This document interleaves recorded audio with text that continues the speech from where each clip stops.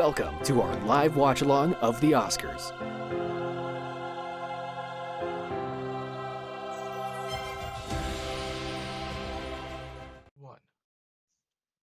Ladies and gentlemen, welcome. We're actually doing it. We're live streaming the Oscars. This was just a dream a couple weeks ago. This was something we weren't even sure we didn't even think was possible, but here we are. It's all set up. Thanks to Dan. He technically set everything up, and now we are live on YouTube, on Twitch. Where else are we, Dan? Tell me, because I got to tell the people. Oh, it's just YouTube and Twitch for now. Sorry. Just YouTube and Twitch for YouTube now, and but that's great. That's amazing. And with me to poke fun, to intelligently commentate, to make this a real fun time for you and for us, because we're a little selfish, is my good friend Rolan.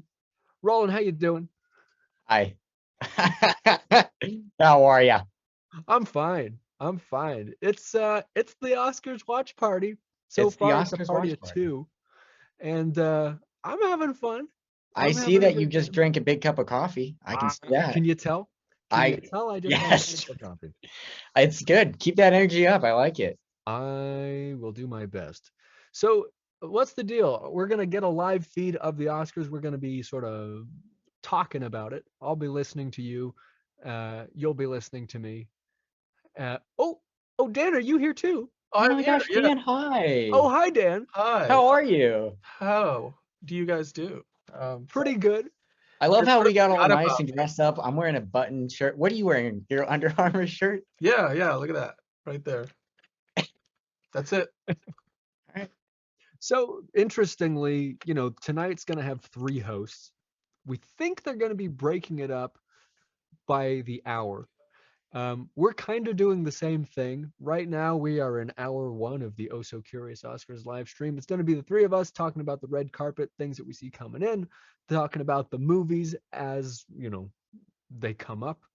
And then I'm going to leave at a certain point. You'll probably be happy. I can be really obnoxious. And then Brian's going to step in. And later on tonight, Mags is staying up all night. We're all a little sleep deprived, but as we mentioned, the coffee is brewing. What are you guys excited about tonight? I am excited to make jokes. I really want somebody to mess up. I know that's very mean to say, but That's very mean to say. Yeah. I'm really excited to see it. I want to see a flop. I want to see people tripping. I want to see bad outfits. Bad outfits. Yeah. Now, when you say tripping, do you mean literally stumbling on the stage and falling? I mean, that's what I had in mind, but if there's another version of tripping that happens, You mean like then what Jennifer Lawrence did a few years ago when she won her Oscar? Okay. I was gonna say like the creators of South Park. Oh, yeah. That's a Yeah. different kind of trip for sure. That's Oh, okay. 2 different versions. Yeah. Dan, what are you excited about? Like what's your big thing you're looking forward to? You know what? I'm excited. I'm watching the red carpet right now. And they've got Kristen Dunst there. I always forget her husband's name, and obviously they were both in The Power of the Dog. I'm excited about the Best Picture category. I think that's a stacked category this year, as it is most years. But I'm personally invested because I've seen more of those movies this year than I, on average, have seen. Yeah. So. Is that Jesse Plemons that she's there with? Yeah, Jesse Plemons. Jesse Plemons is a different person. That she was in The Flash or Justice League playing Iris and will be in The Flash. Oh, yeah. Yes. I know what you're talking about. Anyway, Jesse Plemons is a very underrated actor. He did this movie called Antlers last year that was phenomenal. Great horror movie that was very under the radar about Wendigos. I don't know if you guys are into all of that, but it was very fun, very cool, very scary. Interesting. Yeah, I got my first taste of Jesse Plemons in Breaking Bad, and I wasn't crazy about him, but he's an understated actor for sure. And he doesn't go like crazy, but he's got like this real. He always plays these characters with a bit of a screw loose. Yeah. He wasn't really that in Power of the Dog though. He was just kind of your straight like this is what's going on. He You can Cowboy tell all the boots. craziness that he has is on the inside with his That's for character. sure. That's for sure. Are we getting a visual feed of the red carpet? Well, I'm seeing it on my end. I don't know if you guys are seeing it on your end. We are not gonna be able to put it up on screen because of copyright Yeah. issues. But Fair. you know, Gotcha. sorry, All right. can't break the rules there. What Yeah. are you watching? Like, ABC. where can I find? It's on ABC. ABC. Yeah. Well, I've got YouTube TV. That's where I'm checking it out. I don't know about you guys. Let's see what we can do.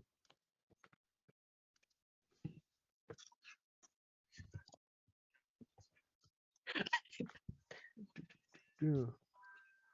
I just thought of an idea to fix a problem we were having before the show started. I won't worry about it right now, though. Yeah, it's gonna take some moving things around, but I might be able to make it work.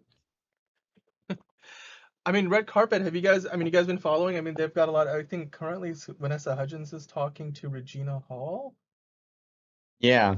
Regina Hall's out there right now. Yeah, on the red carpet. She's one of our 3 hosts tonight. Yeah, I mean, I don't know what so the 3 host situation is. Is it gonna be? I'm trying to figure out like how are they gonna divide it up? I'm gonna give you guys an over under right now. 50%, and you tell me if it's over or under that. Whether one of the hosts is gonna make a joke about how they went 3 years without a host, so they're making up for it by having 3 hosts on today's show. Ooh. Like an over and under on the on whether they're gonna somebody's gonna use that joke tonight. I'm gonna go What is the joke? over. It's like because they haven't had a host for a while, they're like overcompensating for it by having 3 hosts in 1 year. And somebody's gonna mention that. Like that's kind of what Yeah. I'm getting at. Yeah. If it's this obvious to us, yes. I was just telling Roland, like, the type of humor that you get at the Oscars is broader than SNL, which is broad, Yeah. because this is not just all of America, this is the entire world watching, and the jokes, if they land, have got to be something that anybody could understand. And Yeah. if anybody could come up with it, there's a good chance that you could hear it. I'm going to go ahead and say way above 50%. I'm going to say, let's give it a 78. 78. There's seems to be math in that. I'm gonna go Yeah. for like 60%. That's probably where I'm gonna land. Roland, what about you? I'm gonna go 72. That's very specific. It's what I do. Okay, that's great. Well, I mean, have you guys been following it? Because the red carpet started at like 6:30 Eastern time. Yeah. Right now it's 7:15, so it's been up for a while.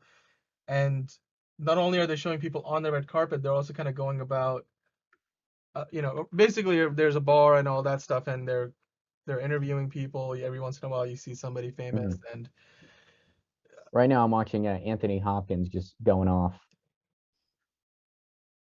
am I behind? I might be behind you because he's not come up on my feed yet. I think I'm watching something different.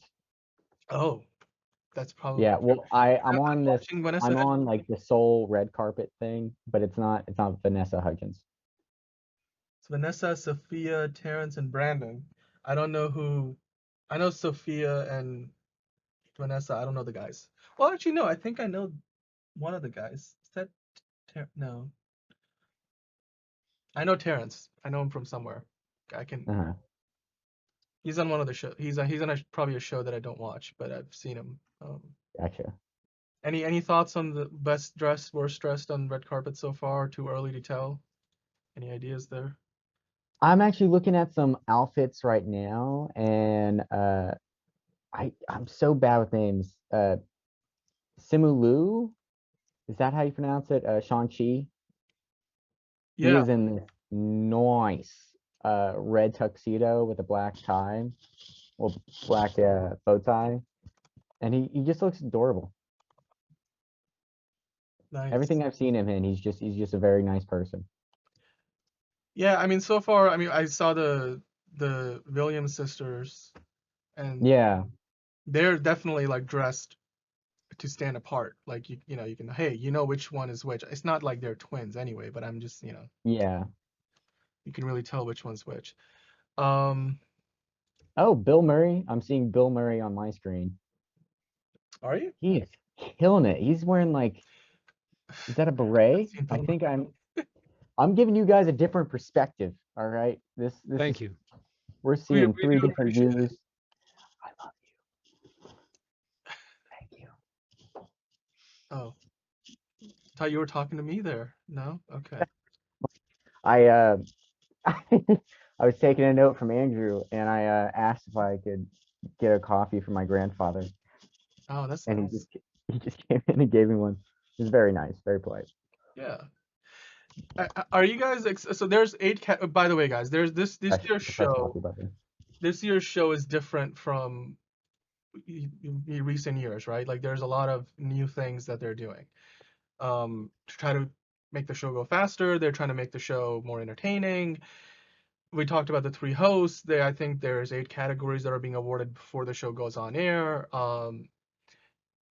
I gotta I ask you guys, how do you feel about the changes that they've made? I mean, we talked about this earlier, so we can always revisit our conversation about that if you want, but I would love to hear from you guys. You're gonna hate my answer because it's very boring. But I didn't. And I've talked about this before on the podcast. I didn't really watch the Oscars, so I'm kind of going in this very baby face. I don't know what the difference is, so I'll have to see something pop up, and I'll have to say if I like it or not because I don't know. Okay. I mean, Andrew, what do you say? About the changes. If you want. You know, it's been a long time since I've seen a real good host. So 3, I don't know if that's really going to make a huge difference. Um, Getting some of these categories pre-taped, I don't think it makes a huge difference. It might make the show tighter. That sounds Mhm. fine by me. I don't think there's anything wrong with doing that. Like, put on a good show. That's what this is. It's entertainment, you know. Yeah. The less serious we take it, probably the better. Oh, we got a couple comments here, don't we? We got Yeah, we do. oh, We do. Uh, oh, Roland, we got some friends of yours here. we Invite your do. friends to the watch party. Shout Hello, out friends of Roland. to shout out to my friends, Phil and Nate. Thank you for always being my #1 supporter and my #1 critic. I don't know where I would be without you. Maybe in a better place. I don't know. Okay. All right, I'm looking at the red carpet over here on Yeah. Hollywood Reporter. What Yeah. do we got here? These are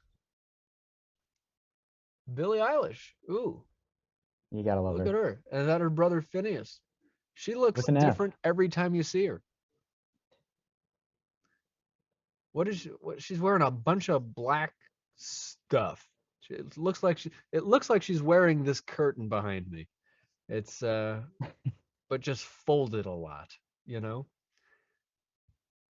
I don't understand her. I don't understand maybe I'm just not a fashion guy.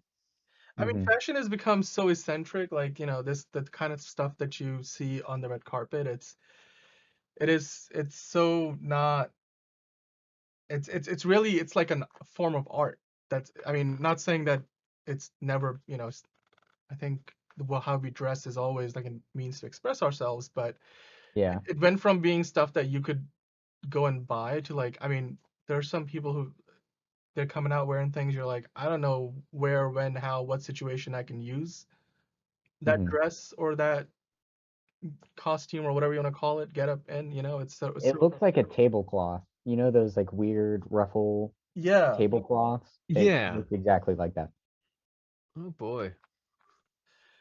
Oh man. All right. Hey guys, by the way, this has been a busy week in news, right? And we have over the last few weeks we brought back the quick hits, right? We brought those back, and I would love to, take a look at some quick hits for this week because the Oscars are obviously top of mind, but we have had a couple of other pieces of news drop. I think there was like the new Batman deleted scene came out. Matt Reeves dropped that. Like that's one of the things that happened. I'd love for us Yeah. to take a look at that and see what's going on there. So let me cue that up here and let's take a look at some quick hits. I believe Roland did us the honor this week of doing the quick hits. So Roland, take it away. You're watching the Oh So Curious live coverage of the Oscars. We'll be right back.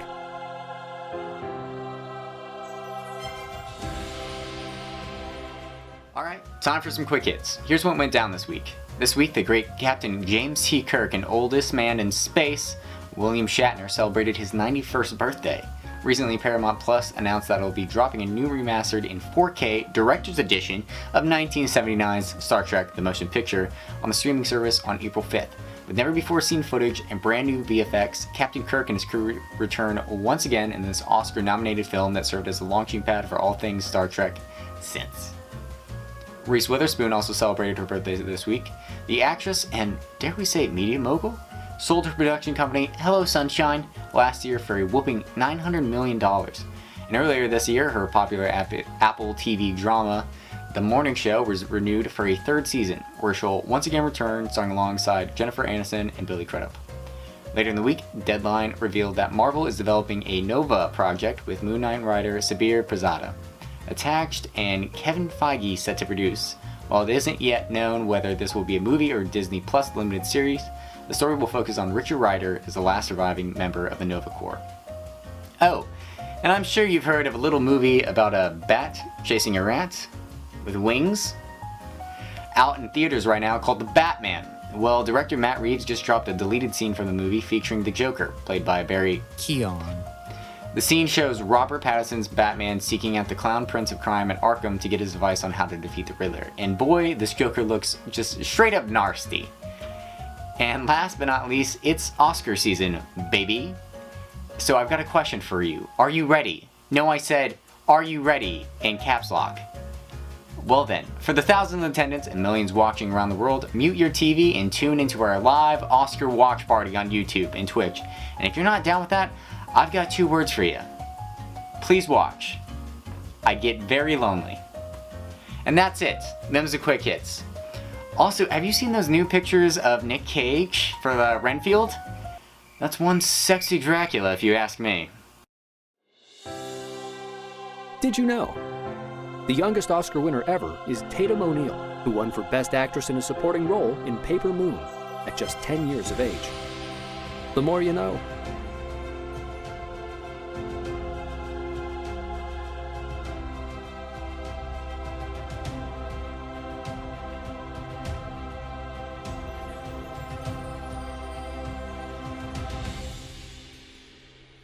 Today we're talking about the Oscars. Now you might be thinking, didn't we talk about the Oscars before? Yes, we did. We talked about them recently, and now we're revisiting it. So we're revisiting the Oscars for a few reasons. Well, we're going to be revisiting the Oscars several times in the coming episodes because the Oscars are coming up.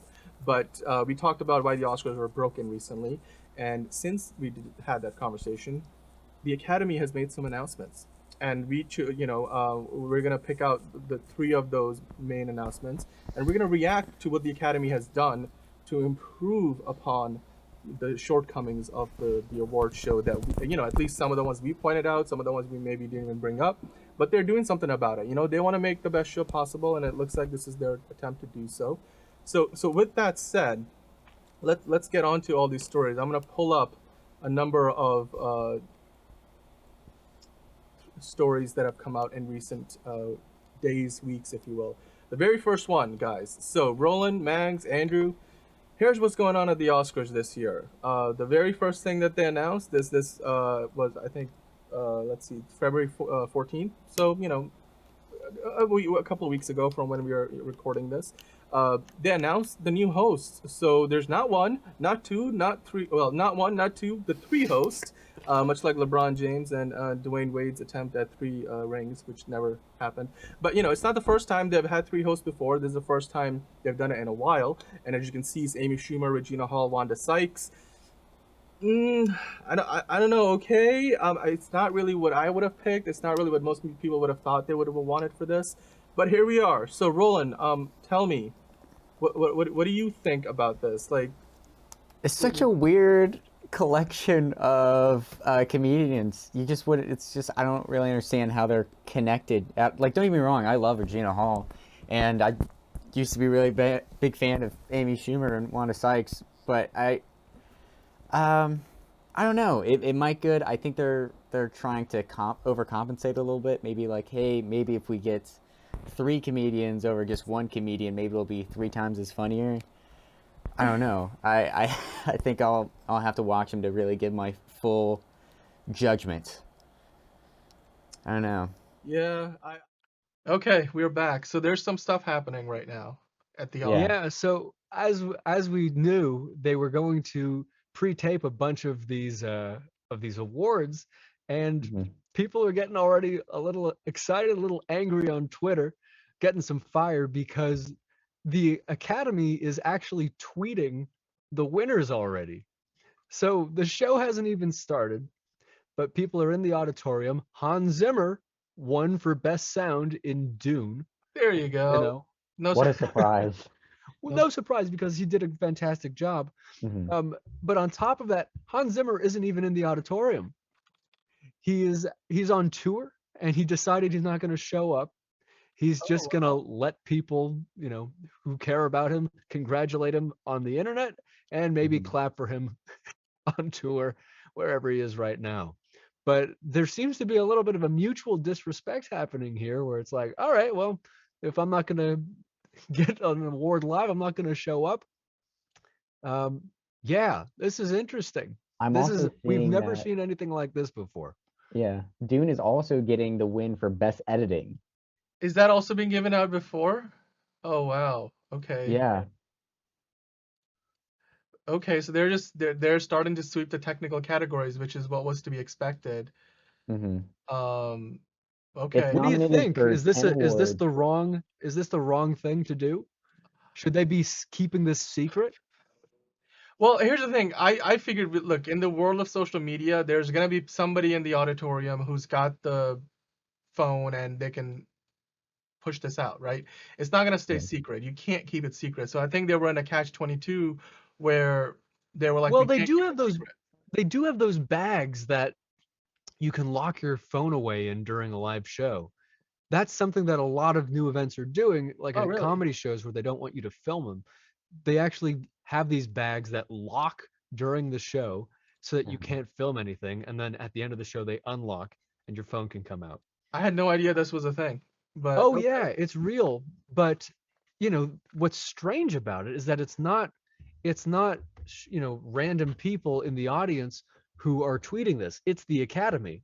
The Academy is telling us Well, no, in advance. that's what I figured. I was like, look, they can't hide it, right? I mean, look, like I see what your point is, right? Like the idea that yes, they can take the phones away and maybe that allows to create like a hermetically sealed environment where the news doesn't get out. But let's be honest, like it's in practicality, practically speaking, it's kind of hard to do, especially when there's so many people kind of wandering around on the red carpet and around the auditorium. So I think this is starting to probably backfire on them because this was a situation where giving those awards out beforehand, they needed a few things to kind of fall in place, which included things like, okay, so we need to make sure the person's there, and because they're gonna do a video package of this, right? They're gonna cut this up together. I mean, there's ways to mitigate that issue, but I'm interested to see now how many other people don't show up to accept those. I mean, look, there's some categories that people will come. If you were Mhm. nominated for best short, if you're nominated for best documentary short, like some of those categories that are a little more niche categories, if you will, Yeah. people are there to see it. It's just kind of disappointing that somebody like that who's doing this work that you are not likely to see any of those movies or have seen any of the movies that are going to be awarded for those short categories, right? But being given that award, not on the live show, that's one less ounce of exposure you're going to get. And I think the Academy there should have the responsibility of maybe giving exposure. I mean, it's definitely making this a lot more chaotic because there's the red carpet still going on, and then you're hearing rumors of, oh my gosh, Right. we found out who got the best editing. So this is kind of making it more I just saw what eventful. Billie Eilish is wearing. And say that again. I just saw what Billie Eilish is wearing. Sorry, go ahead. Okay. Yeah. We're trying to. This is a live stream, Dan. All right. This isn't 50 minutes ago. This is my brain. This is how it works. Stream of consciousness. You're good. What does one do on the red carpet? What are those, like, they're posing, but like what is that whole, what are you trying to communicate as you make an entrance and you walk onto the red carpet? It's like such a meme. Yeah. Like, It's kind of like a weird thing before you get into the actual event. It's like the appetizer of the course. You know, they're hanging out, they're talking to people, they're having conversations, they're trying to hype it up and be like, oh my gosh, look at this dress, look at this outfit, and all yeah. this. It's Dan, interesting. I'm actually seeing a lot more traditional dresses. Jennifer Garner is in this like kind of traditional 1930s, 40s red, just plain red dress. She looks elegant. I'll give her that. Mila Kunis similarly, and Ashton Kutcher just showed up here. He's just wearing a traditional tuxedo. A lot of solid colors. That's what I'm seeing a lot tonight. I don't know. Saw Zoe Kravitz, and she's wearing nothing that is as daring as what she wore to the Batman premieres. As all I'll say. It's much more understated in comparison. No meat dresses tonight. You know. Right. Yeah. No. It's. I mean, you know, she's one of the presenters too. Speaking of presenters, did you guys hear about this controversy where Rachel Ziegler, who is the female lead in West Side Story, didn't get an invite to the Oscars? And I did see that. Right, and then does everybody get an invite? Is that a thing? Well, so there's a limited number of invites that the studios get for the movies that are nominated. So if you're a production company or studio that produced a movie that's nominated for certain categories, you get like a specific number of invites, and you can choose whichever people you bring, you assign those to. And I think what ended up happening is for some reason she did not get the invite, or she wasn't chosen, or whatever the case might be. Like, Disney didn't make the choice, or however you figure it. And she posted on Twitter, I think, by the way, she's filming something else too, so there's a little bit of a scheduling thing there.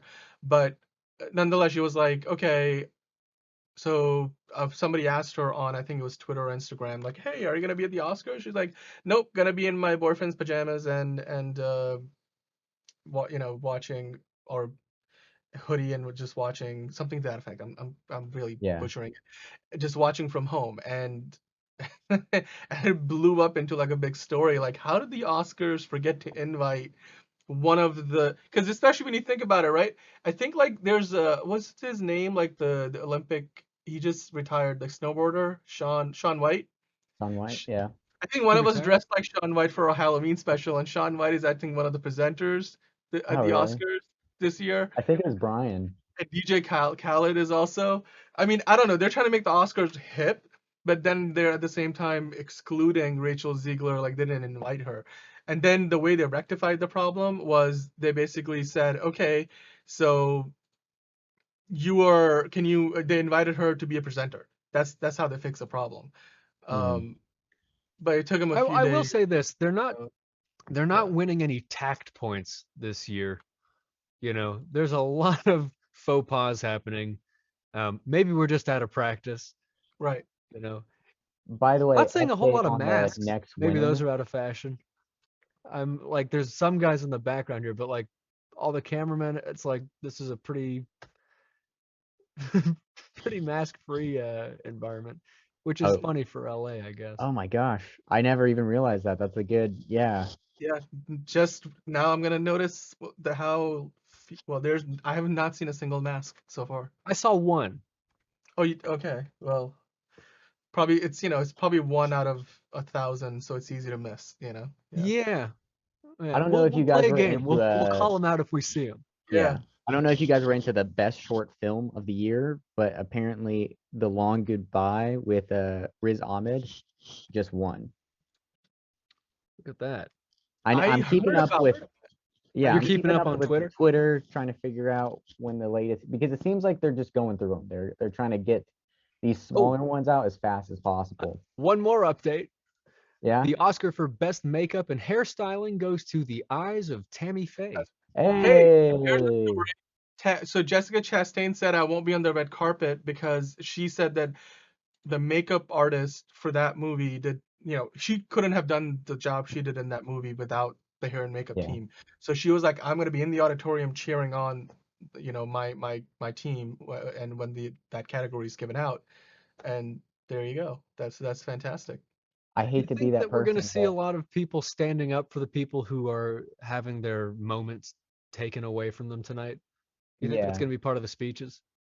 Man, that Hans Zimmer thing is gonna sit with me. Is Yeah.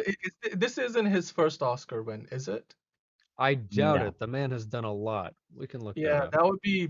I'd imagine if it was in contention for his first, even if it was in the pre-show, he would still show up for it. But if it isn't his first, then that would explain why he isn't there. He's like, whatever. Yeah. Yeah, It's looking like he's won. This is his second. so The first still one was significant. the Lion King, Oh, you mean wait, the animated or the live action? Live animated. action. Apparently, it said, yeah, I'm looking at it now. He won for Best Original Score for The Lion King and Best Original Score for Dune, but he's been nominated 13 times. Oh, dude, I can imagine that. Yeah, that's okay. Wow. I was gonna say that's one too few, but maybe I can probably still say that. I don't know. Oh, wait, Daniel, what were you saying about Jessica Chastain? Saying like she wasn't going to be on the red carpet? No, she said that she was gonna be in the auditorium cheering her team on for the hair and makeup award. Okay, because I was going to say, yeah, they're showing pictures of her on the red carpet, so that would have been Well, no, I'm not saying. Well, drama, she's but probably was there, but she yeah, wanted to be in the auditorium, so I'm assuming there was some form of like, hey, let me know so I can pop in and be seated, and they'd kind of cheer on, because I'm sure they're gonna cut a video package of it, and she's gonna be standing up and like giving applause, and yeah, it's a big moment, obviously, because hair and make, like, a lot of these awards that got moved to the pre-show are these, like, technical awards and support staff awards, in a manner of speaking, right?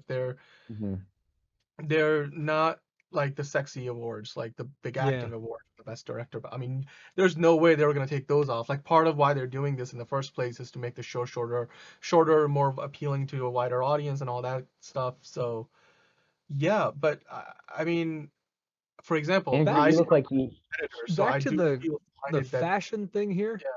yeah, There really is, like, we used to see some outrageous, seriously revealing dresses and like outlandish suits and stuff. This is a super conservatively dressed event, which is very surprising. Yeah, I'm going back and forth with that, and I'm seeing, yeah, a lot of just kind of normal outfits. Every once in a while, something will pop out, but yeah, you're right. There's nothing wild, there's nothing like overtly sexual, kind of nice, but like it's there's a little bit, we talked about this in our episode. It's like if we could turn this into like a classier, less shock-filled event, that right. would be something that might bring some prestige back to Uh-huh. the watching experience. And it seems like that's kind of one of the things that they're doing. We also mentioned that they should stream it, and there's a paywall up, but you can stream it this year. So Wait, there they is are a pay. making some good Can changes. you stream it? Can you stream Can it, you? Andrew? I mean, because okay, so I'm streaming it technically because I've got YouTube TV, but is there like a way to stream it if you just wanted to watch the Oscars? Because I mean, here's the thing: they're on freaking ABC, which in the US is like a network you can get over the air. Like, it's free. Everybody should be able to watch it. Like, if you have a Yeah. TV and it can tune into the signal that's coming in over the airwaves, you can watch it. So I don't see the point of putting it behind any kind of paywall, other than obviously if you have YouTube TV, Sling, or Hulu, what is it, Hulu Live, or they've got a Hulu version that has TV channels on it. Mhm. Anyway, I Yeah. digress. Well, the other thing we said is that, like, if you don't care about the ceremony, if you get annoyed by having to wait through commercials and speeches and all that stuff, and you just want to know who won, we said, like, all you really need is a list. What's interesting with Twitter doing this, there's no waiting, there's no speeches. You just get the information, and all you have to do is check your phone, Yeah. Yeah. you know? I know we talked about That's that. You mentioned when we had this clip playing earlier, and we had to kind of cut away because we were like, oh, whoa, they started to give out these awards, and we want to Yeah. react to that, obviously. But Andrew, you brought up the idea that maybe they should do it more like this. Like, for example, way back in the day, like 1940, like Bob Hope is hosting, and like I'm pretty sure it wasn't being broadcast at that point, or Originally, might have been no, on it's the this radio. private dinner. Right, exactly. Or it might be even further than that. 1940, by that time, it might have been on TV and radio. But um, yeah, I mean, that there is a certain attraction to it. Obviously, it's sort of a hard thing to feasibly consider, given the amount of money that just flows into the red carpet alone. Just like, Yeah. people dressed in, like, for example, let me quickly, you know what? Let's just quickly cut away to this quick fun fact about the most expensive dress at the Oscars ever, because I think this is relevant, because I want to make this point here about the red carpet in specific. We are about to come up to the start of the show, so let's just, I want to wrap up the red carpet discussion. Let's get into some predictions, but to kind Sounds of good. make my point about how much money kind of goes into just the red carpet dresses alone, let's take a look at like what Jennifer Lawrence wore in one of the recent years, and she won that year too for the so Mhm. that's probably why she wore something even more extravagant. Not that she knew she was going to win, but yeah, let's take a look. Did you know? Jennifer Lawrence wore the most expensive dress in Oscars history at the 2013 ceremony. Her bluish-pink Dior couture ball was valued at a whopping $4 million when it was lent to her. The more you know.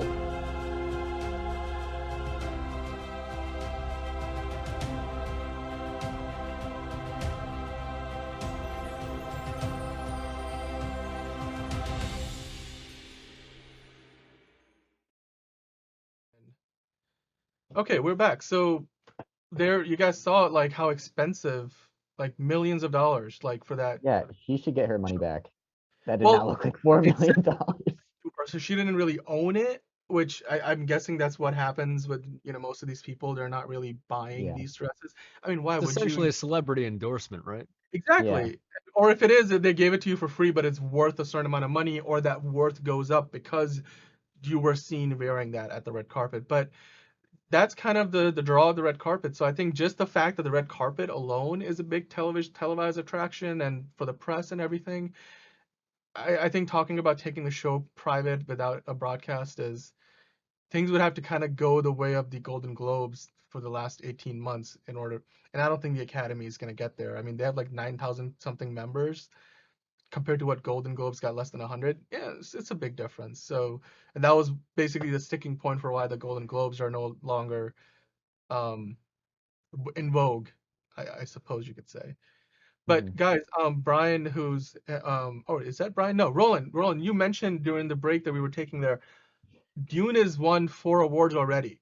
Yep. So it won the first one with Best Sound, and then it has won Best Original Score, Best Film Editing, and now it's won Best Production Design. It's nominated for 10 awards. So like, how many more do you think So that there's they're a gonna right, there's win? a good thing, right? So there's 11, so 10 awards nominees for Dune, and then there's what, 11 for Power of Dogs, so just by one more, but they're Yeah. like the two most nominated this year. And Look how that's going. by the way, guys, here's we have another fun fact we can go to at some point, but I'll just say it right now. Titanic, Ben-Hur, and Lord of the Rings: Return of the King are 3 movies that have got like a shared record of the most amount of Oscars won any single year. 11 is that number. So Power of Dog, if they sweep, I don't think they're gonna sweep because they must have been in some of those categories that Dune was in. Yeah. I mean, No, honestly, they're if we're comparing Power of the Dog and Dune on production, No, it's not. It's standpoint, not fair. I know yeah.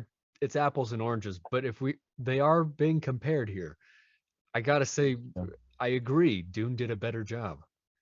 There were some beautiful shots in Power of the Dog. There was some really interesting lighting, Yeah. but when you consider how much thought, how much planning, how much narrative went into the costumes and the locations, and then all of the visual effects and enhancements that they put on all of that stuff, like Dune was more of a production. Yeah. Now, whether or not more is better is, an age-old question. I remember my sound professor in college, he was really angry about sound, um, and the awards that it got, because normally it goes to most sound. That was what he would say. This is Mark Berger, who did the sound for Apocalypse Now and a bunch of Okay. other movies. And his whole approach to it was minimalism. And so, you put sound in where it makes an effect and it does something. And if it's not doing anything, it's just noise. And something Yeah. like Mad Max, you remember this, that which won a Ooh. lot Yeah. of sound Yeah. awards. It was a lot of sound. It was exciting, it was loud, but I could see what he was saying at the time, where it's like, yeah, this is a lot of sound. I don't know if it's the best. Hmm. Well, I'll take this, because as far as sound goes, I think sound is, from as a filmmaker, sound is one of the most important things. For If sure. if if, Yeah. if not more, look, and when it comes to cinematography, and how you shoot stuff, and the production design obviously matters. But I think from an emotional standpoint, what you take in as a viewer, sound is probably more than 50% of that, because you can have a movie that was shot on a semi good camera with decent lighting and relatively good shot composition, and Yeah. maybe it's cut well enough so that you can follow the story. It's good. If you do a fantastic job at sound design, it can take it up a notch and a That's couple for of sure. notches. And so I think, like, sound is, it's not valued enough, because it's not one of those sexy things. It's not something that's, you can't really, we are visual, like, humans are visual people. Like, it's Yeah, harder but the for us thing is, to kind it's of so perceive funny that. because if you watch a movie and it's blurry and the sound is good, then it's not a problem. But if you watch a movie that has great visuals and there's like some static or weird sound going in the background, it's unwatchable. Yeah, no, I mean, look, I'll be honest, like, not okay. I've been watching Are a you lot of not being CNN. honest before? I've been watching a lot of CNN recently because of what's going on around the world, so I just have it up running. I keep turning on stuff in the background, but Okay. I've got a CNN running in the background usually, and Hmm. when they're reporting from Ukraine, sometimes you just see like this humming sound happening in the background. It could be the air sirens or something like that, and something Hmm. that small on a feed that I've got the volume turned down on, like more than halfway, bothers me. And it's one of those Hmm. things where when sound is working well, you will more than likely just kind of not consciously think about it. But when sound design isn't working, when like the music isn't good, you really notice it, and it really detracts, because Yeah. we have all seen plenty of movies where the cinematography was bad or the fight choreography was terrible. Like, you watch Taken, and half the time, like, when there's fight scenes, you can't tell who's who and who's hitting who and where the light's shining. But the sound Hmm. design, I think it matters, and a lot more than people give it credit for. But Yeah. I agree. I agree. The old saying from I forget which sound company. They say any video without sound is merely surveillance. that's a really good saying. I should bookmark that somehow. I keep turning on these clips. Dang it, Andrew. Okay, sorry, it's your voice. It's I'm doing the. Ah, I know. It's annoying. I'm being so unprofessional. I'm on my phone while we're streaming live. That's the job. When the Yeah. It's information true. comes from the phone, you got to be the first person to say it. Hey, have you guys seen? I don't know, like, around trade deadline, and you're like the NFL trade deadline. You got Adam Schefter on ESPN, like, NFL trade deadline special or something, and he's sitting there, he's got his laptop open, and half the time they got like the wide shot going, and then he's like just looking at his phone, looking up, looking down. And they're like, yeah, we're just gonna roll with it. Like, Shefty's gonna break all the headlines there. It's like, this is where it's at. But speaking of which, guys, let's talk about predictions. We're literally now around 8 minutes, under 8 minutes away from the show starting. We have 3 hosts. We have 8 categories that have already been handed out. Dune so far, it looks like have they sweeped the categories they have so far? Been nominated for? I should It finish looks that. well. We got makeup for Tammy Faye. Oh, that's the only. So was that one that they were nominated for they didn't get? I don't know if they were nominated for that, but That's they're not worth, winning everything. And I that think it's means worth a something. look. Because here's the reason I keep coming back to it, right? Because Dune, I mean, no movie had, the only movie to sweep every category it was nominated for was Lord of the Rings: Return of the King, 11.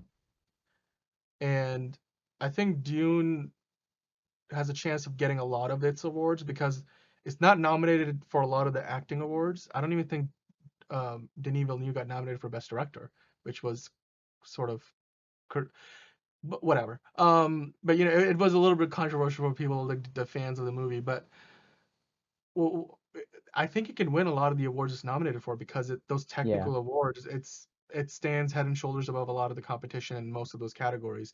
Whereas Power of the Dog has got much more to contend with. Like you got Will Smith in the Best Oh, Actor category. You know, it's for King Richard. You got Power of the Dog is nominated for 11 categories, and I think it's, to me, honestly, it probably doesn't deserve all 11. It's a little all right. overrated. Hold on a second. I gotta interrupt here because Yeah. Timothy Chalamet just showed up, and he's wearing the this shirtless. sparkly sequined jacket with no shirt on underneath. He knows he's adorable. He's using I it don't to his think he's advantage. that adorable. That's obnoxious. He might win an award tonight, and he's gonna go up there without a shirt on. That's not okay. Yeah. Should have some respect, man. I Hey, think it's sparkly because of the spices. That's what it is. I'm He's all not hyped buying up it. on the spices. I'm gonna try to find this picture. Let's see, where is this thing? Yeah. Hey, Timothy, how do you spell this guy's name? Oh, there it is. CHALEMET. Google help me out. Google help me out. Okay. We're good. We're good. So Angie, there's 5 more awards that Dune can win. How many more do you think they'll win? Well, what Just else are straight there? on. What else is there that they're nominated for? I can't believe you just called me out like that. I didn't have it ready. Oh, what you're gonna make me? I think they'll win 12, and I don't know what they're nominated for. Well, they're So not even nominated for 12, but okay, I it's see. I best. know. Well, hold on a sec, but just If give you me let me something to say it, work I will with here, let man. you know which one they're nominated. So we have best cinematography, best visual effects. We have nope, sorry, misread that one. Best costume design, best adapted screenplay. And where is it? I know you're there. Where are you? What's the last one? You know, Oh, best it's best adapted picture. Best picture. best I was gonna adapted say, screenplay is a tough one to gauge Yeah. because we Who- don't read those. who else is in there? Who else is in that category? For Best adapted screenplay, we have Coda, Drive My Car, The Lost Daughter, and The Power of the Dog. Do one more time. Can you just do that one? Go So over. for best adapted screenplay, we have Coda, Drive My Car, Dune, like we said, The Lost Daughter, and The Power of the Dog. Okay, I heard Coda, Power of the Dog. The others I don't. So The Lost Daughter was a movie written by Maggie Gyllenhaal. Oh, that's what that is. Oh, I know. Okay. Yeah. Okay. I know what that is. Yeah. Okay. Well, I don't know. I don't know. I think It's, Coda. yeah, Coda it's might tough. win because, guys, I think Coda is probably the one that's gonna surprise a lot of people. And by the way, Yeah. speaking of Coda, I'm just getting these notifications because the Oscars live feed of the American Sign Language version of the show just went up, which, hey, that's, Coda is raising awareness for something that you don't usually see a whole lot of. And I think that's the one area that the Academy has really done a good job of in recent years. They've started to open things up for better representation. And I think, sign language is obviously a step forward in the right direction. It's a good second screen experience for anybody watching who is hearing impaired, and they can have that feed up. and while they watch the show on TV. But speaking of second screen experiences, I mean, bold predictions aside, let's quickly react to that picture of Timothée Chalamet on the red carpet. There he is. I see exactly what you mean. Look at him.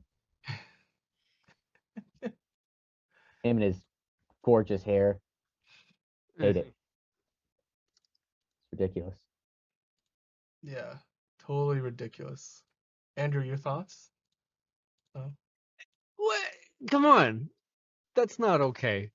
And it's like, I realize I'm contributing to the Slut-shaming? buzz around it now, and that's what he wanted. So congratulations, Timothée Chalamet, you got what you wanted. We're talking about you. Okay. Well, interesting. I wonder how that is there like some because was it tucked? I couldn't. I'm trying to wrap my head around how that must be like kind of pinned down somehow, right? So it doesn't just go What do you flapping mean around. tucked? If he starts walking too fast, those like starts flapping. Like, hey, you've all worn suit jackets. You guys know how a suit jacket works, We're in one right? right now. I'm Is familiar. it not buttoned? Am I crazy for thinking that it was It's buttoned? it's not buttoned. Like, let me throw this up again. How would this Okay. work? What are the mechanics of this? It's just Uh-huh. it's a heavy, Interesting. long, slim cut thing.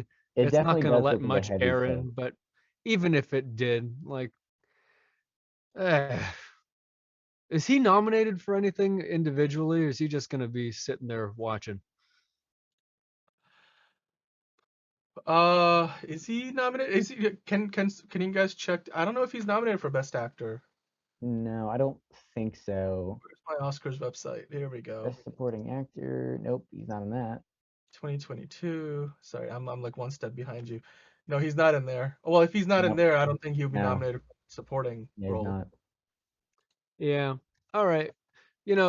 Maybe if he were going on stage, he might think twice about showing up without a shirt.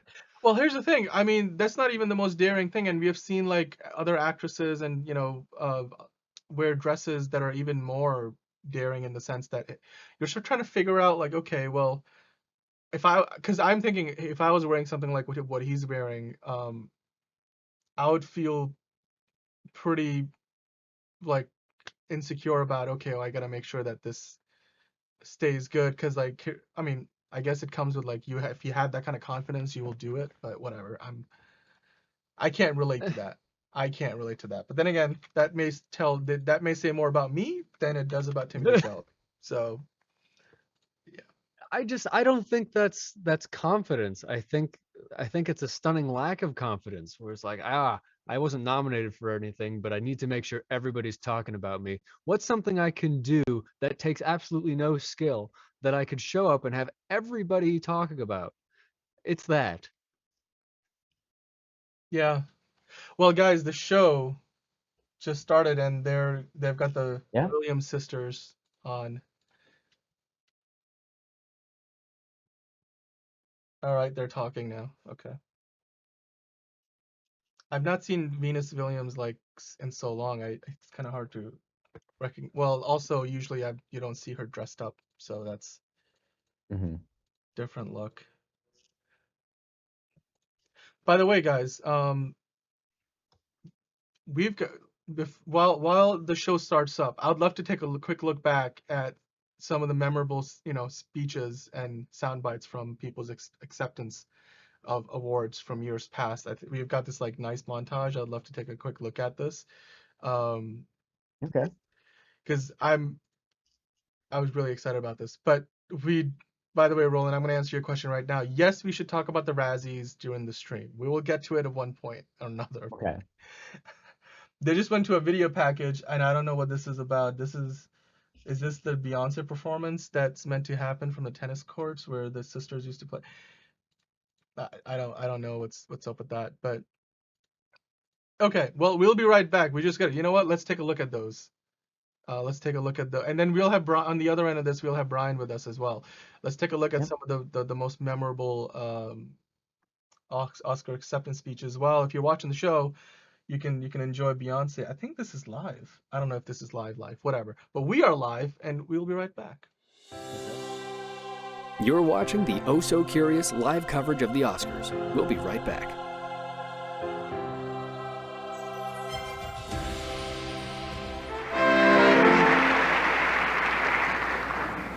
Thank you. Oh my God. Thank you. Oh, God is good. God is great. I got so many people to thank tonight. I'm full of so much gratitude right now. Well, it's my privilege, thank you. I can't tell you how encouraging a thing like this is. And I can't deny the fact that you like me right now. I'm in shock, and I'm so in love with my brother right now. I have to congratulate the other incredible nominees this year. Thank you. Oh my God. Whatever it is we look forward to and whoever it is we're chasing, to that I say amen. To that I say, all right, all right, all right. Did you know? The youngest Oscar winner ever is Tatum O'Neal, who won for Best Actress in a Supporting Role in Paper Moon at just 10 years of age. The more you know.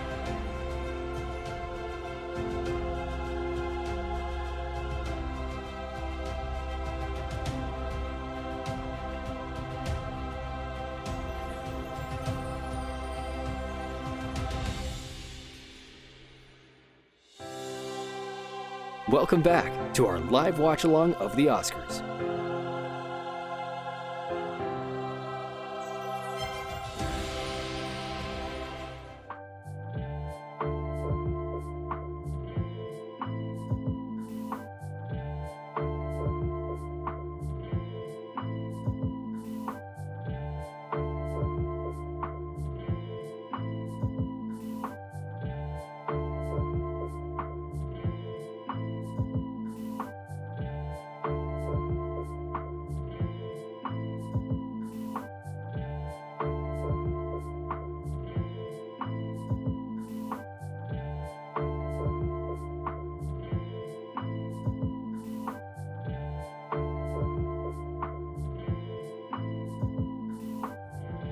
It's a head scratcher, head turn. It was certainly a head turner, but it's a head scratcher too, because it's really hard to tell how they landed upon that selection of hosts. But we'll see. They're trying to do this whole 1 hour, one host sort of a situation. So 3 hours, 3 hosts. You do the math. They're trying to freshen it up at the top of every hour. So we'll see how that goes. But let's move on to the next story. We're gonna talk about this thing that the Academy announced called the Fan Favorite Award. Now, we don't really know. Actually, I pulled up the wrong item here. Here we go. The Fan Favorite Award. We don't really know what that entails. Like, in terms of, like, are they going to actually hand out a trophy? Or is it just...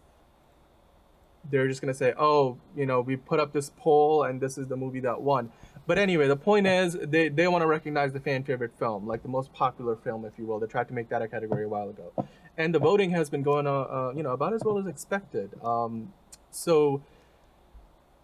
actually not it's somewhat how people expected that a movie, like Zack Snyder Justice League or Spider-Man No Way Home, which is probably what the Academy thought would get most amount of votes because they have rabid online followings. But what has ended up happening is a movie like not Disney's Cinderella, but Amazon Prime Cinderella has been leading the race, because all the fans of what's her name? What's the name of this person? Camila Cabello. She was the main lead in this movie. All of her stands are taking a stand and voting for her version of Cinderella to win this. So Mags, let me ask you this: what do you think about this Fan Favorite Film Award? I mean, should this even be a thing? And since it is, who would you vote for? I mean, I really hope we're going to start handing out awards for it. I mean, I see how they try to, make people more engaged with the whole process, but at the same time, yeah, it's definitely a step up, but will that actually be an award for People's Choice Awards? No, I don't think so. It's a nice try, though. Yep. Yeah. What else do they have? I mean, I'm not excited. I mean, look, if you want, here's the thing. Sorry. It's open to all of us to vote. You can go on the website. There's a website called OscarsFanFavorite.com. You pull up to this page, and you right there in the blue box, you can vote for it. Let's assume some film will win this award. Yeah. I mean, that's going to be their line? Oscars fan favorite? Nobody really knows how they're gonna treat this. Like in actuality, whether it's gonna be like they're gonna actually give an Oscar, or they're just gonna say, oh, and now let's talk about, like they do the in memoriam segment. Like who knows? Maybe this will just be a segment, or maybe this will be an award. Sure. We don't really know. They're sort of like non-committal on that, maybe on purpose, because the whole idea behind this is to drive ratings. They want people to tune in and see who won, especially people who voted using this form that we have on screen. But and my concern would be people can see past through it. Yeah, so I agree. It would be quite interesting to see how many people will participate even in voting for that thing. Well, as you can imagine, even if people see through it, they will still vote for it, because clearly they are voting for it. But anyway, we got to move on. So let's talk about the next subject here. The next story that came. Oh, I'm pulling the wrong story up again. Let me go back a couple. Here we go. So 8 categories that won't air live this year at the Oscars Award. Their recaps will be shown. So basically, as you guys probably have, if you have seen the Oscars before, if you know how the show generally works, it can go upwards of 3 to 4 hours, and that obviously is a long time for somebody to sit through the show. So this year they're trying to like shorten the show up and kind of like make it more high and tight in terms of the pacing. So one of the ways they're going to do it is they're going to take 8 of the categories from 22 or 23 categories total that the Oscars have. Andrew, how many categories total do the Oscars have? Like 23? Is that the number? I'm asking the wrong guy. Okay, That's all right. Too many. I'll tell you too many. well, yeah. So they're getting rid of 8. Fine. Yeah. Well, they're not Fine. getting rid of them, right? So here's what they're basically doing. They're taking those 8 categories and they're still presenting them at the event, but they're doing them before the show goes live on air. So they're gonna film them, then they're gonna put them into a video package of some kind, and they're gonna show those categories during the show rather than doing it live, which takes obviously a lot more time than if they were to cut it down into smaller pieces. So it's meant to streamline the show. So that's like, what do you think about that? Well, kind of sucks to have to get your award out of the ceremony. It's like you don't really get to be part of like the monologue or anything. You are one thing that we just have to sort of get through. You know what? In terms of the show, like get it over as soon as you possibly can. We're not missing anything. Audiences aren't really going to tell. But I think a better way to do it would be to do banner ads, stream it. Don't cut to commercial constantly. Like you could just coordinate the whole thing better. But step in the right direction. Make the thing shorter. Yeah. No, hey, I think it's at least worth trying. Maybe it will be terrible and people will hate it. Maybe people won't care, or maybe people will love it. Who knows? I mean, the categories are documentary, short subject, film editing, makeup and hairstyling, music, original score. Music, original song is still going to be presented live, but music, original score won't be. So like if John Williams wins or somebody like that, Hans Zimmer, for Dune, for example, that will be a video package deal. Production design, which, again, another one of those technical award categories. Short film animated, short film live action, and sound. So at the end of the day, it's a show. It's a show. The Oscars is for entertainment, and people care about the awards that night and the next day, and then they don't really think about it until they put it on their resume again. So, you know what? Make it a better show. Make it a better show. Yeah. I mean, look, I sort of agree with you, because there are Oscar purists out there who will say things like, no, this is like the integrity of the award show, the Oscars, is being compromised. But I'm like, yes, but you guys make up, those people make up a minority of the large audience, like the millions of people who watch it. Majority of them probably won't think of it the same way. So yeah, let's see what happens. No. So in review, we have new hosts. Did you know? Walt Disney holds the record for the most Oscar wins of all time. In all, he's won 22 competitive Oscars and 3 honorary nods from a total of 59 nominations. He was nominated for 1 Oscar every year between 1942 and 1963. In sports, we would call that a dynasty. The more you know.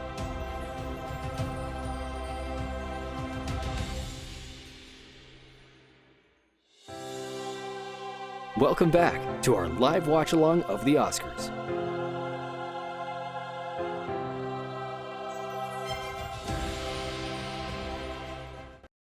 One. Okay, so you guys had a chance to watch the what did we just have a chance to watch? We watched the opening monologue. How did that go? Well, it was interesting. All three hosts came out at once. That's not something we've seen before. Yeah. And, we got some jokes. We'll go over those in a moment. I did want to mention, I've never seen this done before, but they said the Oscars starring, and then named every single one of the presenters that we'll that was see very later on tonight. overstimulating. Mm-hmm. That was odd, because normally one of the things that keeps you watching is the surprise of who ends up presenting. And this is, again, another thing that could get tweeted out and, turned into a listicle, and people would end up not watching tonight. Mm-hmm. Also, Right. Brian, welcome. Yeah. Yeah. Hey, Brian. Thanks for having me on, guys. I'm here now, so I joined the party, the watch along party. But yeah, I mean, I have to agree with you on that, Andrew. It was kind of like, why are you giving everybody away? That's supposed to be basically contributing to the show or on the show or So I didn't. That was very odd to me. I didn't understand that at all. Yeah. So, yeah. I mean, I'll be honest, I think it was a minor thing for me. I don't mind, because here's the thing. To be perfectly honest with you guys, most people are probably not even tuned in to the show until I know there's people who watch it for the opening monologue, but there's a lot of people who tune in probably 15-20 minutes into the show. So there's a chance a lot of people didn't see that, and so for them it's not even a problem. But yeah, they're doing something differently. So there's that. What do you, Daniel? What do you think about that introduction with all three hosts on? That was fun. I different, and I don't think different means bad or necessarily. I thought this was good. Not everything landed, but not everything always lands. It's kind of hard to do the perfect intro, right? So I figured that they hit more than they missed. So yeah, pretty good. Yeah. I will say it seemed so scripted. It was hard to watch when all three of them were together. Once Amy Schumer was by herself, it felt a little more free, but it was just so scripted. It was so bad, and there were so many recycled jokes. Yeah, it's hard to balance three people. Look, we know this, right? We are balancing 4 voices right now. We usually have at least 3 of us on the show, so it's hard. And I think you gotta have chemistry. It takes time, and I don't think those three have really done. Who just won, guys? We just got the winner for Best Supporting Actress, Ariana DeBose for West Side Story. Oh wow! Yeah. Yeah, Oh she yeah. was one of the favorites. I think she was also on the red carpet. She was one of the hosts for the red carpet show before, so she's at. You know what? Having just watched West Side Story, I will say she was one of the more enjoyable parts of the movie. She was, yeah. The was an interesting dancing choice. and She brought some good energy to the character, and she felt real. That's what I liked about her. for sure. Okay. For sure. No, I thought she's got a decent sized speech. I'm not listening to what she's saying, but she's tearing up, I think, which It seems nice. Huh? I said it seems nice. It seems heartfelt. Yeah. No, I don't think this is her breakout role, and now I think she's got a couple of bigger movies. I think she's signed up for a Marvel movie, not a MCU Marvel movie, but a Sony Marvel movie. I think she's gonna be in Kraven the Hunter, which is got Aaron Taylor Johnson as the lead playing Kraven. So she's gonna be on that, and that's exciting. Yeah, she has a very nice presence to her. I mean, the way she kind of presents herself, and I really appreciated her role in West Side Story. And I actually just watched it before coming on this show, so right, it was nice to see. So well, it's. By the way, so Daniel Kaluuya, who's one of the presenters right now, looks like a total Power Ranger, but Yes, Am I- he does. Yeah, am I saying that he has a very similar outfit to someone in the background in the audience? I don't Is know it? if anybody else saw that, but there's somebody else wearing like a green jacket with like the dark Lapels. thank you. Yeah. You know, that does look like the Green Power Ranger. He does, Look at right? look at all It's the Oh my solid goodness. colors. Isn't that I know. strange? That is so funny. That They is look that like is that game color. pieces. A lot of vibrant colors though, a lot of Yeah. like different vibrant, you know. Some pop. Yeah, definitely some pop. Hey guys, so I just pulled up a picture of Ariane DeBose. Let's talk about this for a minute, right? And they're taking a break here on the show. They're doing 360 immersive, whatever. They're going to an ad. But Ariane DeBose is, one of the not the leads. She was a supporting actress. Obviously, that's what she won for. Fantastic, performance overall. The movie, for everything I've heard, is a great film. Let me ask you guys, because I don't think every one of us have seen the movie, but I know that a couple of us have. So, Brian and Andrew specifically, because I know you guys have seen this thing. What did you think about this movie? I'd seen the original West Side Story a long time ago, and I'm always a little wary of adaptations of musicals to the screen. I will say Spielberg did a really great job with the cinematography. It's a beautiful, beautiful movie to watch. The costume design, the set design, literally the lighting is beautiful in every shot. Even like the dark outside shots, because it all lights up and nothing's like really dark about it. It's just there's a nice lighting to it. I agree. Yeah. I wasn't wowed by a lot of the casting. I agree. Ariana DeBose was wonderful and stole the show in a lot of scenes. My big criticism is originally when you watched West Side Story and that you're learning about how everybody wants to be a jet, you really do. Like it was they really sold the cool back then. This time I was watching those guys and I just thought, yeah, I'm not sold. You guys seem dumb. You seem like, and the dancing, well, yeah, you're dancing gangsters. There was a little more macho-ness, I think, to the original choreography. Okay. So do you think this is a movie that they shouldn't have remade, in a sense? I don't know Andrew, what or- the reason was for remaking it, other than to say it was beautiful to watch. And I know Spielberg dedicated this to his dad, and Oh, I didn't know that. potentially, because like this is a musical that meant a lot to Spielberg and his father. But is there any real reason for it? No. I mean, unless to say that it's become relevant socially and we can recontextualize it based on what's happening in the country now. But I think that's also kind of a stretch. I don't think there's ever a reason to remake anything. I mean, I think this movie was like a personal, like bucket list. Not it's more than a bucket list. I don't want to diminish it by saying it was a bucket list item for Spielberg to fill. He's never done a musical before, so this was a first time, and I think he said this is like the only he's done doing musicals as far as directing is concerned. He's going to now kind of move on and maybe produce a few musicals. So, I would say this is a movie that updates a lot of things that you previously the previous iteration of the movie did very differently because cultural norms have changed. It's a movie that's not quite the same as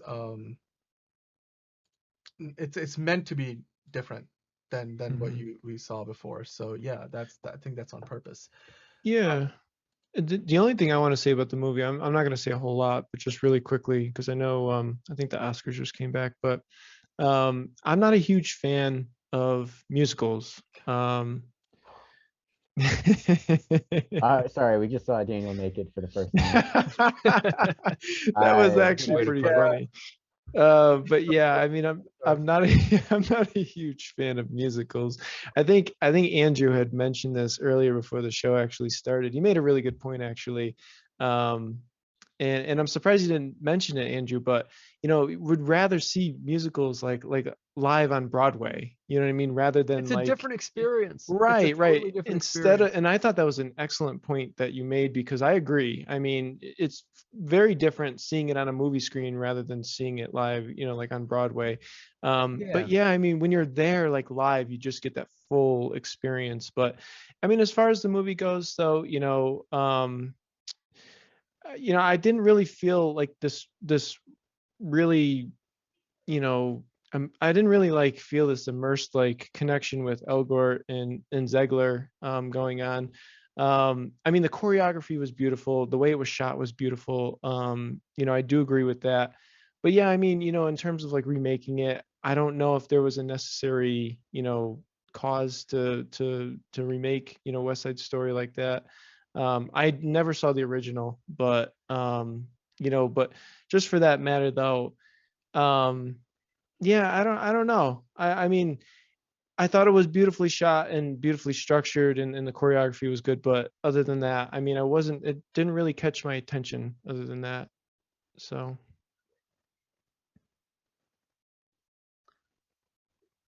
Sorry, right now I'm looking at the Oscars, and there's a lot of handsome men coming on stage, so I'm not listening to it, but I'm trying to imagine the jokes that are happening. Well, I guess we can say about this now is like we have Regina Hall back out here now. Yeah. So the idea, I guess, is that they're not going to be dividing this up by the hours. They're sort of shuffling them in through the whole night. I think they're just doing turns, like. Yeah. Yeah. Okay. Based on what I'm watching, I'm guessing this is. Yeah. This is Regina Hall joking about hitting on all of these men. Yeah.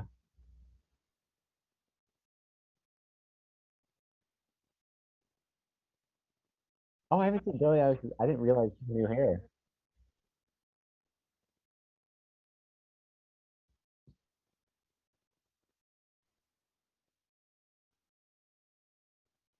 I kind of like that. That was nice.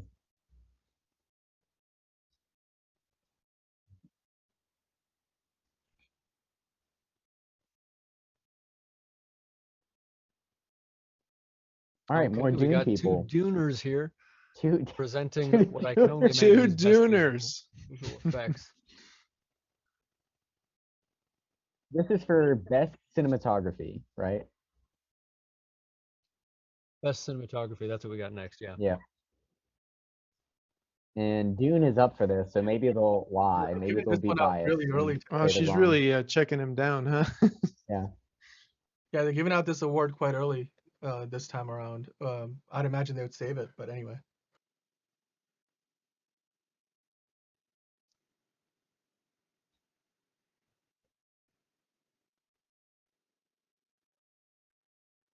All right. Kevin Costner he's trying his best to make like one of those like flat tops.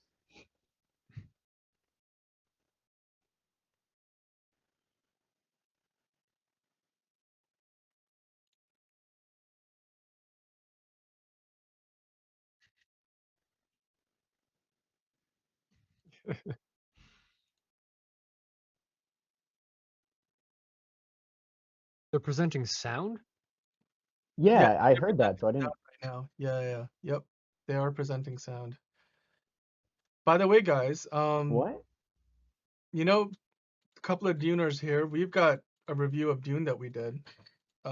Let's watch that for a bit, right? And then we'll be right back after that, and we'll react to.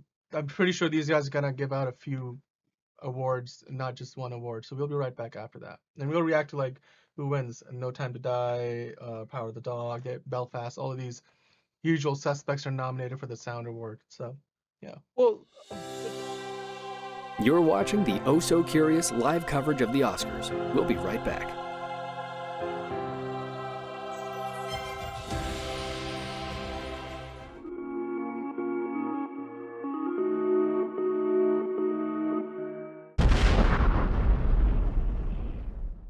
It's been called the unfilmable movie, and this isn't the first time we've seen it. This is Denis Villeneuve's adaptation of something that was kind of influenced by the other movies, by the books. What is it that's changed about this particular movie that we actually want to see a remake? Where do I even start? Well, as you've mentioned, it was known to be unadaptable, and it's mainly because of its richly detailed world and insane, complex themes that are sort of discussed on all different levels. The problem with the book was that like most of the directors or filmmakers or anyone who ever touched Dune was that the book has too many inner monologues. I think they relied on some more nuanced storytelling techniques in this one. We see, the acting really does more of the storytelling, the editing, the sound design for one thing. Brian, that's something Right. that you said you were actually pretty interested in, was the sounds. Yeah, I mean, Hans Zimmer, obviously, he basically did a lot of the compositions of, a lot of scores for this. Building like instruments that Voice voice is effect. one of the cooler parts of the movie, I'd say. Right. So And it's so new, right? It's something that hasn't been explored before. But that was one of those things, like, how do you translate it into a They visual? did not phone in anything when it came to the effects. And Yeah. it's very easy to imagine, like, they don't move their mouth, but they do some voiceover with reverb on it. And this was so not that. You have like bagpipes in some of the scenes, which I thought was pretty cool. I mean, you have like a very weird, like tuba-like sound, briefly in the beginning of the movie. I mean, Did you guys mind the running time? The 2.5 hours with all that? I got antsy. I'm someone who really can't. I have a hard time sitting through like a very long movie, especially when it runs over 2.5 hours. But I mean, so there was one of those films that never actually happened, but Jodorowsky's Dune. There's a brilliant documentary from 2013 about it. That cut was the intention was for it to be between 10 and 14 hours long, because Jodorowsky wanted to really pay attention to every single detail. And famously, I don't know if you've heard about it, but Salvador Dali was meant to play the Emperor, which we haven't even met just yet in Denis Villeneuve's version. But he asked for 100K an hour. They tell you up front, this is Dune Part 1. So walking into the theater, this is 2.5 hours. And then the first thing they slap you across the face with is strap in, because you're probably going to be watching this for the next 5 or 6 or 10 or 15 years. We're probably going to see a lot more Dune movies because it's been performing well. People are excited about this thing.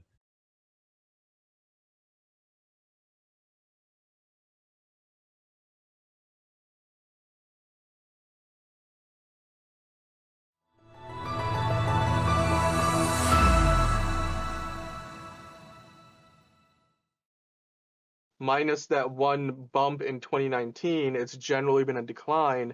And then over the last couple of years, a steep decline, where it went from, in 2019, of having 30 million viewers to basically having less than 10 million last year.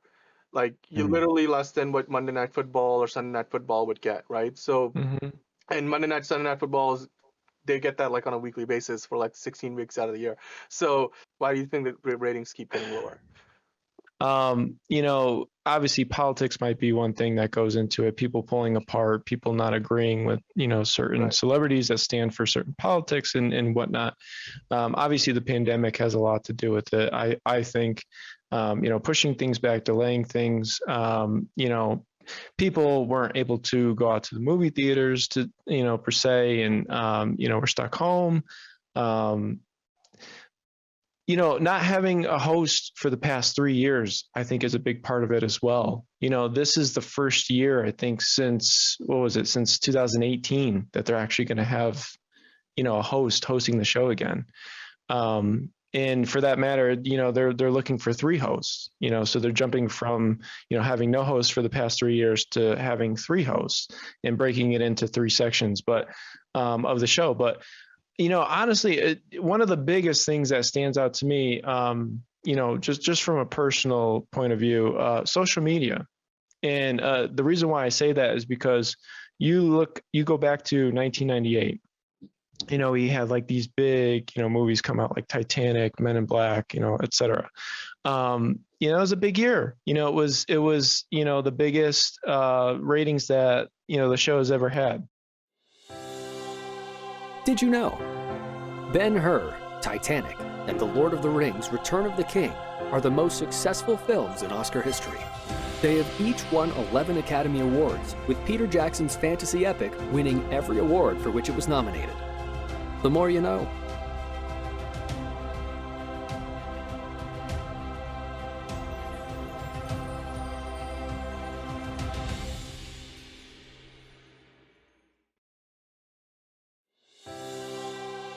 Welcome back to our live watch-along of the Oscars.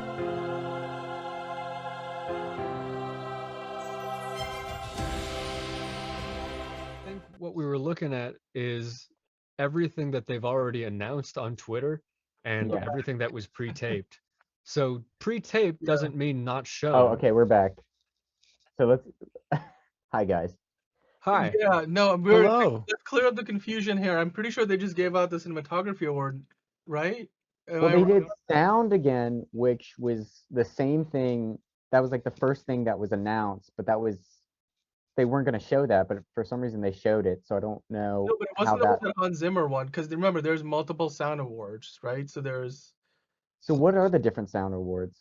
Because there's soundtrack and score, but they made it seem like it was just sound. Because best sound, I think, is like sound editing and everything sound minus the score. I think that's best sound. Okay. I mean, but I thought that was on the pre-show. Am I? Yeah, I'm pretty sure. Yeah, it's just. But that's what I'm trying to say is like I don't think pre-taped means not shown. I think it just means that like No, they were always going to show it, but yeah. So I think we just saw it. Oh, I thought they were not going to. Okay. Don't listen to me then. Greg Fraser just won for cinematography. That's what that was. Yeah. No, we know that. I'm talking about the one before that. That was our problem.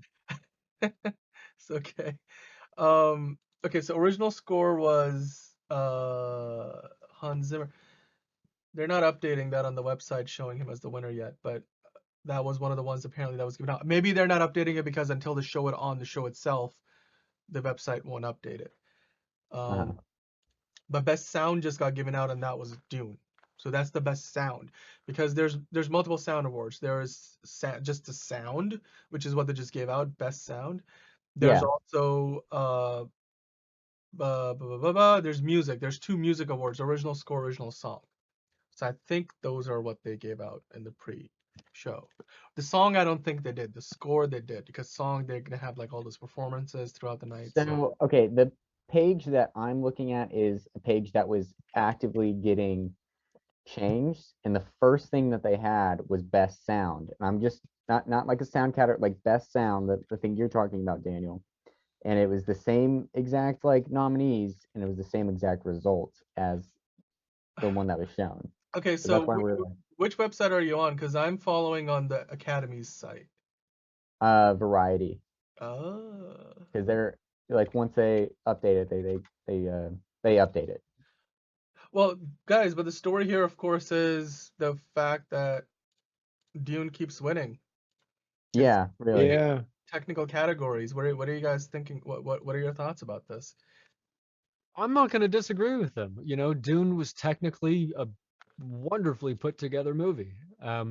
It was immersive, it was innovative, and they were, everybody was on top of their game. That was a real movie that showed you how much imagination goes into production. Yeah. Whether it was the sound of the voice, the costumes that had to be reimagined and redesigned from the movies that preceded it. And a lot of even the narrative techniques that they used, it was a well put together 2 hours. Yeah. Or was it 3 hours? I forget. It was a long movie. Yeah, it was. I think it was over 2 hours. Yeah. It was. I think it was 2 hours and some change. So it was. So, guys, the next category is best visual effects. Dune is up for it, and so is 2 Marvel movies.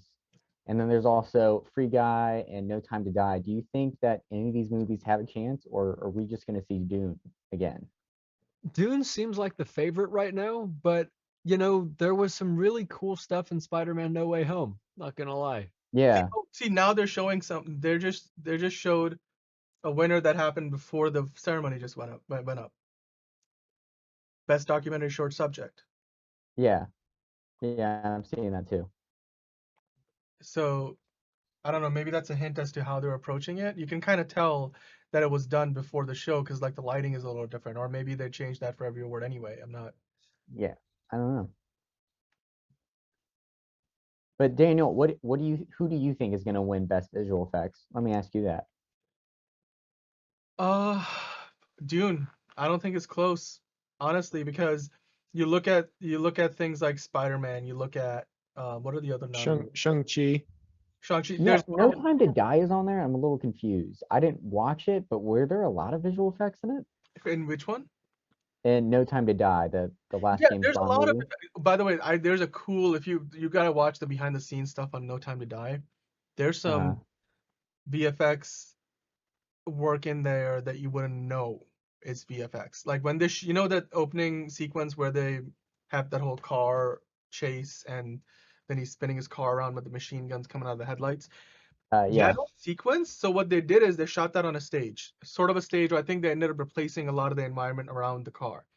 Oh, And wow. not only that, but they even replaced the glass in the windows. And they had to like rebuild like the gunshot marks and obviously it's all tracked, and that whole sequence is like 80% CG. The actors are real, but a lot of the stuff around the actors, I think most of the car's interior is real, but a lot of the other stuff, and even in some there, it's like a whole panoramic thing, the way they shoot it. There's parts of it where they even like dropped in the CGI stand-ins for the actors you're seeing shooting at them. So there's a lot of hidden visual effects in that movie. And then obviously the third act. But like the other ones are more obvious. Like Dune, we know they did a lot of miniature work. There's a lot of stuff in Dune that is absolutely underrated. The They way did miniature work in Dune? Yeah. Have you a lot of the scenes, like the big scenes with the ships, some of them they're not miniatures, but there's a lot of miniature work, especially the ones where the ships get attacked on what's the name of the planet that they're on? What's the planet that the Dune is based on? Why am I forgetting this? Dune. Huh? It's called Dune. Yeah, the planet's called Dune. Is the planet itself is called? No, that's not what it's called. No, the planet's called Dune. You can Google it. The fact that they use miniatures makes me. I find that incredibly charming. When their ships makes me get like it. attacked, all of those are real like models. In fact, a lot of the stuff is like real like miniature models. So I think Dune just won again. Yeah, they Looks won that again. way. Yep. Okay, at this point, I'm rooting against Dune. I'm gonna be that guy. I'm tired of it. You're gonna be that guy. I'm tired of it. Is that low like 6 or 7 already? It's like 8, I think. And remember, they were nominated for most of the Well, I'm tired of seeing their name. categories. Yeah. Yeah. So we got. I will say they won't win all the nominees because they lost that makeup thing. That's true. Yeah. But I mean, whenever VFX wins, you always know it's VFX because there's always like 5 or 6 people that come up because it's a big team effort. It really is. And yeah, I mean, I think Dune, deservedly so, is winning the technical awards because, yeah, you look at the cast of this movie, right? There are the 4 leads.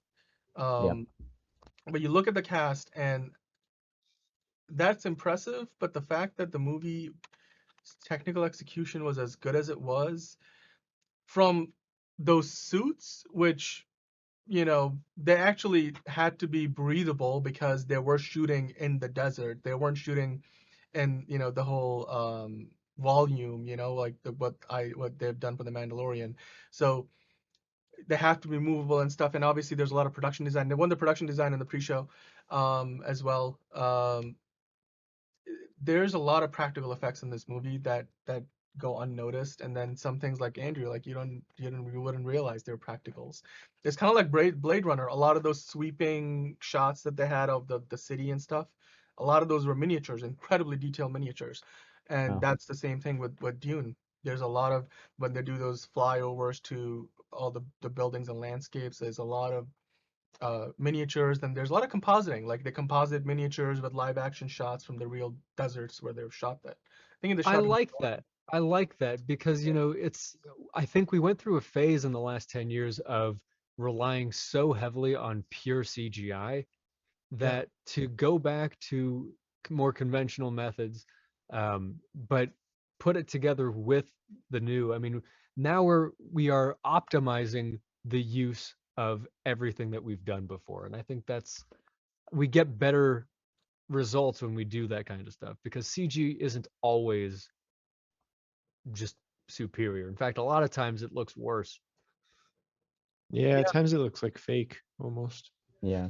Well, yeah, I mean, and then sometimes the reason why it looks fake is because it's not being utilized correctly. Because the technology is great when used well. Like, for example, Thanos is a great example of a character that entirely CG, but it's one of the most believable CG characters you have seen on screen. But then there's a lot of examples of, like the theatrical version of Justice League had a Steppenwolf that was terrible to look at and terribly animated and modeled and everything. Whereas then you have the version that they did for the Snyder Cut, and that was much better. By the way, they're just featuring Bond and that classic scene. Hey, this is a great segue for us. So they're highlighting 60 years of Bond. And guess what? We did the same. And we'd love to honor Sean Connery, the original Bond, who started it all and, of course, was the person who popularized Bond in the mainstream. So Brian has put together a fantastic tribute in honor of 60 years of James Bond, 25 theatrical re-release movies. There's a new reality competition series coming to Amazon Prime. MGM just got bought by Amazon. Yeah, Amazon. Yeah. And Daniel Craig just ended his run as Bond. So let's take a look at Sean Connery's Bond. You're watching the Oh So Curious live coverage of the Oscars. We'll be right back.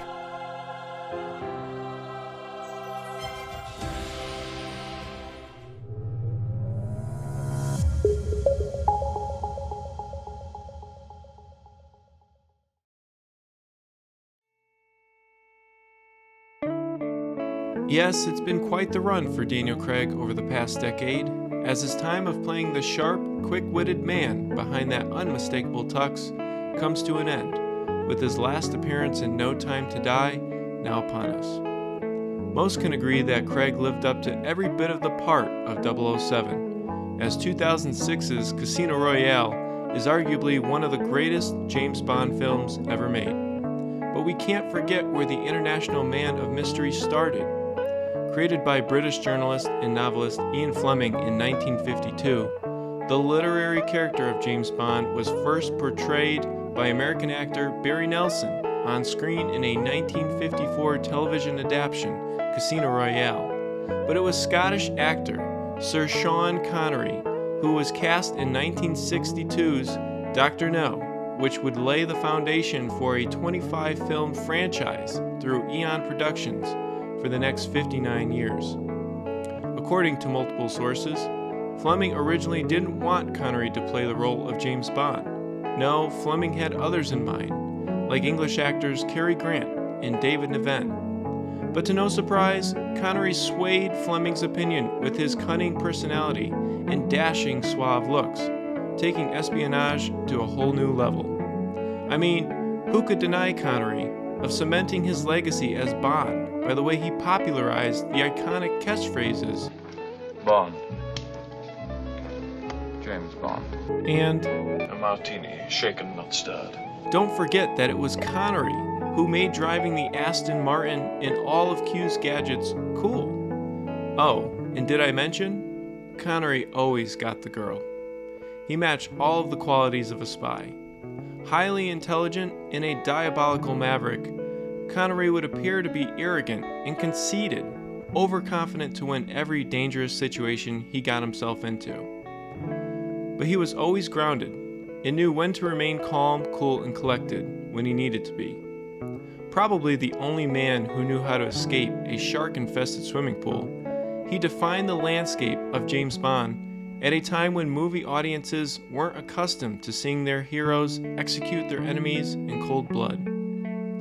Connery starred as James Bond in 7 films, spanning from 1962 to 1983. His portrayal of the British Secret Intelligence Service Officer, or MI6, is timeless, and every actor that portrayed Bond since Connery has looked up to his take for inspiration, as the standard for excellence, the consummate Bond. Many would argue that 1964's Goldfinger is right up there with 2006's Casino Royale as the greatest James Bond film ever made. And it's no wonder why Craig speaks with such high praise of Connery's influence.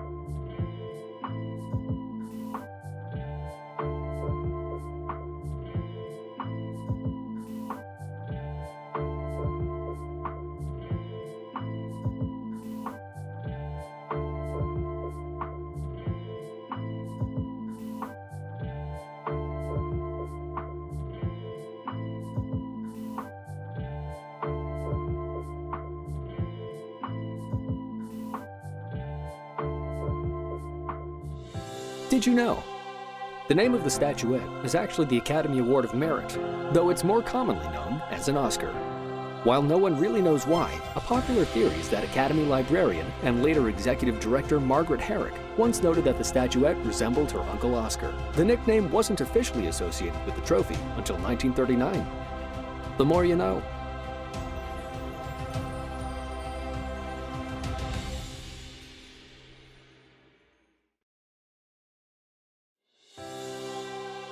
Welcome back to our live watch-along of the Oscars.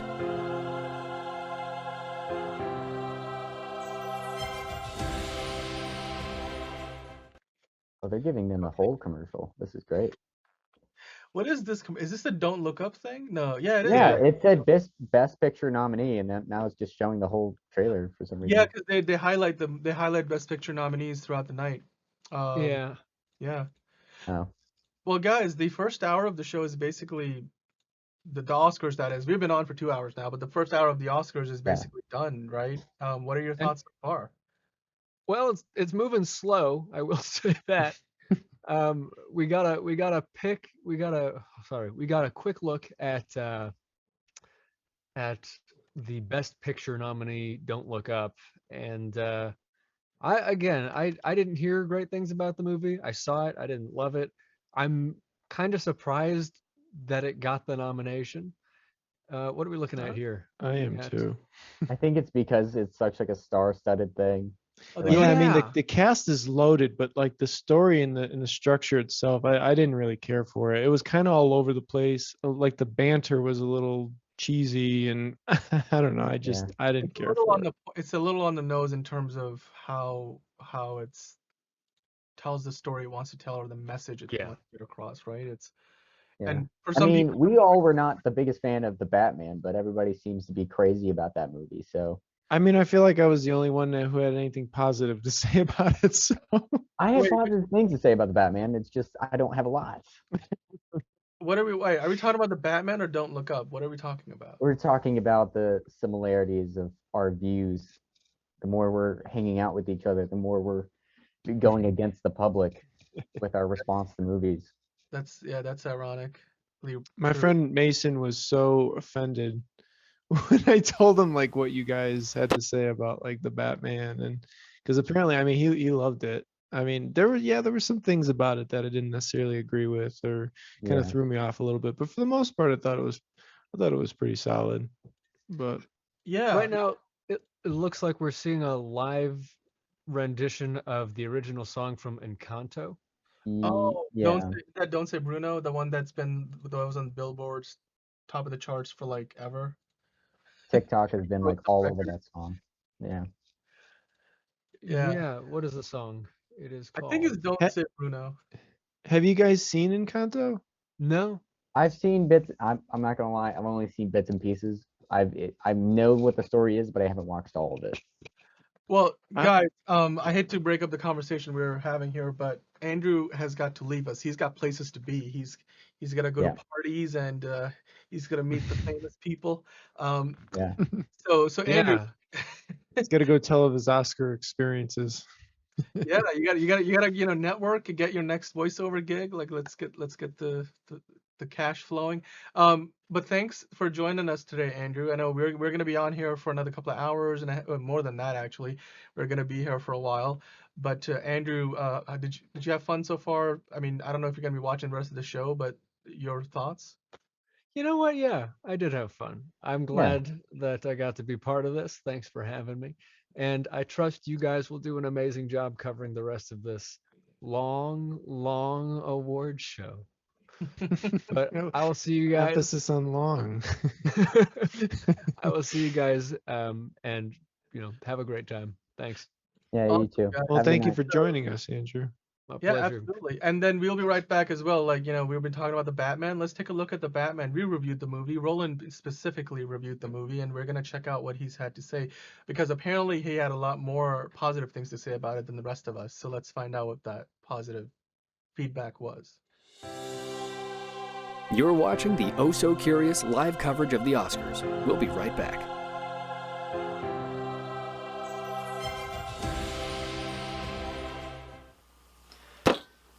Welcome to Gotham Underground, where we talk about what's happening in the world above in my dead parents' basement. I'm your host, Rolan Underground. This is the same Batman costume I had when I was 6.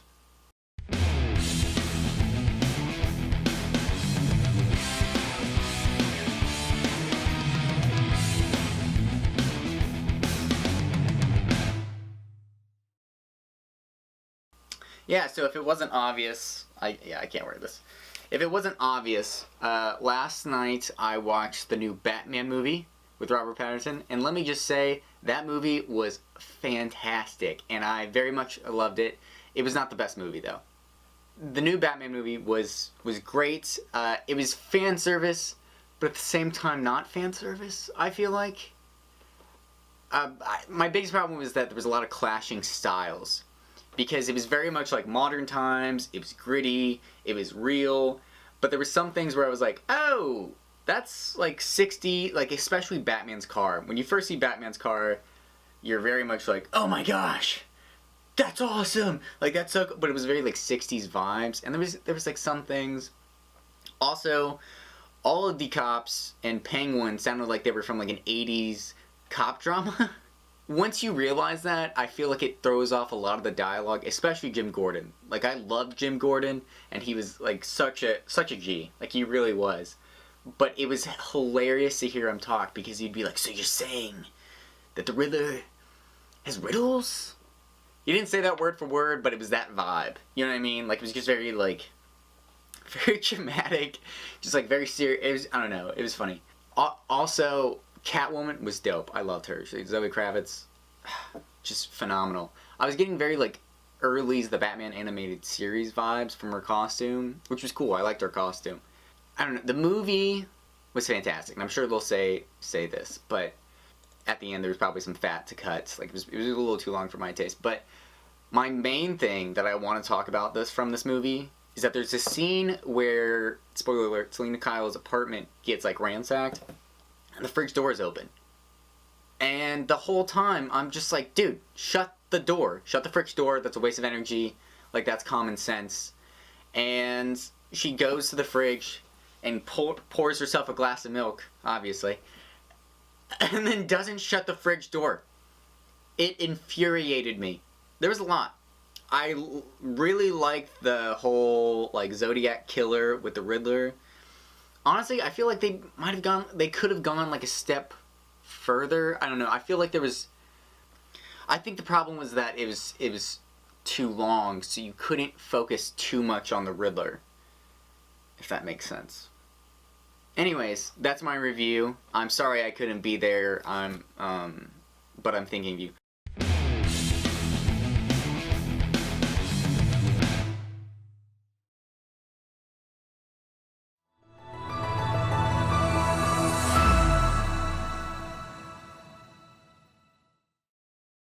Minus that one bump in 2019, it's generally been a decline. And then over the last couple of years, a steep decline where it went from, in 2019, of having 30 million viewers to basically having less than 10 million last year. Like, you literally less than what Monday Night Football or Sunday Night Football would get, right? So, and Monday Night, Sunday Night Football, they get that like on a weekly basis for like 16 weeks out of the year. So why do you think that ratings keep getting lower? Obviously politics might be one thing that goes into it. People pulling apart, people not agreeing with, certain celebrities that stand for certain politics and whatnot. Obviously the pandemic has a lot to do with it. I think, pushing things back, delaying things, people weren't able to go out to the movie theaters per se. And, we're stuck home. Not having a host for the past 3 years, I think is a big part of it as well. This is the first year, I think, since 2018 that they're actually going to have, a host hosting the show again.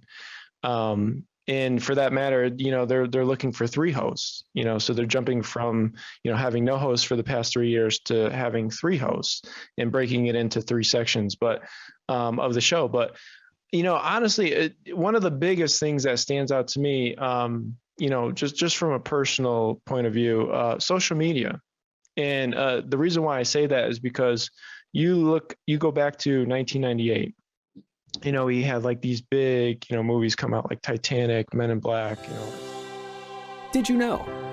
The oldest Oscar winner to date is Anthony Hopkins, who won for Best Actor in a Leading Role in The Father when he was 83 years old. The more you know.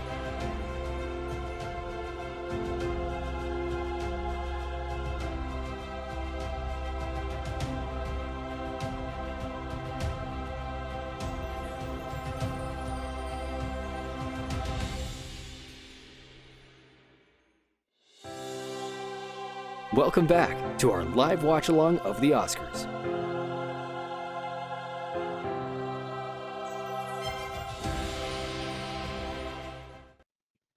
Okay, we are back, and so far I'm the only person on the screen, so see if I can fix that for you guys.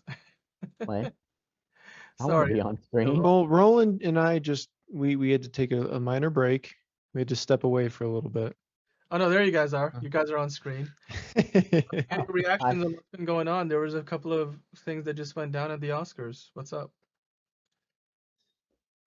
Yeah, I was kind of rooting for the Mitchells versus the Machines for Best Animated Movie. Of course, I was disappointed. That's how these Oscars seem to be going nowadays. But no, and Encanto was a fantastic movie, and Disney is always really on par with making those types of movies, so it's understandable. I mean, I've never seen Encanto, but all I keep. I just keep hearing about Encanto, and my roommates, it's all they watch, and like the songs that are in Encanto are they're high on the list there, and I mean the whole movie itself is just I keep hearing that it's a fantastic movie. I gotta watch it. And I just saw Turning Red not too long ago. I think it was the other night. How is it? No, it was actually excellent. It was really good. Okay. Yeah, I've been wanting to watch it.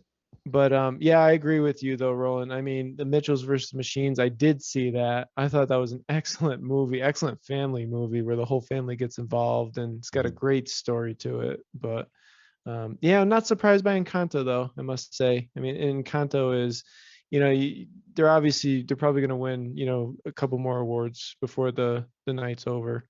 Yeah. But by the way, am I crazy for saying I don't think I saw any of the hosts in that last little bit? Daniel, No, did you see any? I think they just kind of went about presenting the awards. They weren't teeing up anybody, if that's what you're asking. I don't. I don't know. I for some reason expected like one of the hosts to kind of be around there at all times. Yeah, I think they're trying to do it so that they're doing the best of what worked in the last couple of years when they didn't have hosts and stick with those parts, but then obviously, change it up. It's sort of, it's been a little uneven. I don't particularly mind how involved the hosts have been so far. I don't think they've been overbearing, especially considering there's 3 of them. So yeah, it's good so far for me. Okay. I'm sorry, you just Again, caught like me this is like really my first time going through the Oscars, so I'm new to the game. Teach me. Yeah. The average thing, because apparently, we were saying this earlier in the stream of how they're doing some things differently, and so if there's something that's new or average, I have no idea. It's all new to me. Yeah, I think it's just like a huge drastic move how like, they went like the past 3 years with not even a host, and now they're just throwing 3 hosts in there. I don't know if I already stated this earlier on the show, but I am not a huge fan of Amy Schumer. I mean, I don't mind the other 2, Wanda Sykes and Regina Hall, but yeah, I mean, in the beginning she landed a couple of jokes that were pretty good. I mean, I didn't mind them. I thought the LeBron James joke was pretty funny with the 3 of them on stage, but with his hairline, because you got to love LeBron's hairline jokes. But no, I mean, for the most part, I see the way they're kind of going about it, like, throwing them out one by one after they had all 3 of them, initially on the stage to open up the show. But we'll see what's left to come with that, and kind of how they go about, kind of divvying up the host. So yeah. Daniel, like, what's your opinion? I'm always trying to reel something out of you.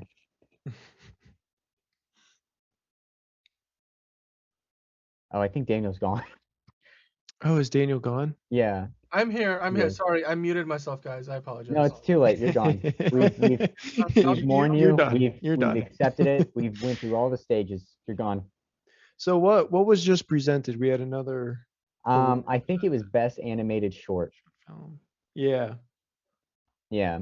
Let me double check that. I believe the winner was the Windshield Weeper. Sorry, the Windshield Wiper. I apologize. Windshield Wiper. Yeah. Have you heard anything on that, Roland? About the animated shorts? Yeah. I mean, I know a little bit about Robin. Mm-hmm. I didn't watch it, but that's really the only thing. I think I saw something for Beastia. I don't know. Yeah, I haven't really gotten too much into the shorts. Right now, and that's a movie that Or nominated for Best Picture, right? Yeah. I mean, I think Mags is the only one who's seen it. It's a Japanese movie. Yeah. So the whole movie, it's got subtitles, right? It's it's a Japanese movie. Well, Wanda Sykes is back and she's queuing up somebody. I'm just gonna say it. I don't really care for her. Oh, Wanda Sykes? Yeah, I don't know. Like I think she really had her moment in like the late 2000s and like a little bit in like the Ice Age movies, but I don't know. Like I'm probably just not the target audience, so a lot of the jokes just don't hit me. I mean, I don't mind her. I'm just too young. Yeah. I mean, I don't mind her. I mean, I think she's got some pretty good jokes every now and then. She's been doing like some new commercials too. I don't know who it's through. Might be like some insurance company, but yeah, I mean, I don't mind her so much. I think she's pretty good. Mm-hmm.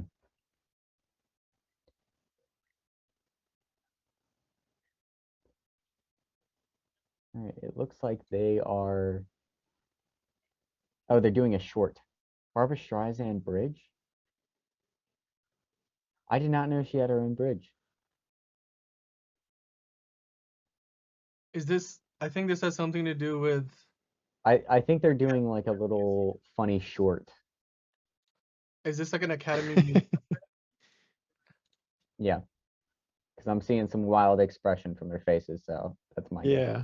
No, this is definitely like a humor type thing. Yeah. We Comedy.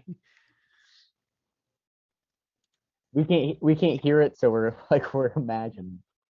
We're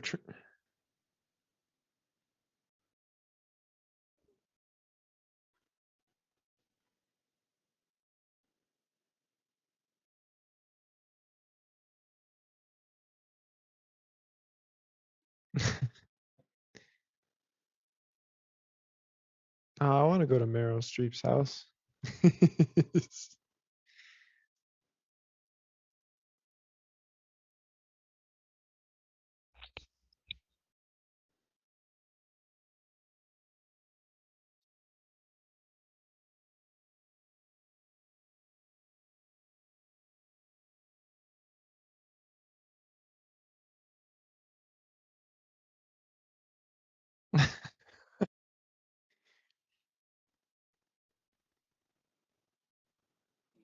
Guys, this is like a big promo for like the Academy museum. That's literally what this is. This is all about them promoting the Academy Museum. So I don't know what else to tell you, but once you start kind of seeing through it, I'm liking what I'm seeing, but it's pretty blatant. They could have gone a bit more creative with that. It just seems like they sent a few cameramen there with a few of them, and just like, yeah, figure this out. Looks a bit rushed, to be honest. They could have done a better job. I don't know why that was funny. I don't even know what that is.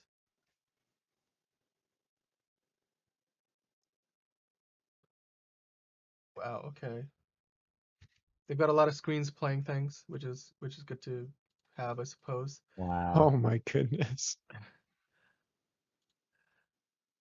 Fantastic movie.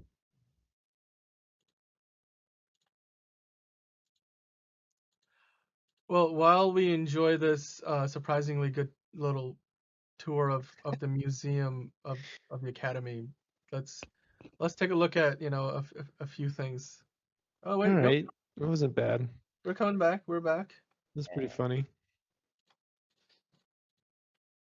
Yeah, we're back. What are they doing now? Let's see.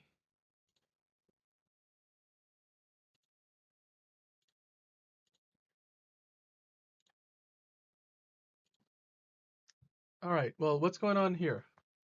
What are you guys? What is this, a awards presentation? Yeah. Mm-hmm. What are they presenting now? I believe it's for best supporting actor. Yeah, it's best supporting actor. Best supporting actor. Okay. Yep. Looking at the list, the only people I know on there. Oh, I see the father from Coda is on there, I believe. Yeah. He was really good. I'm kind of pulling for him. I really would like him to win. I have a feeling this is where Coda starts to shine. This is Coda's time. Yeah. Let's That see. would But be I mean, nice. we also see Jesse Plemons on there from Power of the Dog and J.K. Simmons from Being the Ricardos. Also, I don't know. Ciarán Hinds from Belfast. Yeah, I don't know. He who did a that really good job. is. He was the grandfather in it. All right. Well, my prediction is that Coda is gonna win this. What are you guys thinking? I kind of want Coda to win it. Yeah, I do too. I strongly do. I It'd be feel nice to like see him get it. Belfast is a movie that I definitely should watch, but It's haven't seen Daniel. it. The beginning of Belfast is incredible. It honestly has one of the best openings I've ever seen.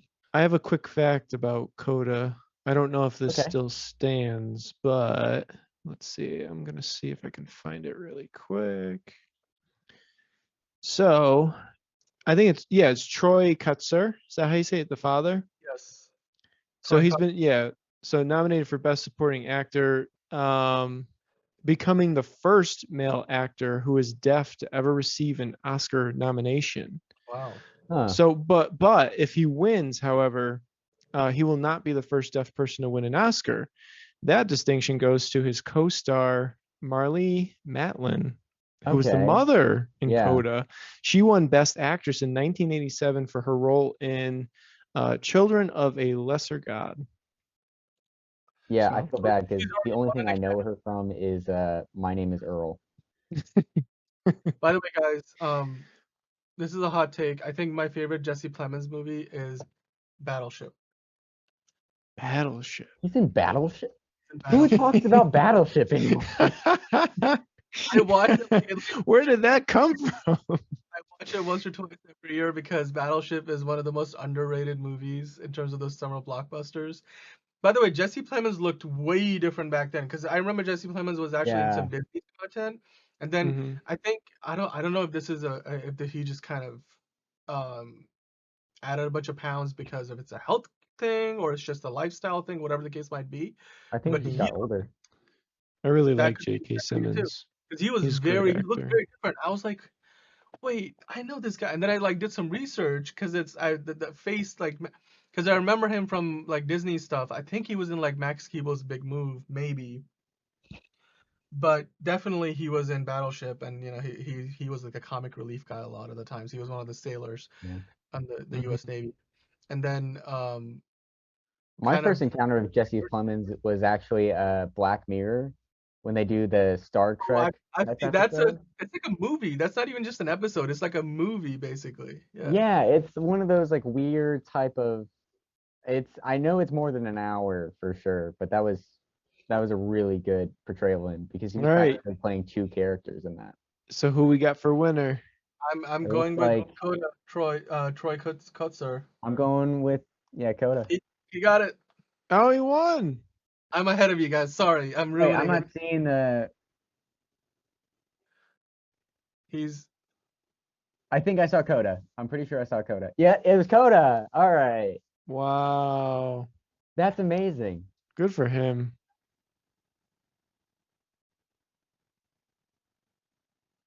Wow, that's great.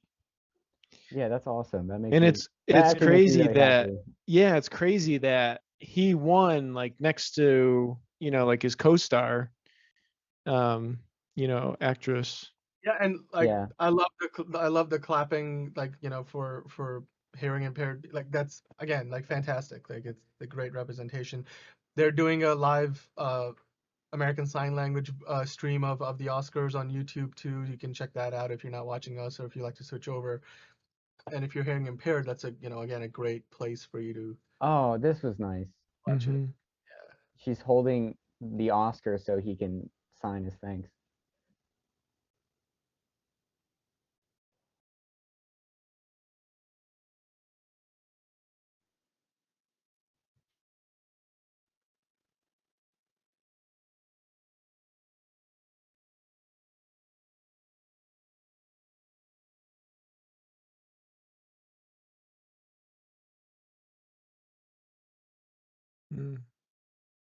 Some dirty sign language. Yeah.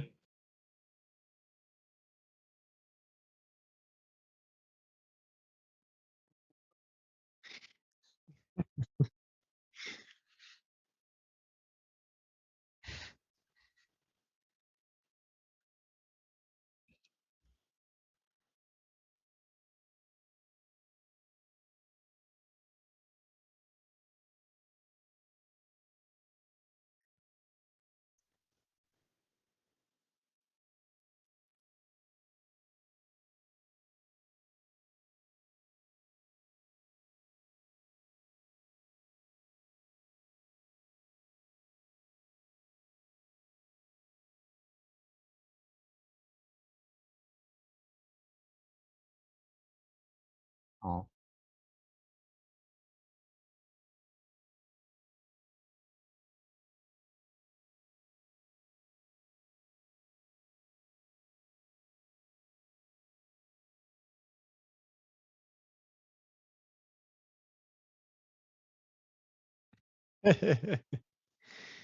That's good.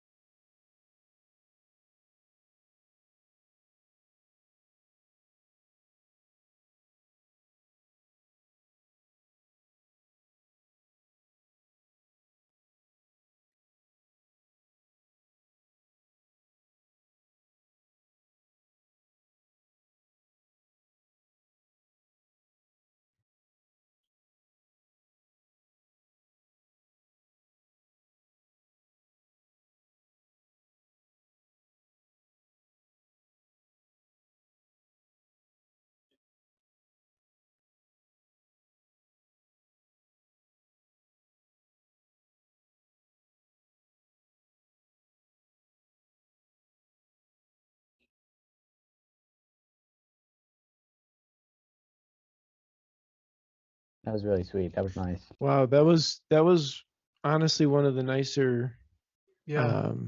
speeches that I've heard in a long time. That was Yeah. really nice. Absolutely.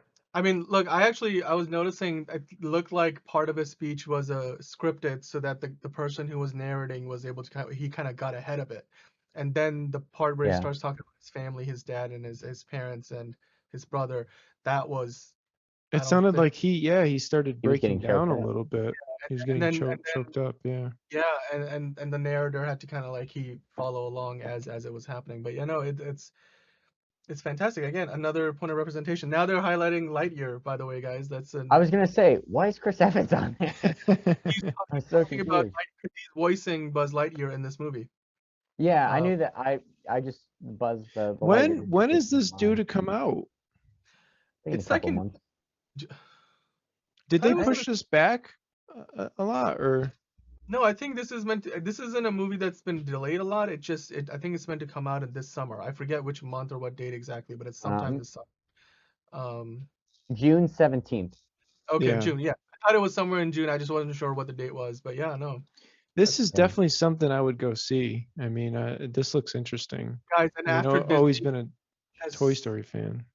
And this is like apparently this is the story of the guy that the toy Buzz Lightyear is based on. So I'm like, that's a fantastic way of expanding that franchise. Right. How does that work though? Huh? Because this seems like it'd be a very futuristic thing. Well, and that's true. You know what I mean? I But like the Toy Story movies seem very modern. I have a feeling that there might be some meta nature to this, like the fact that what we were watching. You remember watching the Lego movie, the first Lego movie? Yeah. There was this moment where you find out it's like the father and the father and the daughter playing with a Lego set. That's what we were seeing transpire as the plot of the movie. I feel like they're not giving it because the Lego movie didn't either because there's no point in doing that. This is gonna be one of those. It's a movie that's happening within the world of the Toy Story franchise. I don't know how they're gonna connect it, but I can imagine that's probably what it is.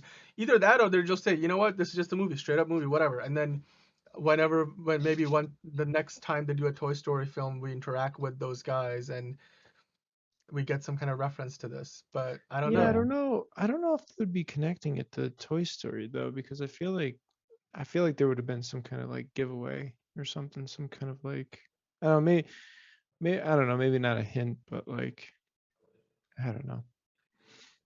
By the way, guys, let's kind of. Sorry, go ahead, Roland. I'll come back coming after you. Go ahead. Who you guys were gonna say something? I don't want to cut you off. I was just gonna say I feel like it's its own standalone thing. But very quickly too, I'm seeing a commercial right now for The Dropout on Hulu. You guys, if you guys haven't checked that out yet, that is excellent. It is really good. Oh, it is awesome. Okay. Yeah. Daniel, what were you saying? Well, no, I was just gonna say, guys, let's talk about Coda a little bit, right? Because the movie just won the first of, I think, several awards in the night. It's, I think, like currently the running favorite for winning not only the Best Actor, Best Actress Academy Awards, but I think there's a good chance it will also get the Best Director, or actually, is it in the Best Director category? I think it's definitely gonna win. In my opinion, it's gonna win the Best Film. Okay, yeah, but let's look at some of the. It's not in Best Director, but which is weird because I'd imagine that director would play a big role, especially in a movie like this. Like in the award that he just won, Troy Kutzer just he shouted out the director of the movie, and he said like a great director is a great communicator, and that Sean Hayter was a great communicator. So I'm surprised that he's not nominated in the Best Directing category. Oh, Simu Liu's coming out. But hey, my guy. I mean, what are your thoughts about Coda? What did you guys think about this? What did you think this? He was deserving of the award, obviously, and then beyond that. No, Coda was an excellent movie. I was actually very surprised. It was a pleasant surprise because what a different perspective, kind of just seeing like this teenage girl kind of like help her family, like kind of communicate with like the rest of the world and, get around. And I mean, they own, well, they're like fishermen. They own like a fishing business. And, there's like I don't want to give too much away, but there's like a part, in the movie where they get caught by like I think it's like the patrol, like the water patrol or something like that. And because they're supposed to have, somebody who's not deaf, on board with them at all times, and they can't work, by themselves for like safety precautions and stuff like that. But it was very interesting just seeing like, how they communicate with one another, and kind of like how the story like played out too. She obviously, like the daughter, she had, this amazing voice, and, the family like supported her through that. And, but they went, it's interesting to see how they got through like the tough times, like in the movie, and how they dealt with that. But yeah, it was. So Brian, I just want to kind of cut you off because they're about to do announce the winner for the international feature film. Have you guys watched any of these? I have not, but I know Mags has seen Drive My Car, and she's not with us yet. She's gonna be shortly, but that's a movie that might win this. And speaking of I was which, gonna say the worst person in the world. This is one of the nominations. Incredible directing, like very like surreal, cool shots. Drive My Car? I think I believe, yeah, I They think won. so. Yep. Oh, so Drive My Car got it. Just got it, yeah. Drive My Car, by the way, is also nominated in Best Picture, which, remember, Parasite won Best International Feature Film and Best Yep. Picture that year.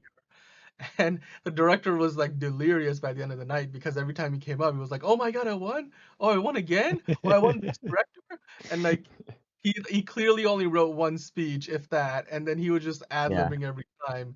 And it was hilarious because he kept coming up with like each of his trophies, and it just like a humble brag almost. Yeah. But guys, we have a quick like, did you know about the international features, and then we'll be right back after that.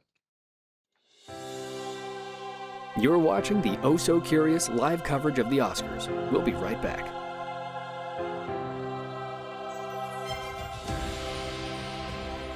Comedies will do well here. They'll perform well here. Mm-hmm. Most of the American movies that do well in China are action movies, or are, and it's like, it's not like action, like you say, rising up against power. It's mindless action. It's Transformers. It's Venom. It's, and these are actually Furious. Fast and Furious, where it's like there's nothing political about it. It's always just action happening, and that's impressive. But there is, sometimes that falls on deaf ears in America. Do you see a problem with audiences in America, or with studios in America, not making movies for Americans? 100%. So, I mean, a very interesting part to that would be adding what happened with Chloe Zhao and Nomadland, right? Sure. You guys heard, like, there was the interview that aired where, like, years before her winning an Oscar for Nomadland, she essentially called China a country where there are lies everywhere, and Nomadland got to be cancelled everywhere in China. They deleted any social media which were celebrating her winning, and she then she directed, she didn't release, that's the point. She got to direct Eternals, and they didn't get Chinese release in China. So I'd read about Eternals and that whole thing, and this was something where they added characters that were gay, and this is another thing that in China, like, it's a big no-go. Yeah, and so they knew from the outset that was never going to make it to the Chinese box office. They knew that it was based on the fact that she was directing and all of these other things that they put in the movie. It was never going to make it to China. Yeah. And and that's again part of the culture right now.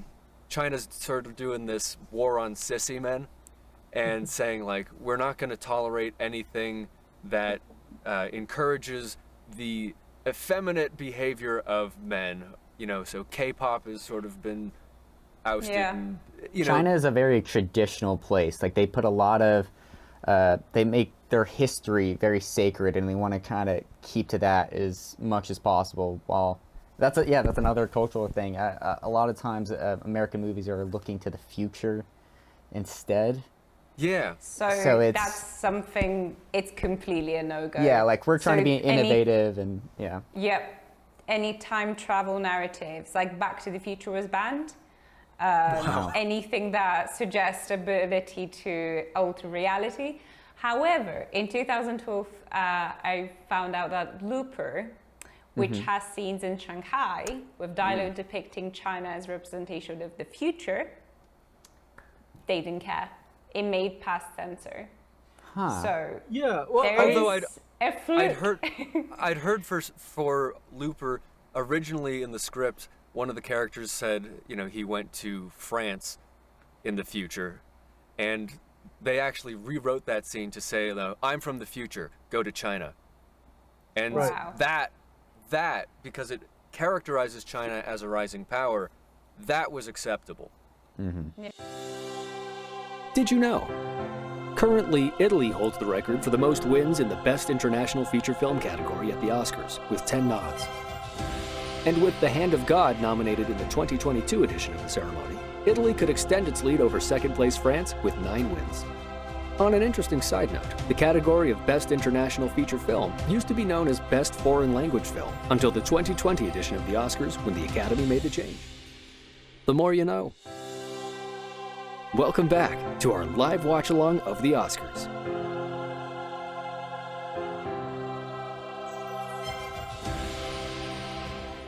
Oh, sorry. Okay, we're back.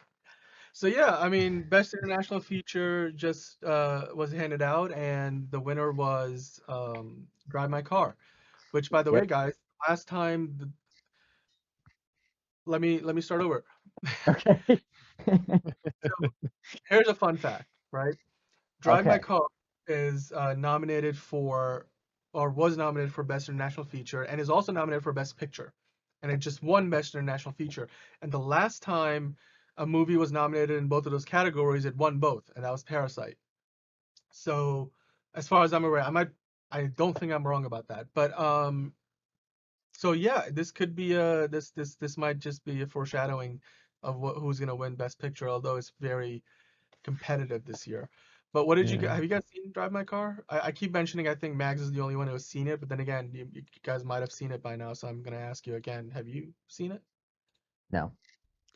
Yeah, I have not seen it, but I think it's definitely. I mean, I would be open to watching it. I don't know, like movies with subtitles sometimes are obviously they're hard to follow and kind of get into. But I mean, I don't know. I still would be open to watching it and checking it out. But how about you, Daniel?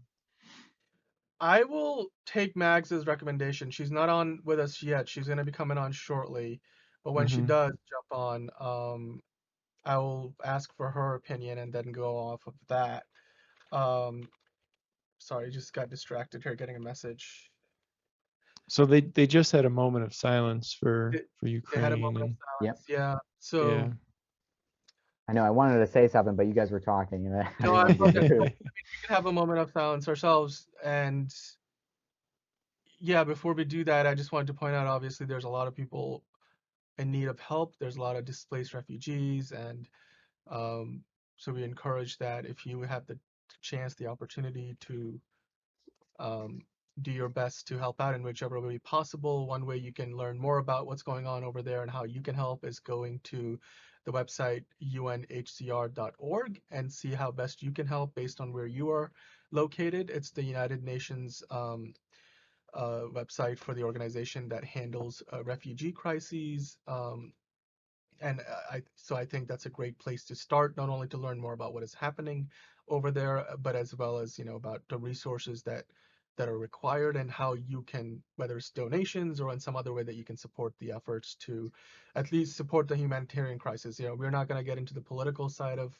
the conflict here. That's not in our purview, but there's a humanitarian crisis that needs to be addressed, and I think we can all play our part. So guys, Anything you guys want to add to that? I mean, the only thing I'm going to say about it, yeah, my thoughts are with the people, of Ukraine. And, it's unbelievable, like what's going on right now. But just the amount of like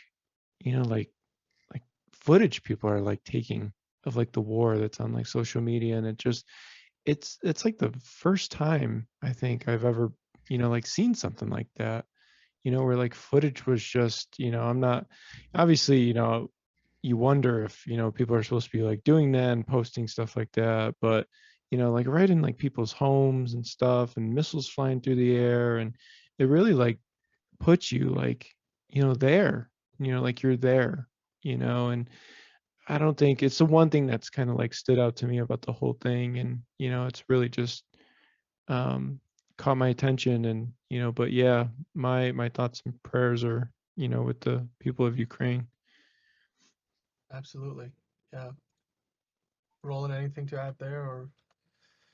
I mean, it's just kind of obvious. It's a terrible thing that's happening, and it's hard to get lost in your own life and worry about these small things like, oh gosh, I have to do this or that, and you're not worrying about life or death. And that's what's happening over in Ukraine. People are in a constant state of fear, and I think we should try to help however we can. Yeah, And that's all I absolutely. say about that. Okay, so we'll use this opportunity as a chance to take a moment of silence, and when we are back, we will have Mags on the show. Mags has joined us, and she's came in a little bit earlier than we expected, but that's fantastic. We do appreciate that. So we will be right back.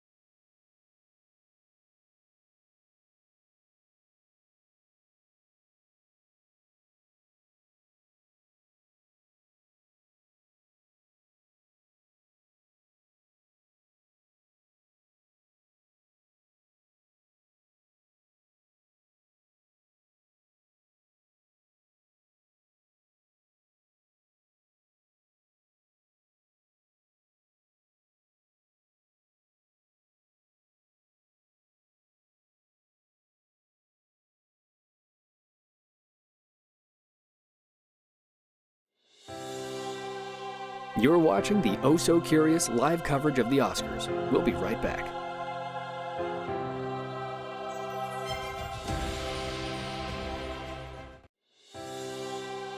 Did you know? The youngest Oscar winner ever is Tatum O'Neal, who won for Best Actress in a Supporting Role in Paper Moon at just 10 years of age. The more you know.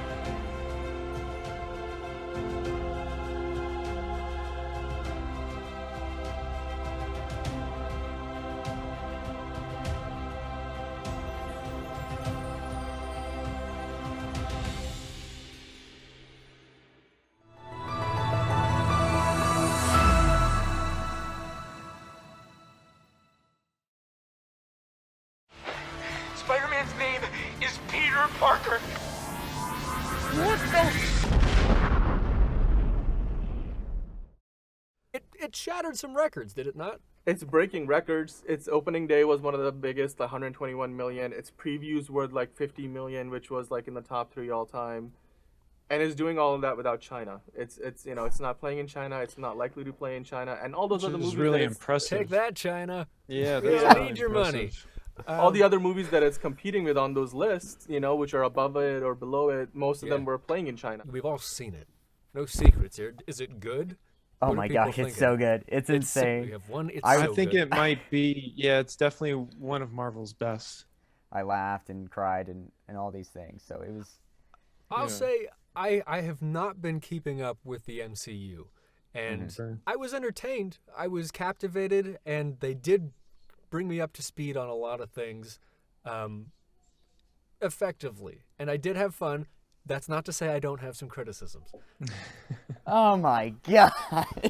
Oh man. That movie made me feel things I haven't felt watching a Spider-Man movie in almost a decade. But I think by far the best of the Tom Holland Spider-Man movies, and Willem Dafoe's in the movie as the Green Goblin coming back, and Alfred Molina's back. When you bring those caliber of actors back, I mean, I think Willem Dafoe by himself. And I was watching the movie. I was like, they're not gonna do it. They're not gonna do it. They opened the portal. I was like, that's Holland. It was just a really easy fix. And then he jumped out. I was like, ah! And the crowd lost it. That's When Tobey Maguire came out in my theater, people applauded.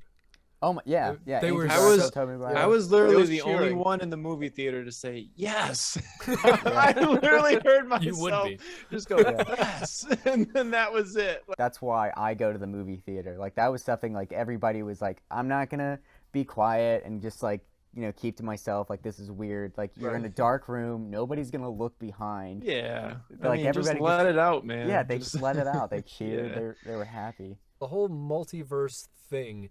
It's getting really messy. If they bring Tom Holland into that, or because they could, they absolutely could. I mean, what they've done with this movie is they've basically said everything's free game. We can pull anybody from anywhere. It's the multiverse. Let me just say the comedy in this movie, the writing was brilliant. They really did such an amazing use of separating comedy and tragedy. Like they let themselves be sad for a little bit, and then they would joke. They wouldn't do it at the same time or end this really serious scene, which Marvel usually does, with a joke and just cheapens the whole thing. Like Deadpool happened, and it was like, we're always going to have an element of self-awareness in our movies. We're always the audience. We're always going to be kind of sideways glancing at the audience, being like, "Are you watching the show? Are you watching the show? We see you." And when I'm watching this, and I compare it to what it was like to watch the original Spider-Man movies, and at no point does it try and push you out of the story. And I did feel a little alienated by the humor and the audience references, particularly when they talk about like, I'm Peter 1, you're Peter 2, I'm Peter, and he goes, I'm Peter 3, and it's that I'm commenting on, yes, clearly I'm the least popular of the three of us. These are things you would normally see like in a blooper reel. Did you know? Bob Hope hosted the Academy Awards ceremony an impressive 19 times. He took to the stage for the first time at the 12th Annual Academy Awards in 1940, with his last stint coming in 1978. The more you know.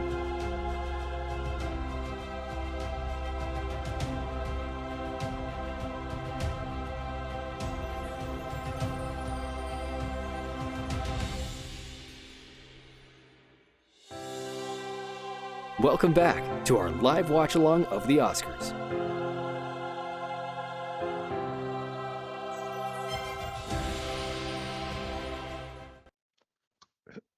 Who? Okay, they have John Leguizamo. No, it's John Leguizamo.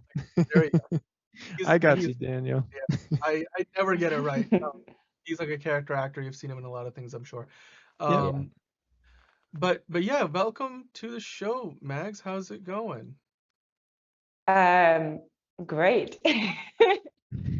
It's just for the record, it's 4 a.m. in the morning where I'm at, and things are rough, but I'm getting there with plenty of coffee and your company, guys. I'm sure it will be fabulous. But yeah, I'm great.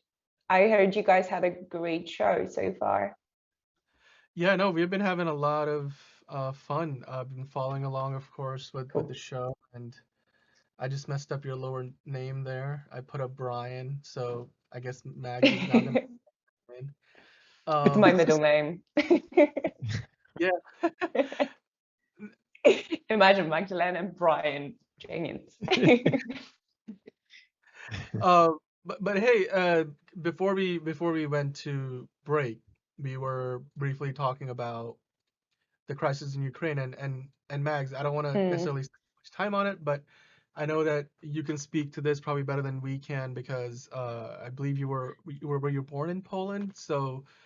Yes, I was born in Poland. My parents are Polish, and I have kind of it's like everyday reports from the situation in Poland and how much that affects Poland, the situation in Ukraine. Of course, Ukraine's suffering enough, but there's 2 or 4 million of refugees right now in Poland, and as you can imagine, they were just not. The country is not ready for influx of such amount of people in such a short period of time. So it's rough. It's rough for everyone, not for Ukraine, but of course Ukraine is suffering the most of it. But as Yudan was saying, like any help will do, essentially, even if you feel like this is not a gigantic amount of money, but if you help out just for donating whatever you can afford, it's still making a huge change for someone.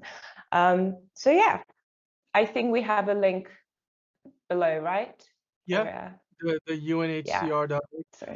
You can go there, find out more about the crisis itself, what's going on over there, as well as how you can help. And we encourage you to do that, obviously, if you haven't already. I'm sure there's a lot of us out there who have already tried to do our part, but this is our way of encouraging you to do the same. Yeah. Okay, so getting back to the Oscars. The show itself, right now they have like this musical performance going on where there's a bunch of guys dancing on tables, and it's sort of like all over throughout Or they're doing We Don't Talk About Bruno, right, from Encanto. Oh, I thought they were doing West Side Story for some reason. Just because I saw Stephanie Beatrice is she's in West Side Story, right? Or am I thinking of In the Heights? Hold on, let me double check that.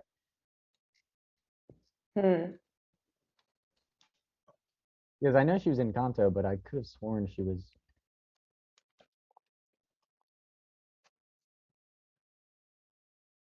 Nope, you're right. Yeah, it looks like We don't talk about Bruno. Yeah. That's what it was. We don't talk about Bruno. No. And I've never seen the movie. Never seen the movie. So. But you know the song. Yeah. I know that. Yeah, that's just how popular it is. Did they give that award out yet? Have they done that one yet? The best song? What? Let's take a look. Speaking of awards that are coming up next, it's Best Original Screenplay. I am very excited about this award. I don't know about you guys. I love it. It's my favorite one. Right? Yeah, because that's when you really get to see what's out there, rather than another reboot, about another remake. Like we talked so much about reboots, remakes, franchises, and stuff. I agree with you, Rolan. Yeah. So the nominations. Go ahead. What, Dan? No. Sorry, I was gonna mention the nomination. You're doing it. Okay. Do you want to do the nomination? You can say the nomination. Good. Just take over. No, it's fine. It's fine. You want to do it. You're excited. I'll let you do you. You can read the nominations. No, actually, I want you to do it, Roland. I want you to. So we have Belfast, which is a movie I watched, which is this fantastic story of Kenneth Branagh. He was like off his life in like 1969 of the Troubles started happening in Ireland, and it's a fantastic story. And I mentioned it earlier in the live stream that how it has one of the best introductions I've ever seen. Mags, you watched this too, right? Yeah. And I told you to watch it when we had our meeting. Yeah, and I listened. Yes. I know. I'm happy. Can one of you like describe it? Like what's like the introduction like? The intro. Do you want? Don't give it away. Yeah. I don't know. I think you'd give it away. How? What I'm gonna do instead? I'm gonna say what the other nominations are because it'll get us not to spoil it. Okay. So we have Don't Look Up, which we've been talking about repeatedly. King Richard, Licorice Pizza, written by Paul Thomas Anderson, which I've always been a fan of, and I watched it. Fantastic. But then we also have The Worst Person in the World, written by Eskel Vaught and Joachim Trier. I probably butchered that. I apologize a million times. But I've also mentioned like how that has some amazing directing in there. I mean, have you guys been able like have a chance to see any of these movies?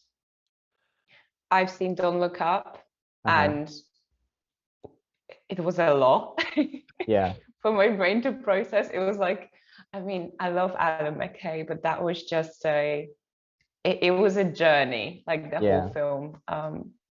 But Belfast, I really hope Belfast will get it, because as far as I mean, you guys didn't mention that Belfast hasn't won anything yet, right? No. No, yeah, no, I'm surprised, but I don't think it's If they really get hit at its least strengths. that. Yeah. Oh, there it is. I know And they do. and the choice of black and white as well. I mean, very appropriate. And Is it I was made gonna that say the film use of color within the black and white is amazing. within a yes, exactly. This isn't really a spoiler, but every time there's like a production or like a movie or a TV show, it's in color. Everything else is in black and white, but it just goes to show like how much that has like an effect on somebody, and how it really helped Kenneth Branagh like go through life. Very smart. Yeah. I really liked. I mean, no wonder Judi Dench is also nominated for Best Supporting, because some of the lines she delivered, they struck such a big chord within me, and it was one of the best films I saw this year, easily. So I really hope Belfast will get this one. Brian, if you haven't seen it, please make sure to see it. I think you'd like it. Would be your cup of tea. Yeah, I'm gonna have to check it out. Did you guys ever watch Merlin with Colin Morgan? No. Well, he plays the antagonist in Belfast, and he does a fantastic job. Max, you know what I'm talking about? He's the younger guy. Yeah, Billy. Right. Something. Yeah. Yeah. Guys, they're just Wanda Sykes is back out, and she's playing Will Smith's portrayal. Oh, King Richard. By the way, okay, so while they do that, let's kind of talk about King Richard, right? So, I'm sorry to pivot away, but let's pivot towards King Richard. No, do it. We've seen it. This is a fantastic movie from all I've heard, but I have not seen it yet. And it's a movie that's now on HBO Max and Disney Plus. You can watch it in both streaming platforms. And I know some of us have seen it, not including myself, of course. Will Smith is nominated for the best actor in the leading role, and he has already won some of the awards leading up to the Academy Awards. So there's some precedence or some predictive analysis to be done there. So let me ask you guys, A, what did you guys think about this movie if you have seen it? And then B, it's not nominated in a lot of categories, but... Are you guys watching that? Yeah, sorry, what is happening right now? Regina Hall is Eyes of Tammy Faye. That's epic. That actually, again, thinking outside of the box. I don't know what's happening. It looks funny. I don't... Amy Schumer's...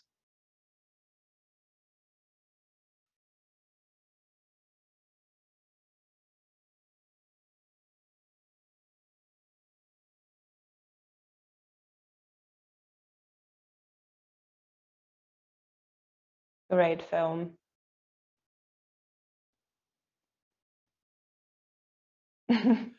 Okay, so yeah, whatever was happening just finished, and I think now they're moving on. They're just highlighting Juno for Best Original Screenplay. Yeah, 15-year anniversary. 15-year anniversary. So I'm assuming they're gonna hand out the Best Screenplay award. But let's quickly talk about King Richard. Is that an original screenplay? It's part of that. So Roland, you had mentioned earlier you were excited about this category. So I'll throw it to you. What do you think about this? Who do you think is gonna win this? It's tough because personally I would like Licorice Pizza to win, but Belfast has a very emotional appeal to it, so it's a good contender. Or they'll just be suck-ups to their friends, and they'll probably just do Don't Look Up. I don't know. Yeah, that's my I'm afraid it's the latter. Yeah, even though there's been so many bad reviews. They even made a joke in the Oscars of like how there's been so many bad reviews about Don't Look Up. Wow. That is true. I don't know, but I also really want Belfast to win because it was such a just good movie and was so caring and thoughtful. I haven't seen Licorice Pizza, so I don't know what's funny. Funny, like okay. It's got that nice awkward feeling throughout, and it's very coming of age. and it's Right. funny in like the quiet moments. Okay. Kind of. I don't know. There's just like some crazy acting in it that just makes me happy. So Like they're about to Bradley announce Cooper's I'll make whole sure to trip. check that out. Yeah. They're about to announce the award for this. Let's see who wins this. Oh, it's Belfast. Yeah. Nice. Oh, I'm so happy. All right. Belfast. My so Oh, that's so deserved. nice. Okay. And it's his biography, Yeah. or like semi-biography. So it's Yeah. massively based I about was his gonna growing ask you up. guys, isn't that like the premise of the movie is sort of like it's a story of his life? Yeah. It's No. Kenneth genuinely. Branagh. Is this like how like It's story of him growing up? Like is that what this is? Yeah. Yeah. Because he was born in Ireland. Oh, Yeah. I Well, am so stoked. let's The listen whole to his story speech of- here. Oh, good for him. Yeah. Let's listen. Listen to what he's got to say.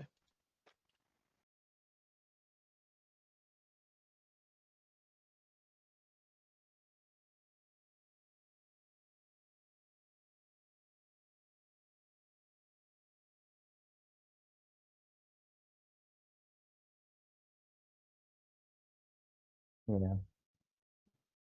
Mm.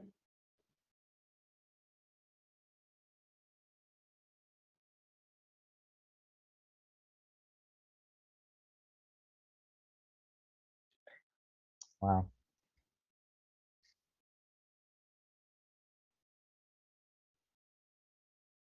I will say it's crazy Yes. to hear his accent because that was one of the things mentioned in the movie. He was the kid was afraid to lose his accent. Yeah. And he completely lost it. Yeah. Yeah.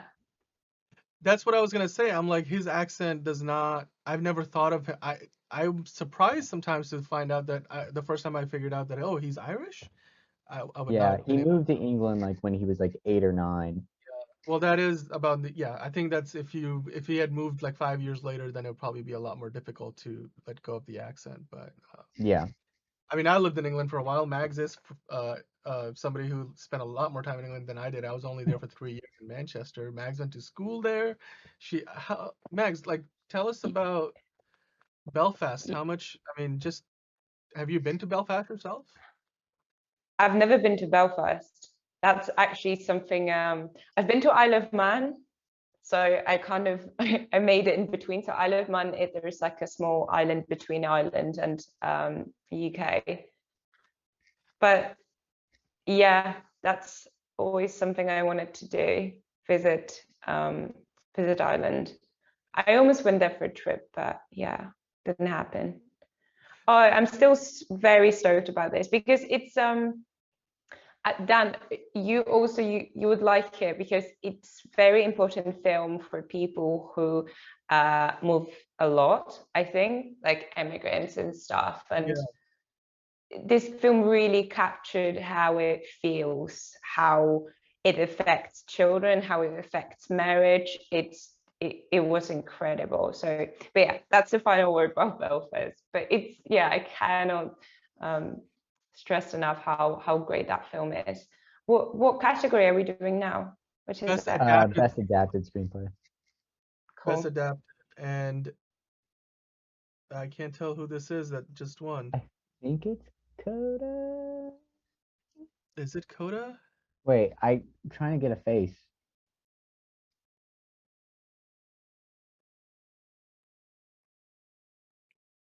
It's Coda. It's Coda.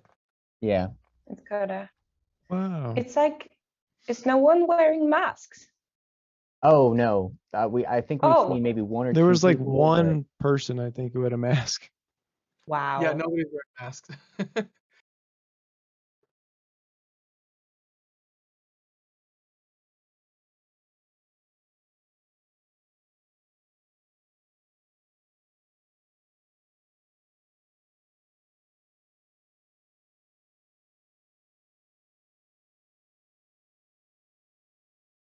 Hmm.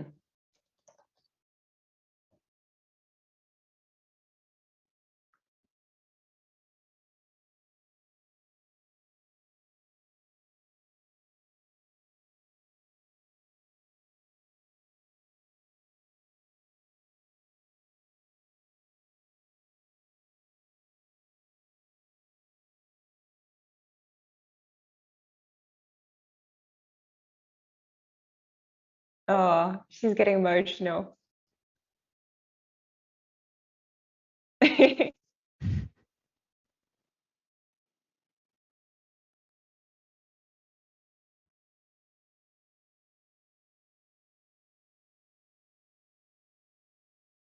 Okay. Bless. Good for them. It's a journey, the acceptance. It's like and two. So many emotions. She did Tallulah in 2016. It was a really good film that just fell off the radar. It was on Netflix for a while. But I don't think she made anything ever since. No. I'm just gonna say it. I'm glad it wasn't Dune. Oh, Gotta watch it's it. a favorite.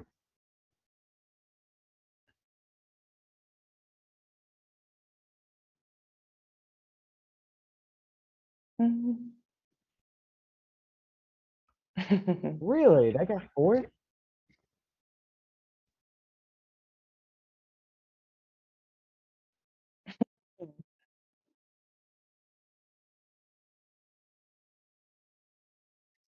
Okay. I forgot about that movie. I think I saw a trailer for that, but it Wow, went that under the does not radar. look like him at all. So what? This is that Cinderella movie? Cinderella Are they got second? What are they? What is this? Oh, Dawn of the Dead. Okay, Army of the Dead. Sorry, never mind. That's a different movie. But hey, guys, I gotta ask you, Coda, best adapted screenplay thoughts. Army of the Dead. Oh, okay. It's well deserving. You know, if I think of any awards it wins tonight. Yeah, I thought the story and the structure was very good. What did you guys think? Roland. Like I said, I'm just glad Dune isn't winning all the awards, and it was nice. You know, Coda is a story I've been meaning to watch. It's something that type of thing is very close to me. Oh, bless you. I don't think I talk about this enough, but I'm actually half deaf. Like I can't hear my right ear, and I don't know, something can always happen to my left ear. I never know. So it's really cool to see that recognition. I didn't know that. Yeah. I didn't know that. No idea. Oh, wow. I can't feel anything in my middle finger. Oh, really? Like, no, sorry, this one. Yeah, you can burn it because of I had the accident and I cut through my tender. Oh, wow. And yeah, avocado. Who would have thought? But it was so funny because the guys in the ambulance, they said that's the most common call they get, avocado accident.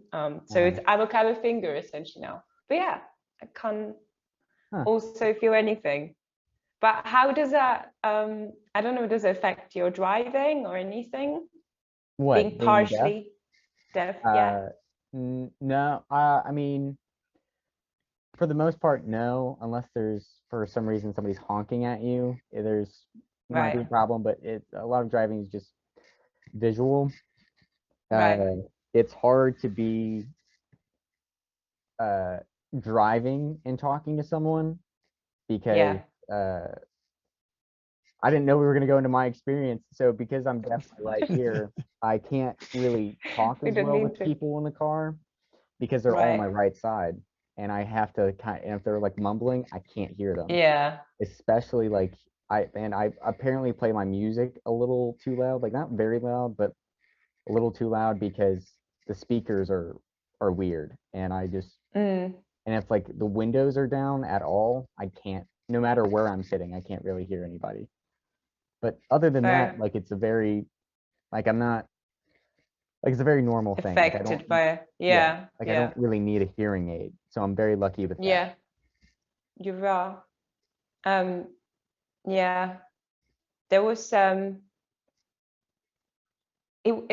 mean, speaking of like loss of hearing, there was very interesting in Drive My Car, which is like a contender for Best Picture. They used that in a very, very interesting way. There was I don't think she was deaf though. However, she was using the sign language, and she was from Korea, communicating to someone who's Japanese, but also the other guy was communicating with someone from Taiwan, and there was someone from China. You had all those, nationalities putting up a play essentially, and you watched people rehearse, and of course that wasn't like the main topic, main focus of the film, but I thought it was such an interesting way to not only have different nationalities that are very often confused as well, in one room. Yeah. On top of that, adding on sign language. And what I've noticed, sign language is quite different to the one we know.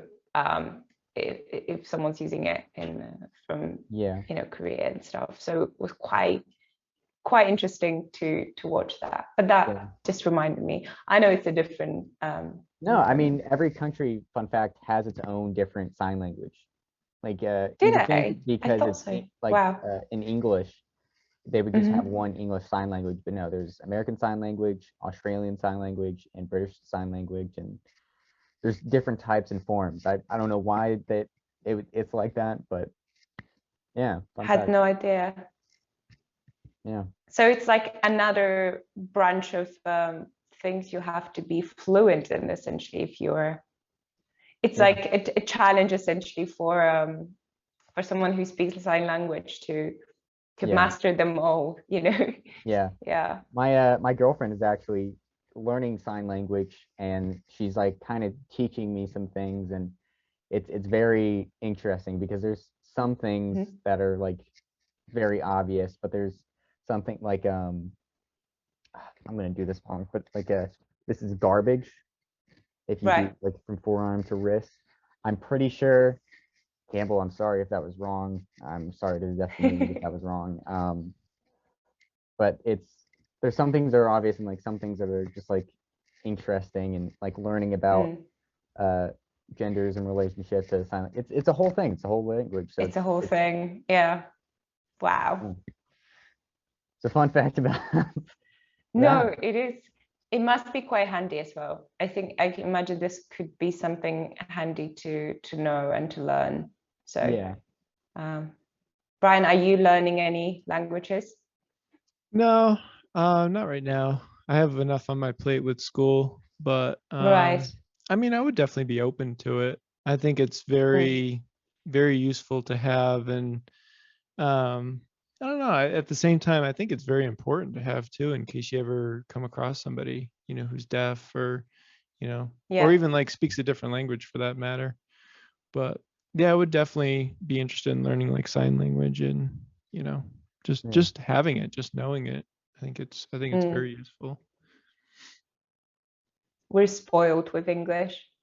It's so easy. Yeah. I'm looking at the Oscars going down now. What's happening? Oh, it's Billie Eilish. Yeah, she's performing this song from No Time to Die.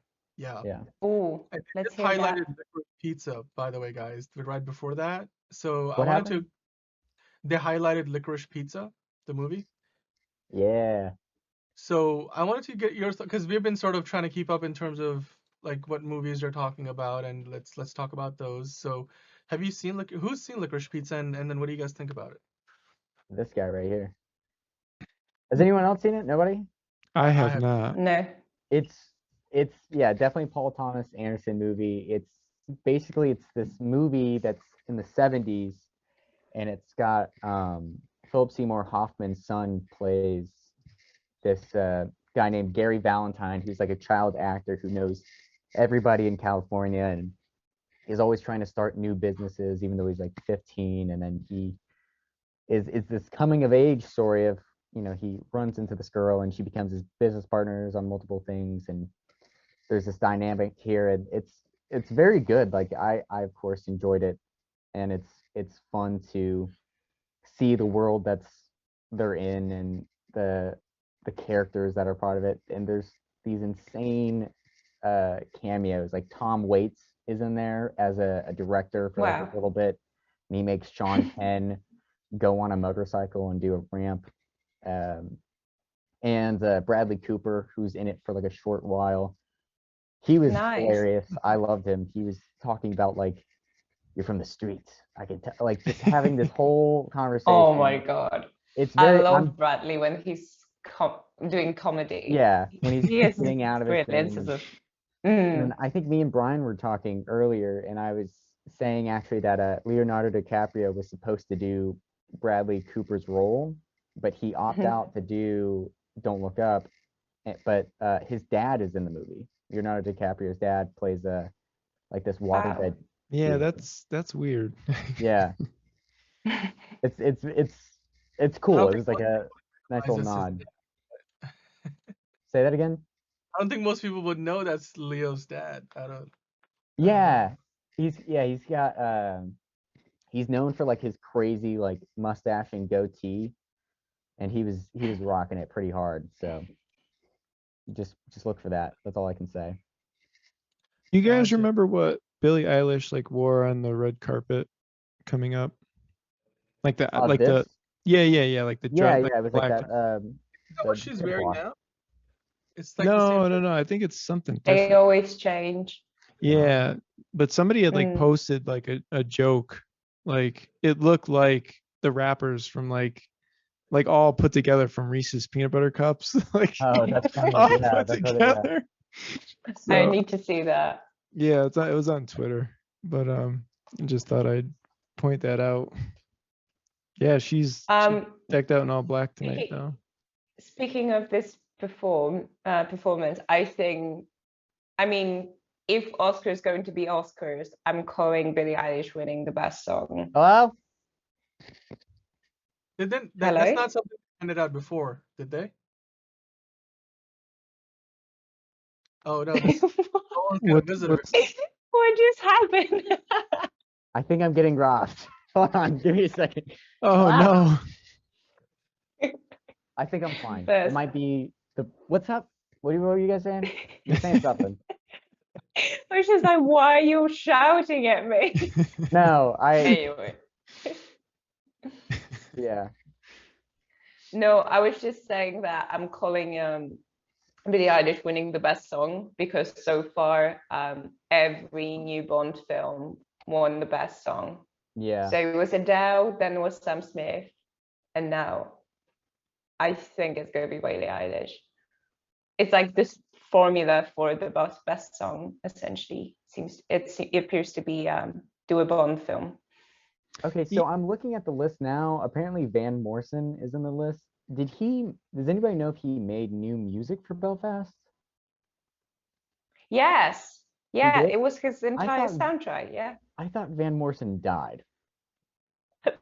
So this is I think you confused it with Jim Morrison.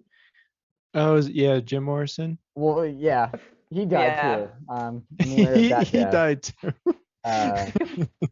No, I was like, oh, you did Brown-Eyed Girl, and then he just kicked the bucket. But that's good. That's good. He's alive. That's nice. Yeah. You know?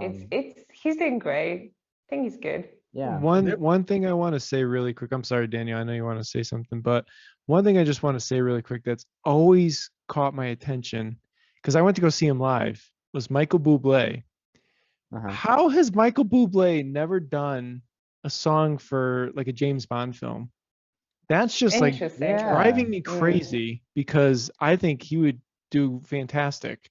Like his style of music and the way it would be done and composed, and I just got that nice 60s feel to it. So that yeah. I always wondered that, but anyway, carry on. Sorry. Okay, well now I'm sorry. I'm just kidding. They showed. I was watching the trailer and they're in commercials on the broadcast, and they showed a trailer for The Offer, a limited series. I think is coming to Paramount Plus, and it looks nice. I mean, it's the 50th anniversary this year of Godfather, so it's timely. Oh, yeah, I have seen this. That does look pretty good. Like, oh my god, what is this? This looks then the Godfather font draw comes down. I'm like, Yeah. got that. Yeah. Yeah. Well, guys, I think we have earned ourselves a bit of a break here. So let's step away for a short bit, and then we'll be right. Coffee! Yay! I was about to type in the chat, Dan, can I leave for 2 minutes? Hey, we'll be right back because we're about to get into like the heavy hitters part of the show. Like we're gonna get the best picture, the best director. Yeah. I think we have got 1 or 2 best actor awards left. So we'll be right back. But as we go away for a brief little while, we'll show you guys our reaction to Eternals, which was directed by last year's Best Director winner Chloe Zhao, and then we've of course got a bunch of fun facts about the Oscars that we can't wait to share with you. So we'll be right back. You're watching the Oh So Curious live coverage of the Oscars. We'll be right back.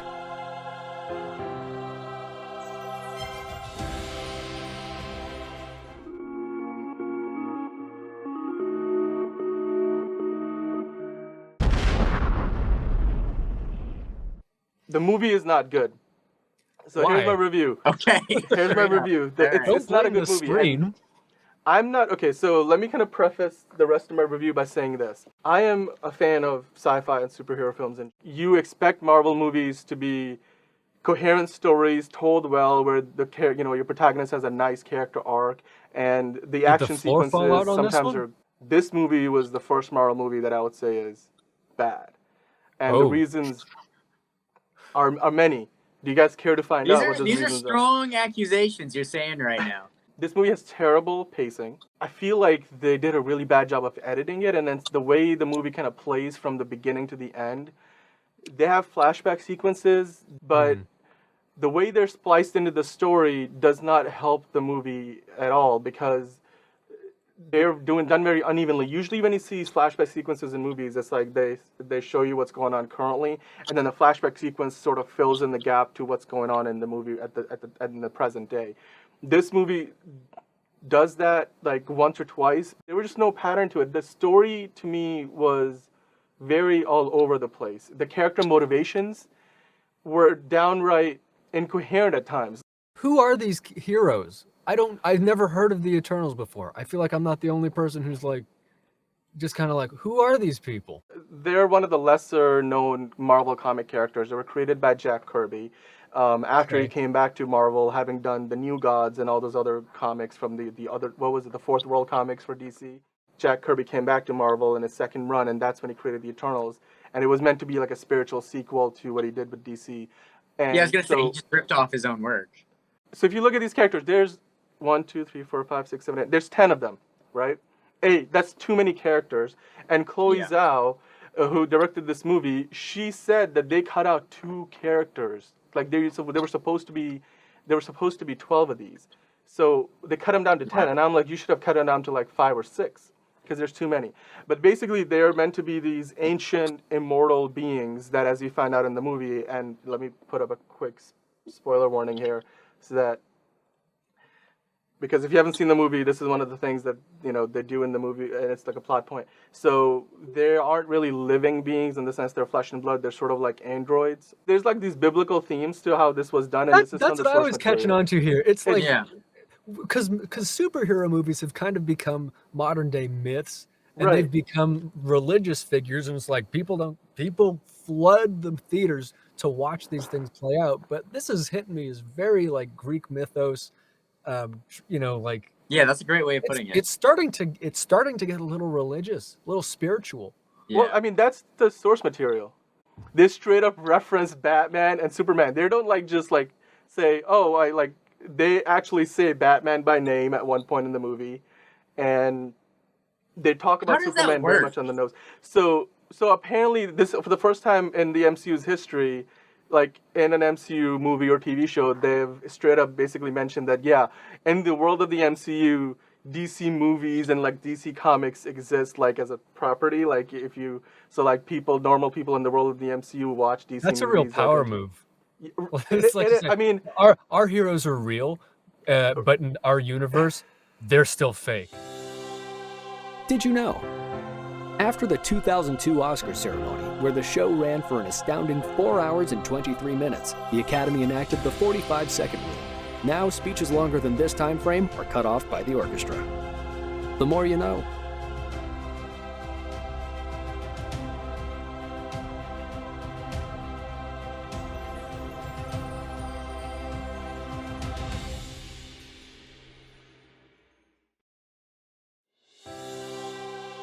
Welcome back to our live watch-along of the Oscars.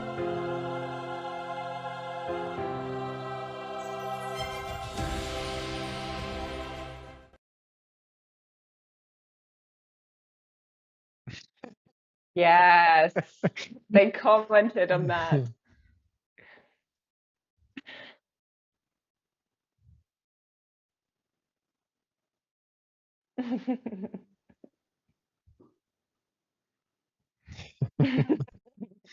I love Chris. Chris Rock is nuts. He's nuts.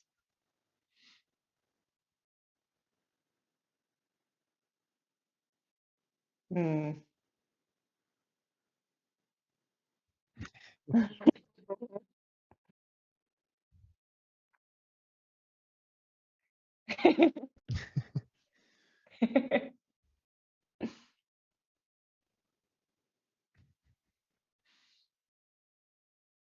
She's not impressed. Jada's like, No reaction.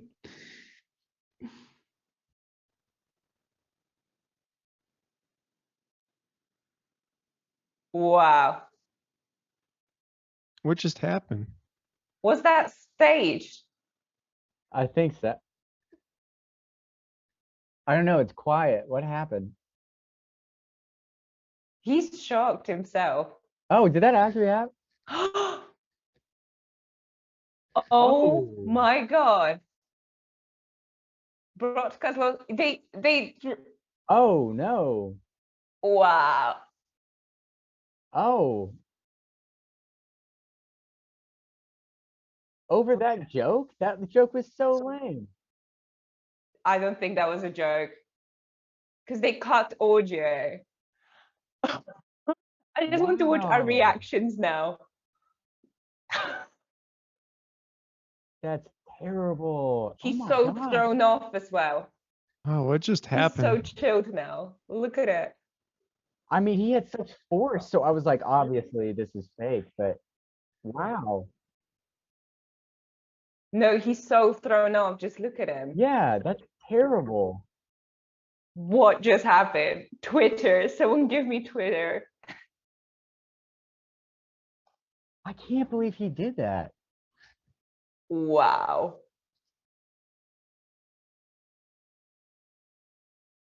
Okay.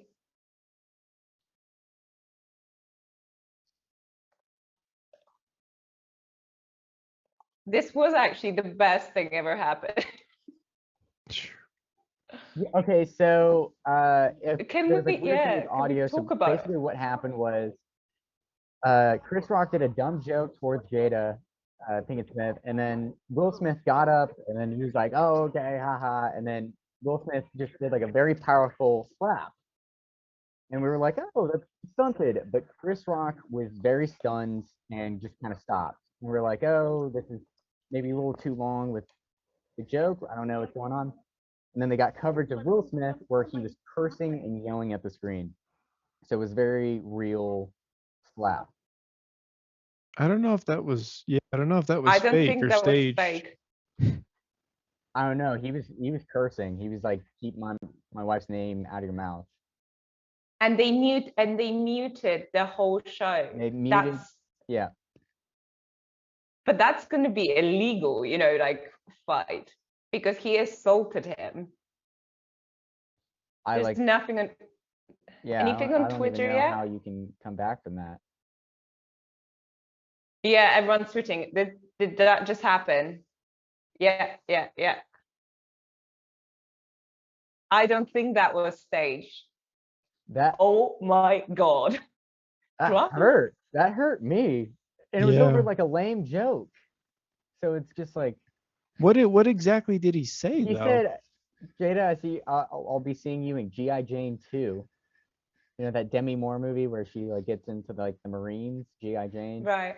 because And apparently Jada was just she like shaved her head. I don't know. And Jada was just not laughing. She looked at Will because that's when I even commented. I was like, "Will, Jada isn't impressed." Yeah. And then that happened. She's so and everyone were too. laughing because they thought it was wow. They need to like stay out of the news because they're bad about like saying like way too much details about their relationship and like, oh yeah, Dan, I'm seeing some Twitter. Yeah. Yeah. It happened. Oh my God. Okay. Wow. Well, do you guys remember when I wanted to do the best WTF moments of watching it? I think that this just is it. takes This is it. the WTF. This is. Oh my gosh. This is insane. Wow. Yeah. After this, I'm just gonna be honest. I'm gonna watch some YouTube videos and like just to see this again because. Yeah. Just the power he had. Like Brian, did you watch that? The power. Yeah. He had into that slap. Yeah, that like. He put his whole hips into it. Like it was. Yeah. That's another indicator that it wasn't faked because when you fake slap someone, you just like you pretend and it looks like a bitch slap. Yeah. Guys, I'm just like. Properly took it. I'm in shock right think now. You're mute. I'm just like in shock right now. I can't believe that just happened. Dan, you muted. Man, we can't hear you. Oh, sorry. I've been talking this whole time. But no, I thought this was a fake slap. Like, seriously, I thought he did one of these. Like, you see what I'm doing? Yeah. That's usually how it. Because he they like had the camera on him in the right way so that it could be. I don't know.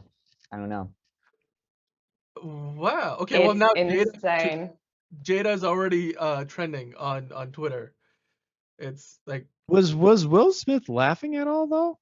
Like, did he laugh? No, he was serious. He was like, keep my wife's name out of your mouth. Like I saw him say that. I'm watching the clip over. I'm looking at the clip now. I'm watching the clip now, and he was like, it looked like he was like laughing at. Well, was it something he said before that? I had to pull this up. Wait.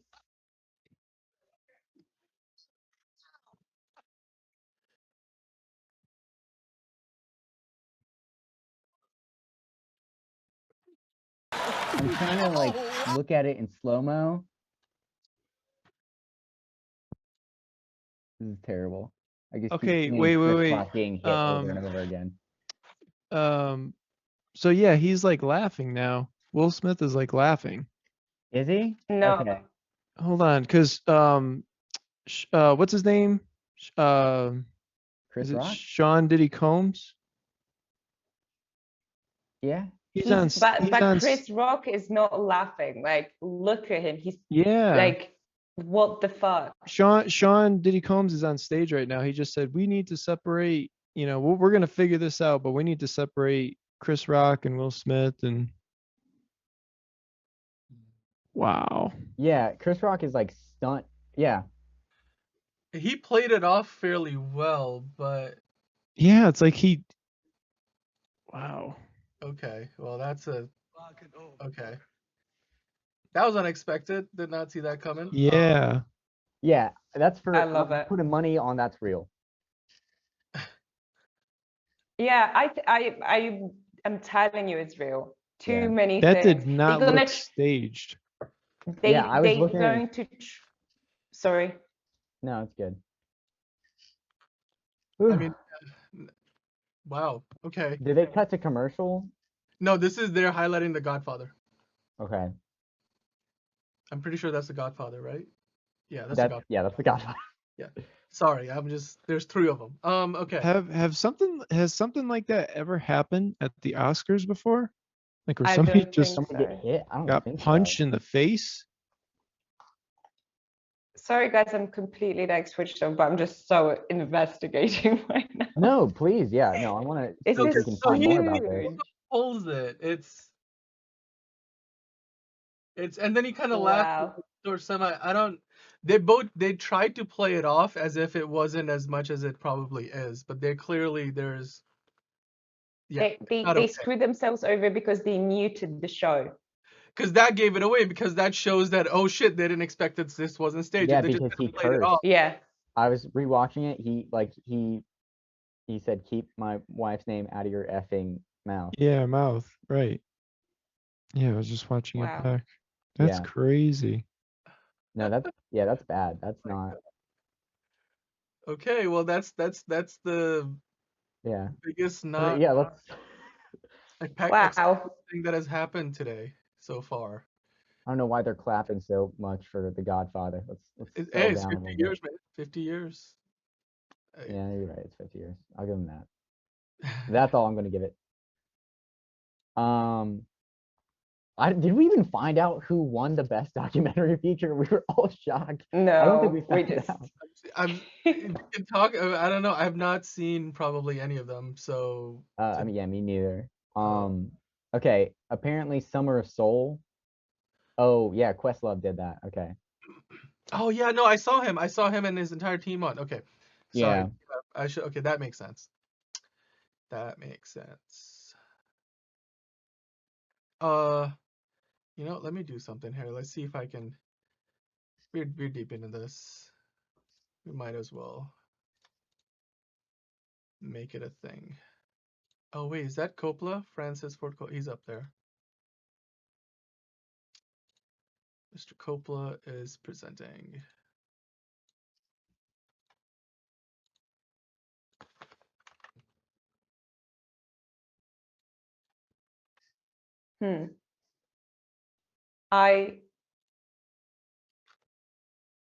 Anyone else loving Godfather? What? Anyone else loves Godfather? Do you guys love it? You a fan? I Don't- liked the first one and the second one. But Don't hate me, Mags, but I never got into it. I never. Yeah, but I know. you've seen it's- it. That's why I don't hate you. Hey guys, here's something that you're gonna hit me for. I think you know where I'm going with this. I have not seen in its entirety any of the Godfather. Wow. At all, which is That I'm upset. in their entirety. I've seen parts. Obviously, I've seen parts, but I mean, most people can probably say they've seen parts. And yeah, I feel like I'm always hesitant because I know they're not the shortest movies, but then again, like that's a stupid excuse. A few days ago I spent 4 hours watching like 3.5. No, I think I spent like must have been 3-something hours watching 4 episodes of Star Trek Discovery, just binging them because I was saving the second half of the season, and I just like kind of started binging all of them. Yeah, it's probably an excuse, but I could find time to watch it. It's just gangster movies aren't really my thing. Not even Goodfellas. But look, I watched Goodfellas, great movie, but it's not the kind of movie. But I watched it for film school. Sopranos. I've never seen Sopranos either. Oh, you're See, I killing was me. raised like fake Italian, so of course like gangster movies were part of my childhood. Like Goodfellas, I watched the first time I was like 10. Analyze this, analyze that. I don't know if you guys know that. It's with Robert De Niro and Billy Crystal. Fantastic movies. Watched that. Can't tell you how many times. That was on repeat at my house. So for you to say that, I'm not saying it's disrespectful to my culture, but it was. It hurts. It just a little bit. No, I'm there with Rolan. I absolutely in my defense, love and I'm gonna gangster make movies. up for like my lack of credibility on this subject by saying that The Departed, I think, is my favorite. Not I think, I know is my favorite gangster movie. Like certainly my favorite. That's a great movie. Yeah. That's a great film. Favorite is one of my favorite Martin Scorsese films because my favorite Martin Scorsese film is Shutter Island. Shutter Island is That's a good one of those movie. movies. First time you watch it, it will blow your mind, and then you're Yeah. And actually, It still does. It does. It still does, though. I rewatched it the other day, and I forgot, like I forgot how great that film is. So absolutely, try rewatching it, Dan. Like every year. It's Yeah. No, definitely something worth doing. I have to. Oh, I think they're doing are they doing an in memoriam right now? They're doing the memoriam segment now. Yeah. Mm.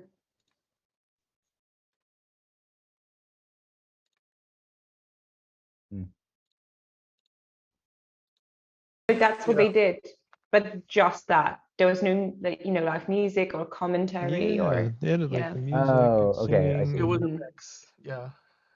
They highlighted a few specific Yeah. people, and then they sort of went around that, and obviously kept the choir was still going while they kept going through the remainder of Yeah.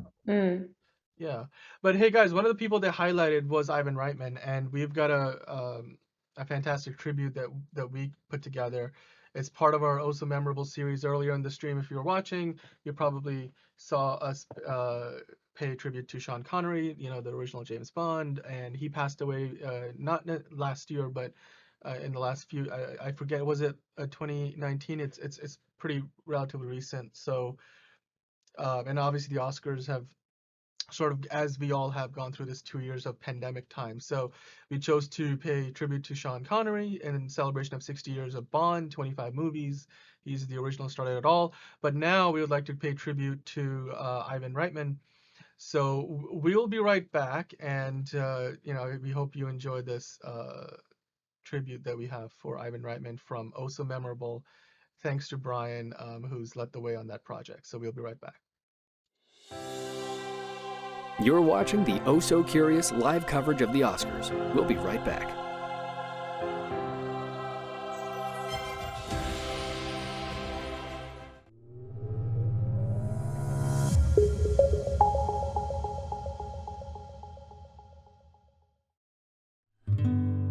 The story of Ivan Reitman's life began long before he was born. Narrowly escaping the fate of many Czechoslovakian Jews, his father, Leslie Reitman, served as a guerrilla fighter during World War II, reuniting with his past love and Ivan's mother, Clara, at the war's end. Ivan was born in Komarno in 1946, but escaped with his parents to Toronto in pursuit of a safer, more stable life. At Oakwood Collegiate, he joined the Twin Tone 4 singing group, receiving his bachelor's degree in music in 1969. But singing is not where the young Reitman found his voice. After graduating from McMaster University, he went on to direct short films and began working at City TV, a news station based in Toronto.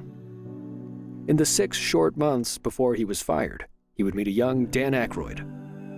Developing a taste for the unusual, Reitman's low-budget creative pursuits typically drew on the talents of friends like Eugene Levy in Cannibal Girls, shot in 9 days with only $12,000. With production wrapped on David Cronenberg's Shivers, he made a fateful call to the National Lampoon about possibly branching out into movies. The partnership of Reitman and writers Harold Ramis and Doug Kenney would spawn the National Lampoon Show, introducing the actors and the sketches that eventually became Animal House. The brain behind eventual cult classics Ghostbusters, Meatballs, and Stripes was never one to shy away from a crazy idea, and dove headfirst into producing the adult animated movie Heavy Metal in 1981.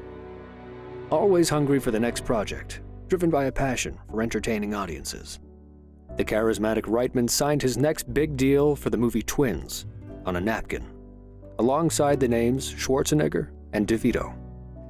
Through the 90s and early 2000s, Reitman's spirit manifested in more cult classics: Space Jam, Dave, Howard Stern's Private Parts, Evolution, My Super Ex-Girlfriend, Road Trip, Euro Trip, and Old School, earning himself a place on Canada's Walk of Fame. He stepped back from directing, passing the torch to his son, Jason Reitman, and served as producer to his Academy Award-nominated film, Up in the Air. Before his death in 2022, Ivan Reitman's long-spanning career brought joy, outrage, and wonder to the big screen for generations.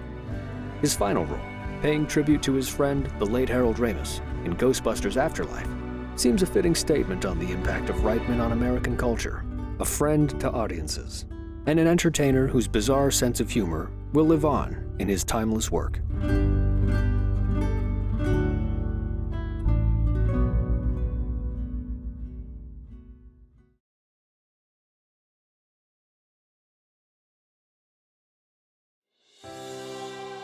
Did you know? Catherine Bigelow became the first woman in history to win the award for Best Director for her film, The Hurt Locker. Other notable nominees that year included James Cameron for Avatar, Quentin Tarantino for Inglourious Basterds, and Jason Reitman for Up in the Air. The more you know.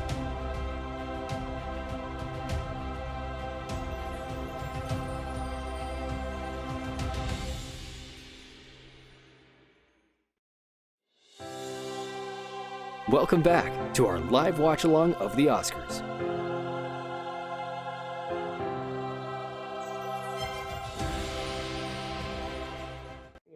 The Shadow. Yeah. And we're back. Talking about Brian's beard over here. Yeah. It's Yeah. gone. Big change. Big change here. So Yeah. gotta get used to it. Because I've had the beard for a while. But no, I like it. I like having the shadow. So I was gonna say now that sports segment logo does not look right because I know we have to change it. We have to actually update it now. you know how much work so. that is. Come on, man. It is a lot of work. I'm whatever. I'll go for it. But guys, Yeah, my bad on that. you gotta warn me next time. You know, that's all I say. That's all I'm asking. Yeah, I just want to say really quickly, nice job, guys, with that piece. That piece was excellent. I know, obviously, I'm the one who started Oh So Memorable, but you guys did a heck of a job putting that. All credit goes to Daniyal, Rolan, and Andrew on that. That was fantastic, and I'm very excited for what's to come. With Oh So Memorable, and the pieces that we still have yet to to present. So very excited. Yeah, no, absolutely. Well, right now I think we're getting to the business end of the show here, right? And we just watched the Did You Know that talked about Catherine Bigelow being the first winner of the Best Director award who was a female. I'm totally butchered that. Basically, she was the first woman to win the Best Director award, and Catherine Bigelow did it in 2009. And Roland or Brian, I'm not 100% sure, but has any other? Well, actually, last year Chloe Zhao won. So, but Catherine Bigelow was the first one to kind of break ground there. And Best Director is one of the Best Director is one of the categories that's still left on the board. So I'd love to kind of talk about that. I know that right now they're playing back some of the categories they already handed out an award to. I believe they're also about to give out the award for was it Best Song, I think? Yeah. Yeah, let me put that up on screen here. We can kind of follow along with that. Somehow you do. But Yeah, Daniel, what's your question? the question I was gonna well, I got distracted because they got Best Song. I was already. I'm sorry. I was. Billie Eilish.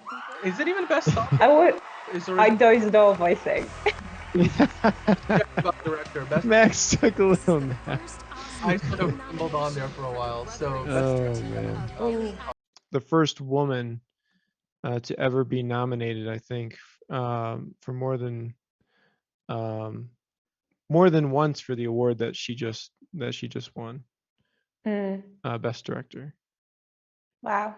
So, Good yeah. on her. She's really good. Mhm. Are they not going to do Quentin Tarantino's birthday thing? Because if there's Samuel Jackson, Uma Thurman, maybe John Travolta, that screams Pulp Fiction. Wait, are they bringing those two guys up? Is that what's coming? Yep. Yeah. Those are the next presenters. Let's have a look. Because I am so stoked. Wait, do you guys want to do that now? You guys want to do it while they're in commercial and then react to it as they're talking about it? Or how do you want to handle it? No, we can do afterwards. Oh, you're talking about $5 milkshake? I mean, yeah, of course I do. I mean, it's short enough. Sure, let's stir it now, and then let's watch the. But I might be wrong. Maybe they're doing something else. What they? No, I saw it. You're good. It's okay. But do you think they're gonna do Happy Birthday, Quentin? I hope they do. I don't know why they wouldn't, but all right, It'd we're be wasting nice. time. Let's get to it. All right. Let's do it. For that. $5 milkshake. Let's see how to make one. You're watching the Oh So Curious live coverage of the Oscars. We'll be right back.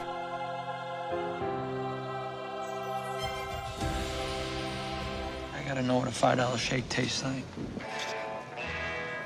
God damn, it's a pretty fucking good milkshake. Guess what we're making today?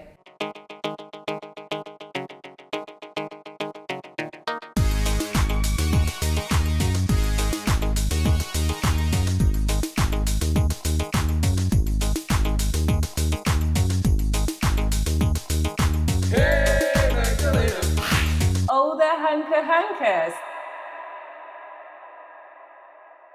All you need is 1 banana, medium, 3 drops of vanilla essence, 300 grams of vanilla ice cream. Must be vanilla. 200 grams of natural yogurt. 250 milliliters of milk. Any will do. And 2 tablespoons of clear honey.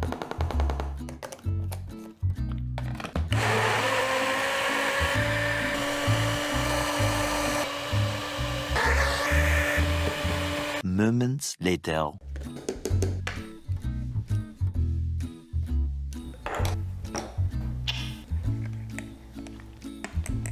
That's a pretty fucking good milkshake.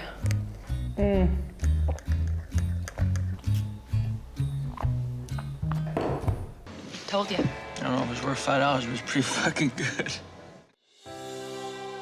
Did you know? Meryl Streep has been nominated for a record 21 Academy Awards, winning 3 Best Actress Oscars. Her most recent win was for The Iron Lady in 2011. The more you know.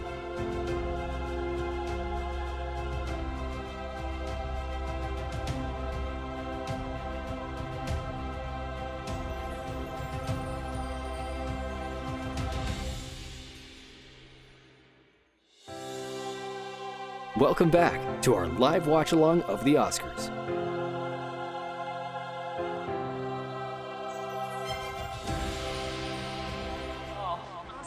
On spam, deceptive practices, and scams. But for you, we're not gonna just scams, be guys. representing you. You're gonna be representing every little black girl on earth. Wow. So we're just on Twitch. Yeah, we're just on Twitch now. Oh well. Well, there you go. That's why I wasn't doing it earlier.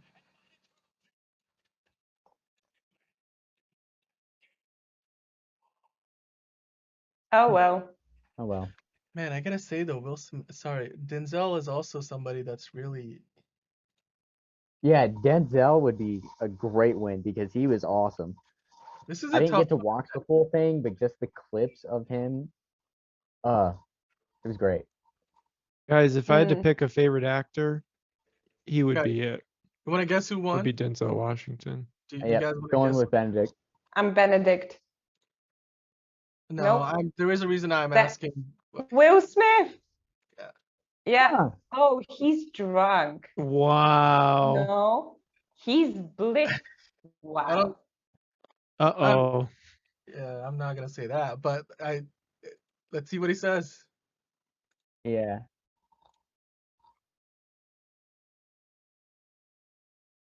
I'm glad they didn't do a reaction shot to Chris Rock because that would have been so awkward. Oh my goodness. That would be very awkward. Is he gonna say anything about the slap?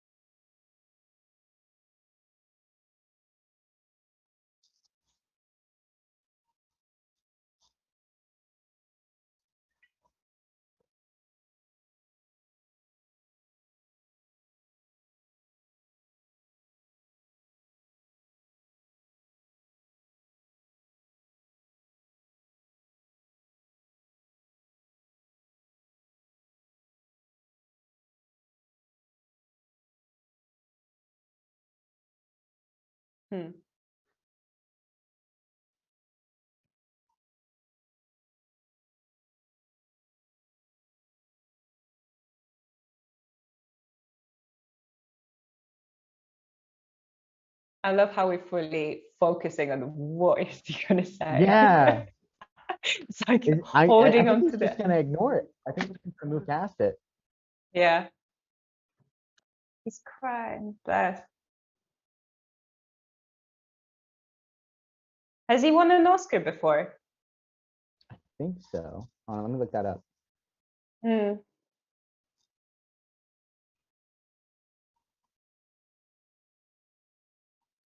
Nope, he's I never. think no, he hasn't. This is the Oh, first this time is he's won his an first. Oscar. Okay. Yeah, I thought he won one. Incredible.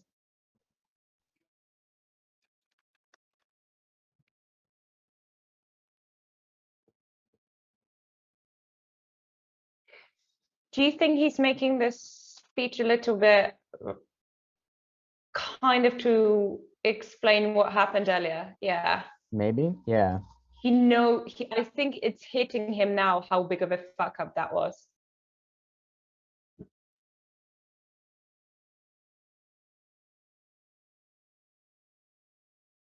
Oh, okay. Yep, there it is. Hmm.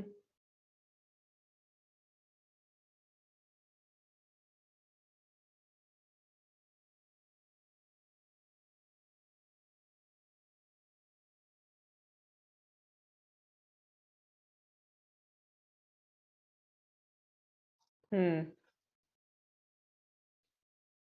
Okay. And they cut him. Going Okay. on for a while, but still, this is weird. They're blocking out Is Will that Smith. us then, or? Oh, what is going on?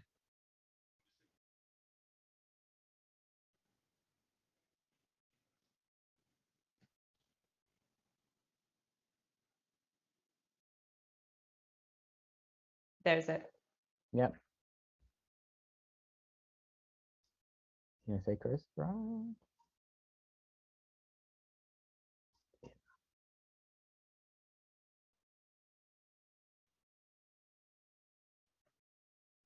Now he's just milking it. Yeah.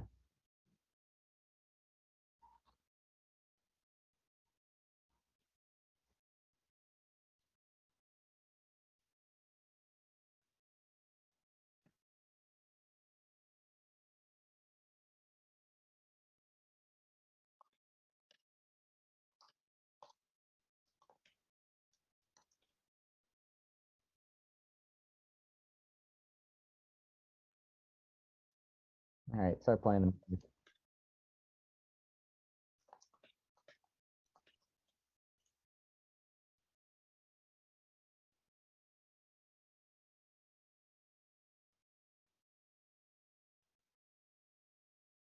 This might be the end of his career.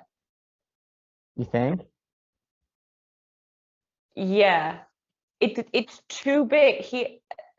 I don't think many people would want to work with him. I don't personally think he deserves such treatment, but I look what happened to Joaquin Phoenix, he was quite aggressive and he's been constantly declined of jobs for like years. Yeah. It took him a while to make a comeback.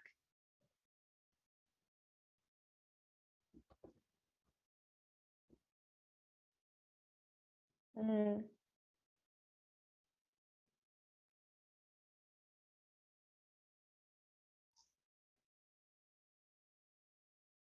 Oh. Yeah. That was awkward.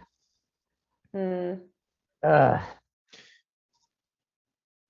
Yeah. Brian, do you No, think it that just. was awkward, or was it just Oh us? no, that Because- was extremely awkward. It took away a lot from a really special moment for him. And it's unfortunate that he did what he did. Yeah. Because it really did. It took away a lot from that special moment for him.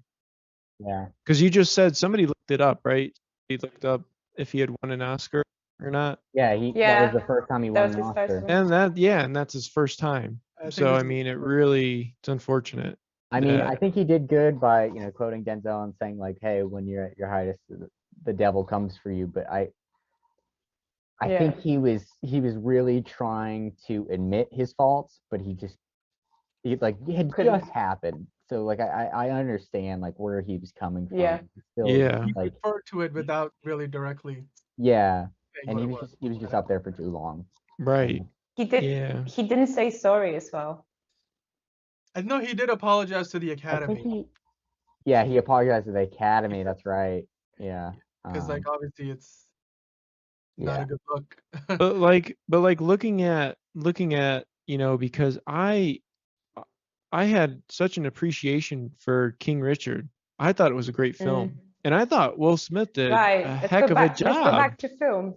Yeah. So you've seen it, Brian? Oh yeah, I've seen it. I Yeah. mean, I have such an appreciation for it. Just the the empowerment and it gives you such a insight, to the way the Williams sisters were raised and like what they went through on their journey to becoming these like the tennis stars that they're known for and um just the way Richard Williams like handled certain situations, looking out for them, looking out for their best interest. Yeah. But it was really it was a touching film. I mean, I shed some tears, like watching the film. There were some really empowering like moments and really humanistic moments there, but that's why it's a shame that just happened, because he took away from such a special moment, in his life. Yeah. And like in shock. I'm kind of just like sitting here because I always liked Will Smith. I was always a fan of Will Smith and appreciated the work that he's done. But to just witness that and watch that happen, I don't know what just happened. It's. I mean, I did some quick research. So essentially, there is, as Dan said, there is a reason why Jada, she is ill. She has illness essentially, and Chris Rock kind of joked about it. Oh, she has an illness? What does she have? Yeah, she has, or she's gone through essentially, and he went after her. So, I mean, if it was an Academy Award, I strongly believe any man would react like this if he'd gone through, so much of his wife. However, it was not time and place to do it. So as you said, Brian, it's such a shame. Yeah. So essentially, Chris Rock was wrong. Oh, she has alopecia. Yeah. In what he did. Yeah. There you go. Okay. Yeah, that was it. Wow. Okay. Yeah. Yeah. So he should not have made that comment. Yeah, it was just very inappropriate and just wasn't. Yeah, should never have been said. Yeah. I'm surprised she still has her eyebrows. Now they're showing the hair and makeup style, hair and makeup award, hairstyling, and what's her name? Sorry, Jessica Chastain was sitting right up close. Yeah. West Side Story. They're talking about West Side Story, guys. So we talked about it earlier in the night, but that's obviously one of the Best Picture nominees. And speaking of Best Picture, I think we only have like two categories left. We have Best Picture, and we have Best Actress in a Leading Role left. Yeah. So the show is running long. I forgot Ansel Elgort was in West Side Story. I'm sorry, I didn't mean to interrupt, Dan. Sorry, go ahead. No, go ahead. I was gonna say I totally forgot Ansel Elgort was in West Side Story. Like I just forgot about him. For me, he's always going to be Baby and Baby Driver. Yeah, really. He's just Baby. Yeah. Oh damn. Is there anything additional you guys wanted to say about No, never mind. Hold on, I think they're getting ready to. No, I think Amy Schumer is just filling in some time. Is that what's happening? What is going on right now? I don't know. We can't hear it.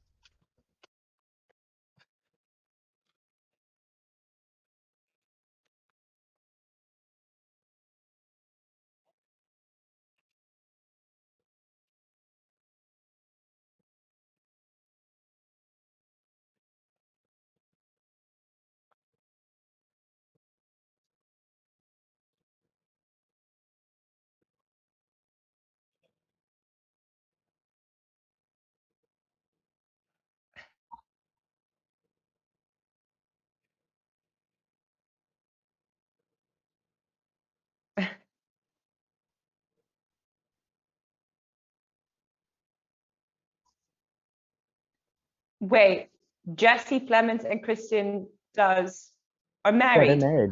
Oh yeah. they're married. Really? Yep. What? Had no idea.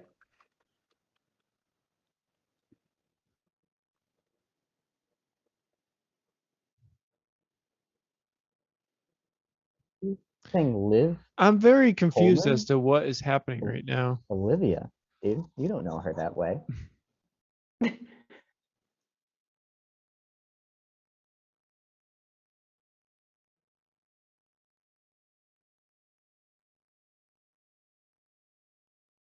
Yeah. That's interesting. Oh, love him. Sure, we don't know fun fact, but Anthony Hopkins, oldest Oscar winner. Or for dude, I think. I don't know. All right. Well, they're about to Dan hand out. has a picture. I can't hear you now. It's a bit loud. No, there's too I'm much sorry. going on. Okay. Yes, Basically, there you what go. I was saying was Yeah. Dan has a picture, so don't worry.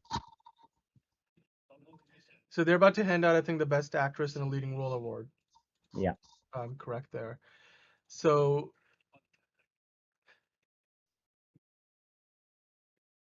he's classy. I mean, he won the Best Actor last year, right? Yeah. And He actually has the. also, he's rarely. Sorry, Dan, go ahead. I was gonna say, isn't he the oldest actor to ever win Yeah. an acting award? Yeah. Yeah, I think That's what you're right. I was trying to get at earlier. Yeah.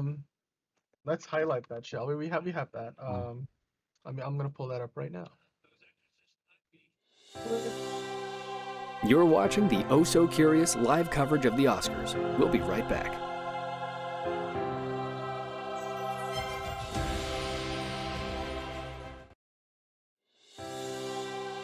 Did you know?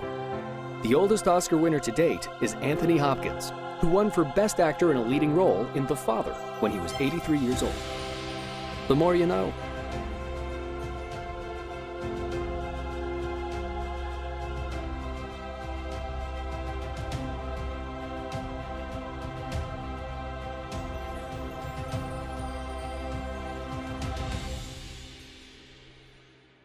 All right, time for some quick hits. Here's what went down this week. This week, the great Captain James T. Kirk and oldest man in space, William Shatner, celebrated his 91st birthday.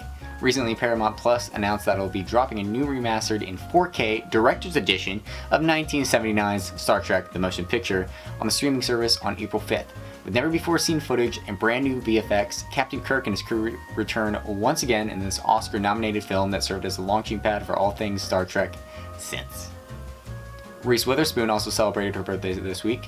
The actress and, dare we say, media mogul, sold her production company Hello Sunshine last year for a whopping $900 million. And earlier this year, her popular Apple TV drama, The Morning Show, was renewed for a third season, where she'll once again return starring alongside Jennifer Aniston and Billy Crudup. Later in the week, Deadline revealed that Marvel is developing a Nova project with Moon Knight writer Sabir Pirzada attached and Kevin Feige set to produce. While it isn't yet known whether this will be a movie or Disney Plus limited series, the story will focus on Richard Rider as the last surviving member of the Nova Corps. Oh, and I'm sure you've heard of a little movie about a bat chasing a rat with wings out in theaters right now called The Batman. Well, director Matt Reeves just dropped a deleted scene from the movie featuring the Joker, played by Barry Keoghan. The scene shows Robert Pattinson's Batman seeking out the clown prince of crime at Arkham to get his advice on how to defeat the Riddler. And boy, this Joker looks just straight up nasty. And last but not least, it's Oscar season, baby. So I've got a question for you. Are you ready? No, I said, are you ready? In caps lock. Well then, for the thousands in attendance and millions watching around the world, mute your TV and tune into our live Oscar watch party on YouTube and Twitch. And if you're not down with that, I've got 2 words for you. Please watch. I get very lonely. And that's it. Them's the quick hits. Also, have you seen those new pictures of Nick Cage for the Renfield? That's one sexy Dracula, if you ask me. Did you know? Jack Nicholson has received 12 Oscar nominations over the years, beginning with 1969's Easy Rider. This makes him the most nominated male actor of all time. His 3 wins tie him with Daniel Day-Lewis and Walter Brennan. Katharine Hepburn holds the record with 4 Oscars, all for her performances as Best Actress in a Leading Role. The more you know.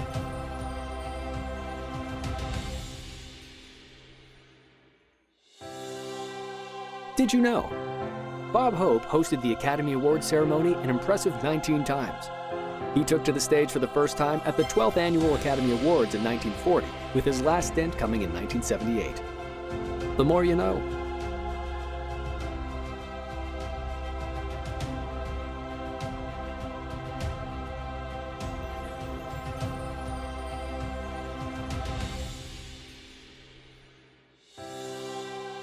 Did you know? Ben-Hur, Titanic, and The Lord of the Rings: Return of the King are the most successful films in Oscar history. They have each won 11 Academy Awards, with Peter Jackson's fantasy epic winning every award for which it was nominated. The more you know.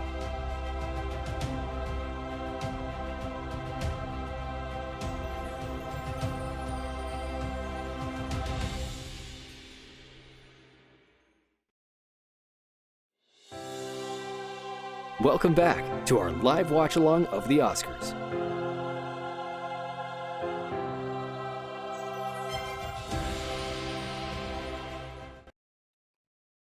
All right, we're back. Okay. So yeah, Jessica Chastain just won the Best Actress in a Leading Role. So thoughts, guys? I've never seen. I haven't seen The Eyes of Tammy Faye, but I do like Jessica Chastain a lot. I liked her a lot in Zero Dark 30. Yeah. I think she's a wonderful actress. I was confused. Was Andrew Garfield? I don't know. What do you think, Max? A couple. I was gonna. I'm super happy. When we were in the break, we were saying that she's done so many great roles, and I'm very happy for her. Same as you, I haven't seen the film she's winning the Oscar for, but yeah. Watch Marriage Stories with Oscar Isaac. I keep saying that. It's great. Yeah. She's really, really good in it. Have to check that out. So what film is she winning for? Because I can't remember. The Eyes of Tammy Faye. Eyes of Tim Faye. Tammy Faye, yeah. I was gonna ask you guys. By the way, are her and Andrew Garfield like a couple, or was he her co-star in the movie because she shouted him out earlier? I don't know. Maybe co-stars. I think she's married. She's happily married to someone else, to some Italian guy. I don't know why I remember that. Some Italian guy. I think because the chemistry between her and Oscar Isaac was so great in Marriage Story, so that's why I had to Google it, whether they're direct. You mean Adam Driver? No, she's married. Huh? Wait, which was it? Marriage Story. I'm thinking of a different movie. No, they were in the movie because together. they are in the film together. He played Jim Bakker. Cool. Well, oh wow.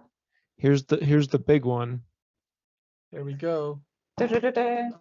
So, Brian, let's recap. What do you think is going to happen? Well, as far as Best Picture goes? Yeah, guys. Yeah, I mean, I'm sticking with Coda. Coda. I feel very confident about it because I think it was such a good, like a feel-good film.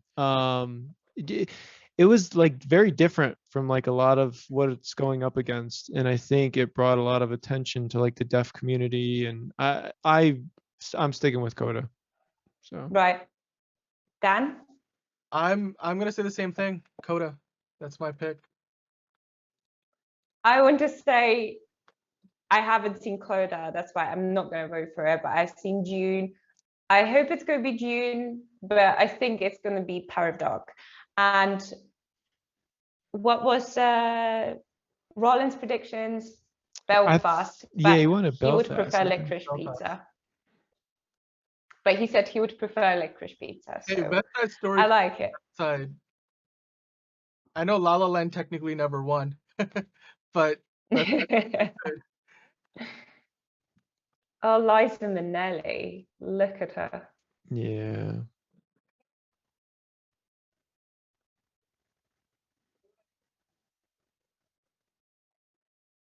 Hmm. I just realized that's Lady Gaga. I had no idea. Yeah. Lady Gaga. Yeah. It's interesting choice of a Best Picture presenting. It is, well, but did that, what was the movie? The A Star is Born, did that win that year? I don't think it did. It was nominated for Best No. And House of Gucci got completely snubbed this year from like everything. I mean, or snubbed being a relative term. Yeah. You know, Yeah. whether you think it is or it isn't worth that. I think June will get it just because it's a challenge to adapt that film. So Hey, so on the panel we got 1 Dune and 2 Coda. So we'll, 1 Dune. I'm not sure. But I'm saying it might be Belfast or Power of Dog. Yeah. Actually, no, Belfast already. Power of Dog. That was It won't Rolan's be pick. surprised. Yeah, Belfast was his pick. I wouldn't be surprised if Belfast won. I mean, even though I didn't see it, I'm hearing like so much about it. Mm-hmm. Wait. It took us by surprise. And I think it's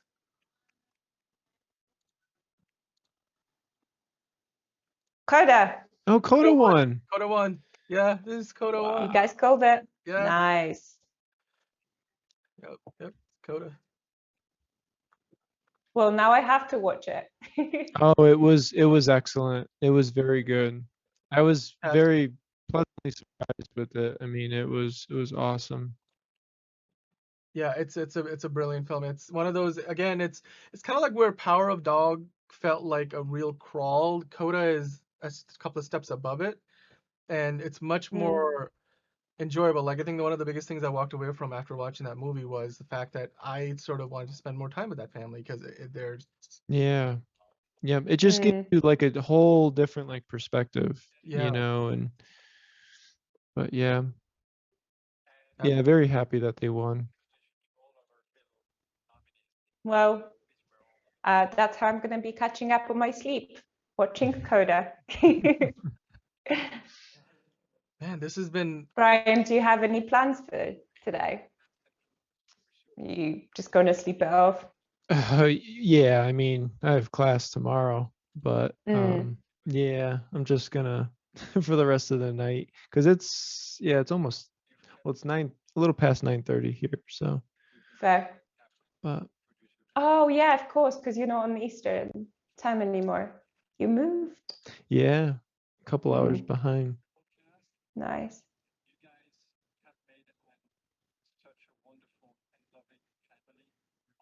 Nice. Yeah, and they had mentioned too, like this was a huge step for Hollywood, like kind of bridging like Hollywood together with like the deaf community and deaf awareness. Yeah. So. But didn't Sound of Metal did it? I'm not sure, but they made a. I think it was who won, Daniel? Who was it? Who won? Because I remember Riz Ahmed. He won the best. Well, yeah, because he played like he was a drummer who was hearing impaired or deaf. Yeah. Mm-hmm. Yeah. Yeah. And he won an Oscar for it, didn't he? Yeah, but not. I mean, that was Oh, the best picture. Best picture is the award, right? So it's. I think yes, an impact for sure, but even more so now. Well, they had made a comment earlier in the night when Troy Kotsur, the one who played the father in Coda, he would made, I think he had made a comment saying like, the director basically helped bring, Hollywood a lot closer, with like with the deaf community and the awareness and but yeah, now I think the director is thanking the cast, and it's obviously great achievement. This is a movie that made the most. By the way, I just noticed that someone commented on our Chat. All the homies hate Will Smith now. Bless. Wow. Yeah. Yeah, I hope so. Anyway, going back to Coda. Sorry, I just checked it. It's I gotta go back and watch that whole sequence of events, and even Yeah, I was just Yeah. was not expecting that. It just came I out of mean, this nowhere. is Oscars for me now. It's just that event. Yeah. But still, Dan, can you find the clip of our reaction? Because I think that was priceless. We're just all like, what is happening? I think that would be a good. I will definitely pull that for putting out at some point because it was like Yeah. shock and awe because it took me a while to realize that it wasn't staged or it wasn't like in jest, like he actually meant it. Like, wow. It was just crazy. Completely unexpected. But I think everyone's sort of thought process was like, is that stage? Is that live? What happened? Oh, pajamas, nice. Yeah, they're saying goodbye. There it is. That puts the period on that sentence. So That's how to it. wrap it up. So yeah. Oh, wow. Oscars 2022. This has been an experience, guys. Mags, it's way too early in the morning for you still, I'm pretty sure, and for us it's starting to get late in the night. And I Yeah, can't wait I'm buzzing, guys. Let's do something. Yeah. I would Come say, on. we're gonna have to save Hey, a lot talk of to the me. games we had in mind. Because I wanted to play the 20 Kids game. Hey, at least we figured out like who Mags' celeb lookalike is. We figured that one out. I'm pretty sure that's the safe bet. Yeah. Oh, we never did you guys though. No, yeah. Wait quickly to sign off.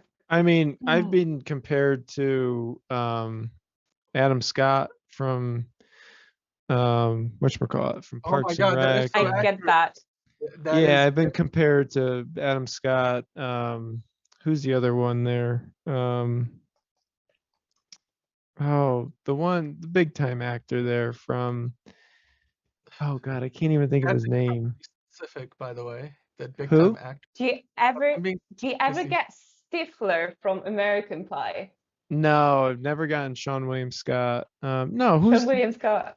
who's the Right. one from Jerry Maguire? Oh my God, I can't even think of his name. He's like the biggest, one of the biggest. Cruise. Tom Cruise, yeah. Somebody said I look like Tom Cruise. I don't know how you get Interesting. that, but Wow, okay. yeah, somebody literally came up to me they came up to me in Target one time when I was shopping and they said, "Oh my God, it's Adam Scott." Yeah. You do So- like Adam. You do look like Adam If you still Scott. had I the just beard googled it. It's was crazy. down, I would totally buy it. Yeah. I'll Yeah. totally You buy should style the hair as well, just like slightly. What But- about you, Dan? What do you get? Because I have no idea. I Yeah, don't even. I don't know for Daniel. I really don't. I think I'm one of a kind. That's We'd have kind to of- do one of those like those face mesh things, like with the celebrities and stuff. But that hey, could you know be what? like an interesting episode. Let me demonstrate again. Yes, Mags, you definitely look like Rebecca Ferguson. That's. I'll keep contending that. But Great. I will take that any day because I think she's a gorgeous woman. So I am. Yeah, I'll take that. Thank you, Dan. It's probably the first compliment I've heard from you in a while. So. Wow. I'm joking. Okay. I'm joking. That was a joke. Obviously, you pressed my $5 milkshake video. So Yeah, of course I did. But you know what that felt like? That felt like a slap across the face is what that felt like. oh, come on. Oh, nice. Nice. So what Love did we think? Let's recap the night. So I think when you muted, by the way, I also quickly read it on Reddit. I think that he just slapped me. Chris Rock actually did say that. So the slap happened. It's not that he took a swing. He actually slapped him, I think. And it looks like he sort of ducked back, and it wasn't. He got him, but he didn't get him all the way. He didn't get full contact, but it's almost like he regretted it almost immediately in a sense. But he was mad, but he was also like, oh, I shouldn't have probably done that. He sort of smiled on his way back, and I'm talking about Will Smith, and then of course Chris Rock has got to stand up there and do the rest of his bit, and it was very awkward for him, and I think they probably didn't know what to do for a little bit because it was just probably dead quiet in the auditorium, so that's why they, I think, muted the audio, because you probably could hear Will Smith talking, and I don't know if he said if he had to basically censor anything. He was swearing. Oh, somebody actually tweeted reaction pictures. Like they caught everybody's like face. Wow. It was not staged. Like, let's not even consider that. Local news is coming up, and this is they're showing it on. Okay, you guys can see that in our Zoom chat, but he played. Hey, for what it's worth, he played it off nice, but obviously you shouldn't have got the point. Yeah. No, and the way he's walking it off, he's not like, laughing at it. He totally went for it. Oh well, hey, okay, so that was the Will Smith and Chris Rock saga, but the rest of the show, what did you guys think? I mean, the show ran long. It went like 3.5+ hours. Like it was more than 3.5 hours, not by much, but it was well over 3 hours for sure. A lot of what was expected happened. I don't think there was a lot of surprises. What did you guys think? Were there any surprises on the show tonight? I mean, well, I just want to say really quickly, as far as the three hosts go, Amy Schumer, Wanda Sykes, and Regina Hall. I mean, I was kind of like, I don't know how I really felt about them, like hosting the show, and I felt like the selection was very random, as I stated at the beginning of the show. I didn't really understand that, and the part where I think Amy Schumer was hanging, like, acting as Spider-Man. It was hilarious. Yeah, that kind of took me off guard. I was like, what is happening? Yeah, is that how Oscars are done this year? I don't even know so comfortable. It just felt like they were like lowering her, and she was like, I'm gonna go head first, so I just gotta keep my balance and worry about the rest later. That's kind of what that felt like. Yeah, I mean, for the most part, I thought they did a pretty good job, but it wasn't anything like too like special or anything like they didn't make me like crack up laughing or anything like that. But I thought they managed the show though, you know what I mean, and I think they did well. Do you think it takes off pressure from being like a single host? Do you think that's like I think better done? Yeah, I think it does take a lot of pressure off, because I mean this was like it was so like they went from having 3 years of not even having a host to just throwing 3 hosts up there. I mean, I do like the fact that like it was all female hosts, and because I felt like that meant a lot.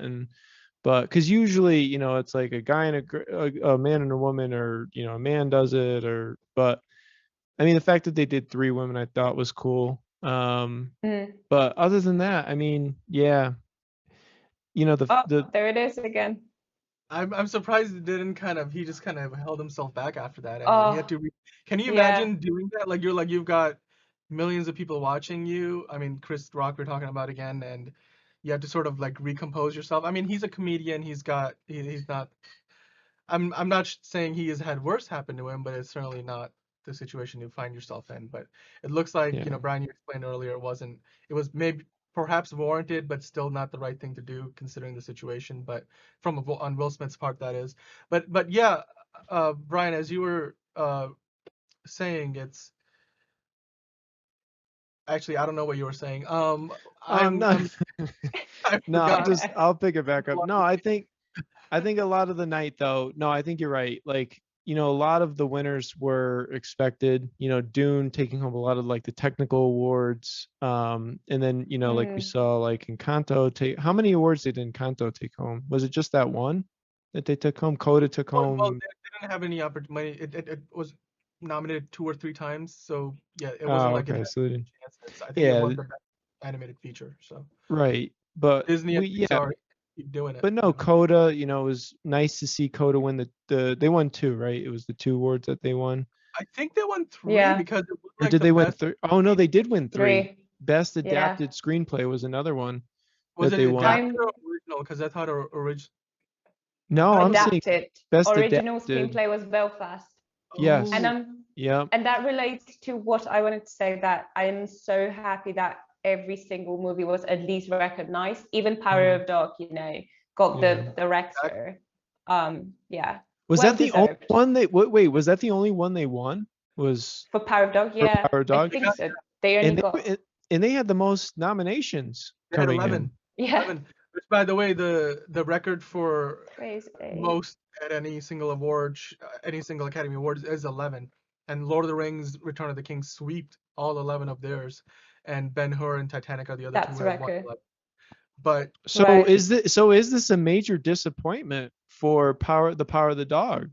I mean, I know it was Well, they great got that the they got Best Director. That's quite a big award. right, right. I wouldn't take that Mm. away from Jane Campion. I mean, what I I- think she's well deserving of that. But having Mm. 11 nominations though. I mean, aside from Yeah. Best Director though. They took one. It's crazy. let me make a point about that though, because this happened a while. This has happened before. It's happened a few years ago. I'm forgetting exactly which movie this happened to, but it happens fairly often where what you see is there's movies. I just realized my name is apparently Brian Jennings, and whatever. Those names are wrong. We're playing musical names tonight, so But the point I'm trying to make is, if you're gonna win one award out of the 11 you're nominated for, Best Director is not the worst one to win. I think it's yeah. a pretty good. No, that's a very good point. I agree with that. That's a very good point. Yeah, exactly. And all in all, I felt like it was, like Mag said, a great mix. I didn't feel like any movie went unrecognized. It just felt like everybody got their moment in the spotlight, at least to a certain degree, right? Like, wouldn't you agree there? Don't Look Up. That was not that didn't win anything. No. Oh, I mean, but I think yeah. that's sort of. I'm like, but do I really mind? But I don't personally mind. Mm. Yeah, I mean, I'm not surprised that they didn't win anything. I mean, I just wasn't a fan of the film, but I mean, looking at like what they were considered for, I mean, it's some tough competition. You know, I don't know if they could have squeaked through and took something, but It's hard, and honestly, that movie I felt like shouldn't even have. Personally, I don't think it should have even been in that conversation for Best Mhm. Picture.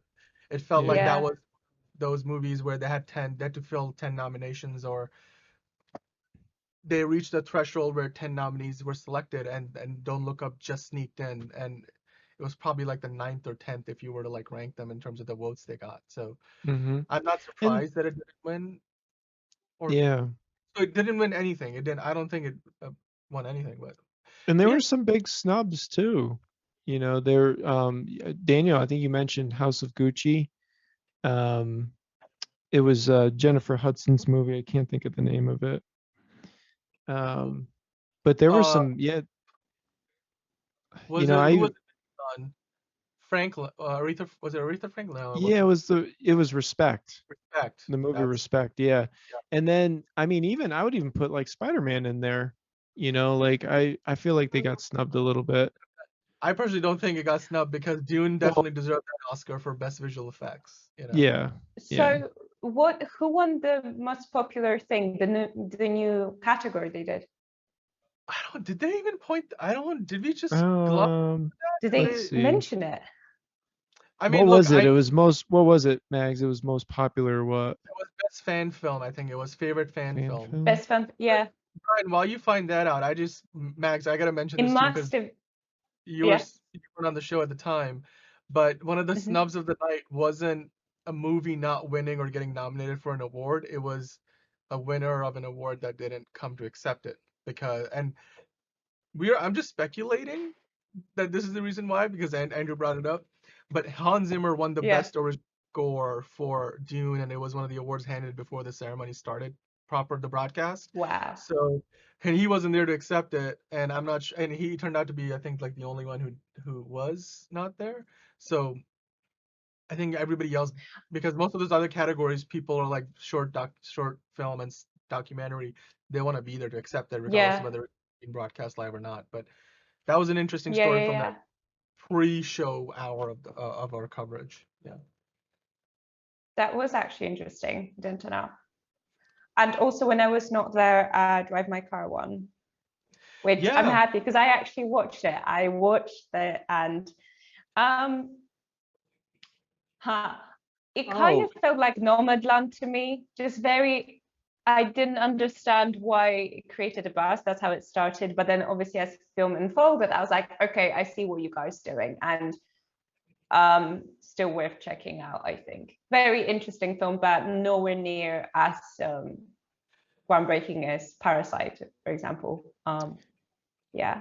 So. No, because I was going to ask you, because the last time, Parasite was, I think I'm not sure if there was the Alfonso Cuarón made a movie that I think was best international feature and best picture nominee, but I don't know if that was before or after Parasite. But I definitely remember Parasite winning both best picture, the big one, and also winning best international feature. And I think the last one to do it, if I'm correct about that. But so Drive My Car. I was gonna say Don't Look Up, but Drive My Car was clearly a movie that had some momentum, but I guess it just never translated. Guys, I just want to say really quickly, according to Variety, Zack Snyder's zombie action movie Army of the Dead won the fan favorite Oscar, which they mention is the brand new category for the Oscars this year. Interesting. Yeah, I've never heard of it. Wait, I've never heard of it. Haven't seen it. Remember a few weeks ago we talked about like it was one of the new changes, and they're basically having people vote on that. I don't think they give it a trophy, did they? They didn't give it a no, I don't think it was like an official like award that they handed out, but I think it was like recognized. Right, it was something that people voted on through the Oscars website, and then you could, if you won it, you get some level of recognition, but it wasn't an official award category. So yeah, I mean, look, overall, I would just kind of summarize by saying ran longer than it should have, considering the changes they made. So that part of it was a bit disappointing to me, but I enjoyed the show. I think there was ups and downs. There's definitely moments that I'm gonna go watch back. Obviously, the Will Smith, Chris Rock stuff. In slow-mo. Yeah. Tomorrow morning, like Monday, it's gonna be that's what people are gonna be talking about. I mean, that's what people are talking about now, but like it's gonna be playing. Yeah, it will explode. It's sort of overshadowed almost every other thing that happened on the night, because that's what it really did. Outlets are gonna be running and discussing and breaking down. It was like a breaking point almost in the show. Have you noticed? The show just was not the same. And after that happened. I felt that sort of it's because they kept referencing it, because they were like, well, you might as well not, you can't just pretend that didn't happen. So I think Amy Schumer, like the host, like brought it up a few times, and they tried to make light of it, and obviously then Will Smith, I don't know to what end that helped. As we agreed, they screwed themselves over by muting it. They did, because that gave it away, because until then they had me but it was like actually accidental, or he was just messing around. But he was swearing that, so I suppose that's why. But like that's what I mean, because there was like the collective gasp in the whole building, and then also I felt like there wasn't much else because obviously all the camera mics were on. What are you gonna do? Like the person hitting the sensor, like the jump button, doesn't have control over all the different audio inputs. I was going to ask you, so as a producer, what would you do in such a situation? Would you do exact same thing? Would you just mute the show and be like, okay, let's hope for the best? It's hard, because in live TV, there's only so much you can do, because the moment comes and goes so quickly. And I think what they did is, it's either that or you hear Will Smith swearing, if that's indeed what he was doing. So it's kind of I think they did what they did in the moment, and that's kind of the only thing they could have done. So that's how I see it. Right. And ultimately, it's not the fault of the producers this happened. I mean, maybe it is because I'm not sure if that joke or whatever It's Chris Rock said to anger Will Smith was planned or that was ad-libbed or whatever the case was, no, but it's obviously live wasn't. television. I mean, it Yeah. happens, and you just need to. I don't know, what do they call that, Daniel? They need to go into like recovery mode or something like that. I Well, don't because even know what they call that. survives first contact, and that's no more true than in live television and film production too, of course. But yeah, it's you just gotta roll with the punches, and that's what they had to do. Because even when they had the speech, Will Smith went a little long. They usually let the actor and actress, best actress, leading role, actor, leading role, and like the big 4 or 5 awards, they let those people, the winners, go a little longer than 45 seconds. Jessica Chastain took her time. The best picture winners, of course, took their time, and that's fine. But with him, I think he had like 3 distinct sections. He had the part where he was legitimately congratulating the team and then obviously winning the award and celebrating it. Then he sort of steered towards, apologizing to the Academy and then obviously He addressing was what kind happened. of like, yeah, he was kind of like all over the place, kind of And like he going sort of back and went back. forth a little bit. But And then I don't know, it was maybe a camera feed issue, but you saw the logo flashing on and off, and so maybe they I were kind know, of yeah, I was gonna ask you guys about that. Like, what was up with that? Because they kept showing the Williams family, like yeah. on the side, and it kept flashing like back and forth. I'm like, what is going on? That Like, Guys, listen to this. French President Emmanuel Macron released a statement condemning the attack and asking audience members not to escalate the situation. The French president is commenting on that now. oh my goodness. Oh my God. I posted it on Reddit and it's just going off like crazy. Well, wow. Okay. the last thing I want to say about basically, like, I guess the night in general and the Oscars, aside from all that, aside from I really wanted to give a shout out though to Troy Kutzer, the father from Coda, because the speech that he made, and I mean, it really, like, it choked me up, and you could tell, like, even the guy translating everything was getting choked up by what he was communicating to him. So yeah, it was awesome. I mean, that was, for me, that was my favorite part of the night. I mean, aside from Coda winning Best Picture, I mean, that was fantastic for them. So I was very, very happy for him and for Coda. Yeah, I agree with you. I think that was, having seen that movie literally hours ago. You guys need to watch. Well, I watched it literally hours. Well, yeah, and you watch it, Mags. You need to see it.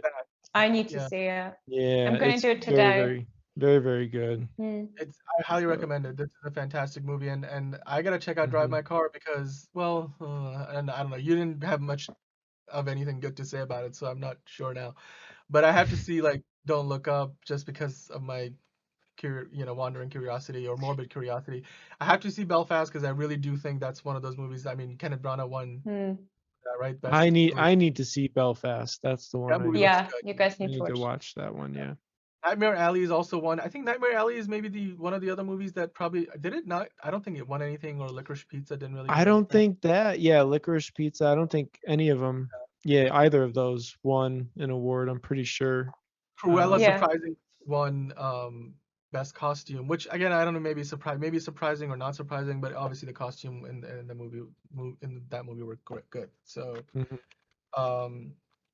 okay, so guys, in one sentence, like, let's quickly just kind of wrap up our thoughts on the night. How was it? I'm just gonna say, wow, what just happened? Because I think that was like the big story of the night. So I thought we were wrapping up now, Dan. Yeah, it was good. I mean, the second half of it, I need to watch some films and watch the speech for Coda for the best actor. you definitely need to watch that speech. That speech was very, very good. You missed a few good things, but you definitely jumped in at the perfect time because you saw a lot of the big I stuff saw the Will Smith. Yeah. Yeah, and Andrew missed it too, so he'll have to. Yeah. He'll find a way. catch up. But hey, you know what? We said at the start of the night, it's the 94th Annual Academy Awards. We're here to watch it live and let them be glorious, and glorious they were. And I can't wait to see the fallout. And then obviously there were some good wins. I think a lot of the movies we wanted to win won. There were a few surprises along the way. Both related to the awards and not related to the awards. But all in all, I think the show was a little longer than it should have been, but I think it was fun. It was good. It was, for bringing the hosts back. I don't think the hosts particularly did a bad job, but it wasn't necessarily a home run. So, we'll see how it goes. Let's just say it could have been a lot worse when it comes to, that combination and how that could have played out, especially adjusting to, I think being comedians, they did a good job of playing off of what happened with the Will Smith and Chris Rock situation during the night, because that's a big part of what, that's a big responsibility that falls on the host to kind of steer the ship back, because they're sort of like, the coach on the field, if you will, if you're using a sports analogy. So yeah, it was fun, and this was fun. This live stream was a lot of fun, guys. We didn't have a show this weekend. We just kind of did this instead, the live stream, which you could call it a show. So with that said, let's talk about very quickly what we're doing next week. We're going to be reviewing Moon Knight and Morbius, and we're going to be reviewing the heck out of both of those Marvel properties, one coming from Marvel Studios on Disney Plus, Moon Knight limited series, Morbius from Marvel Comics, as well as, of course, Sony Pictures coming out in theaters. Are you guys excited about that at all? Yeah, I'm excited about Moon Knight. I mean, Yeah, I have to for see Oscar both. Isaac. I'm excited yeah. for that. It looks really, really good to me. I mean, it looks the trailers are great. They're doing a fantastic job of marketing it, so I can't wait. Yeah. Morbius, though, I'm not sure about that. I'm hearing the exact opposite of what I'm hearing from Moon Knight for Morbius, so we'll see how that goes.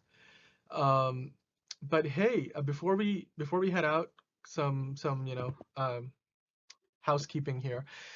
Definitely listen to our podcast. If you're not able to watch us on YouTube, that's a great place to find our content. And if you're out and about and you just are able to listen to it rather than watch it and sit around and watch it, you're at the gym, you're at work, you're driving to work, pop up the podcast, listen to us on Apple, Spotify. We're on all the major podcasting platforms.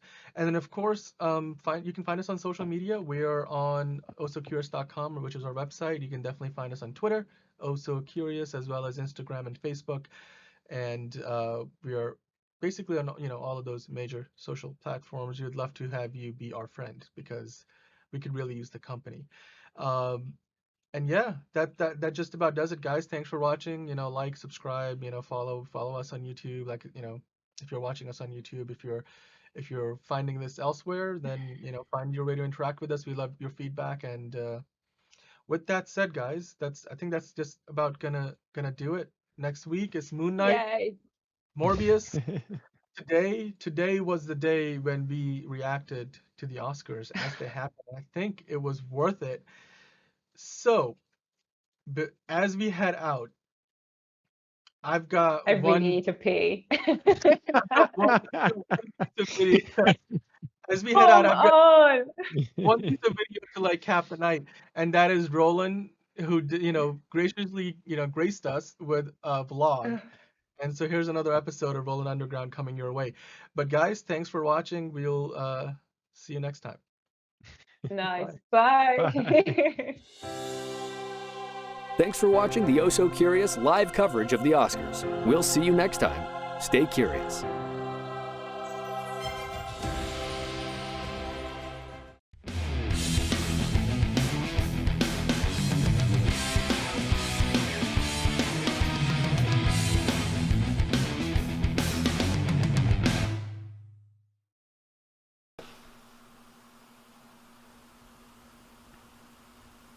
I usually wake up at around 9:06.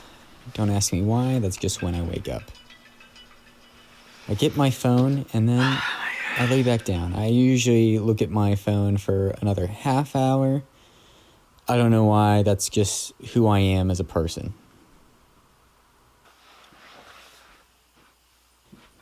I finally get the courage to get up, walk my way around the room, and then go to the bathroom. I don't really need to explain what I'm doing in there. I think we all know. I'm brushing my teeth. I'm doing other things. Let's just move on with our life. Oh, yes. Look at that amazing fake yawn. Good morning, Roland. How did you sleep? I know. It's too early. Hey, Ro. Dan, I was thinking, since it's winter time, maybe we should put some coverings on the chairs, We do have that. It's called the roof. Bro, I was on TikTok yesterday, and there's the craziest things on there. Really, Don't talk to me about TikTok. I don't want to. Do you know who owns TikTok? Lizards. Yeah, lizards. No, I'm not joking. That's how it is. It's lizards. I don't want to hear this. They always have a hand on those things. They call me crazy, but there's videos. No, it's ridiculous. There's tons of YouTube videos. I'm serious. No, that's how it is. Hey guys, this is a vlog. If you couldn't tell already, somehow. I have a mullet now. That's hilarious. I thought so anyways. There's some people that aren't talking to me right now. But anyways, I thought it'd be fun to do like a day-to-day experience of my life. So, enjoy.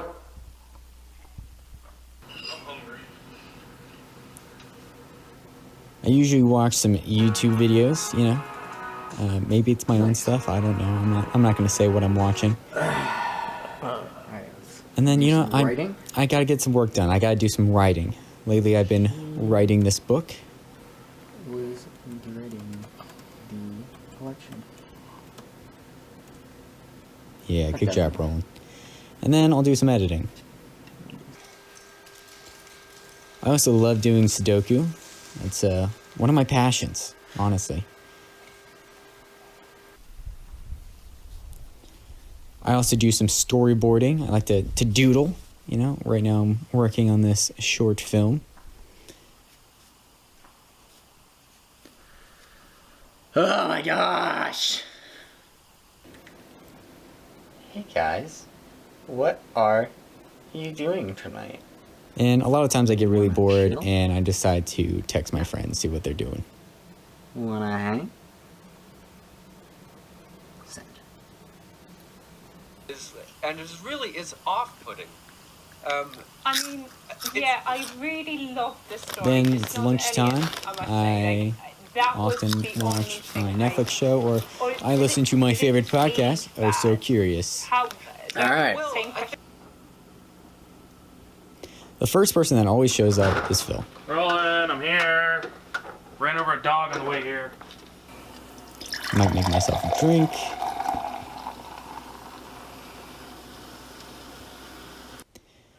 Phil's a good guy to talk to. Usually we talk about movie plans that we know for a fact that will never happen, but it's nice.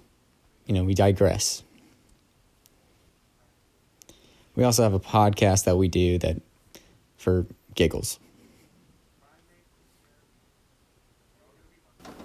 Surprisingly, Patrick was the next to show. All right, everybody, time to wake up.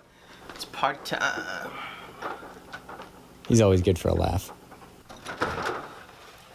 Hey guys. The next, Hannah. And finally, Bailey. Usually there's some other people that I hang out with, but this is what we're working with. We like to play cards a lot of times. I know, he's giving me shit about... Or we'll play video games, or we'll do this and that. And then something that we really like to do is play Jenga.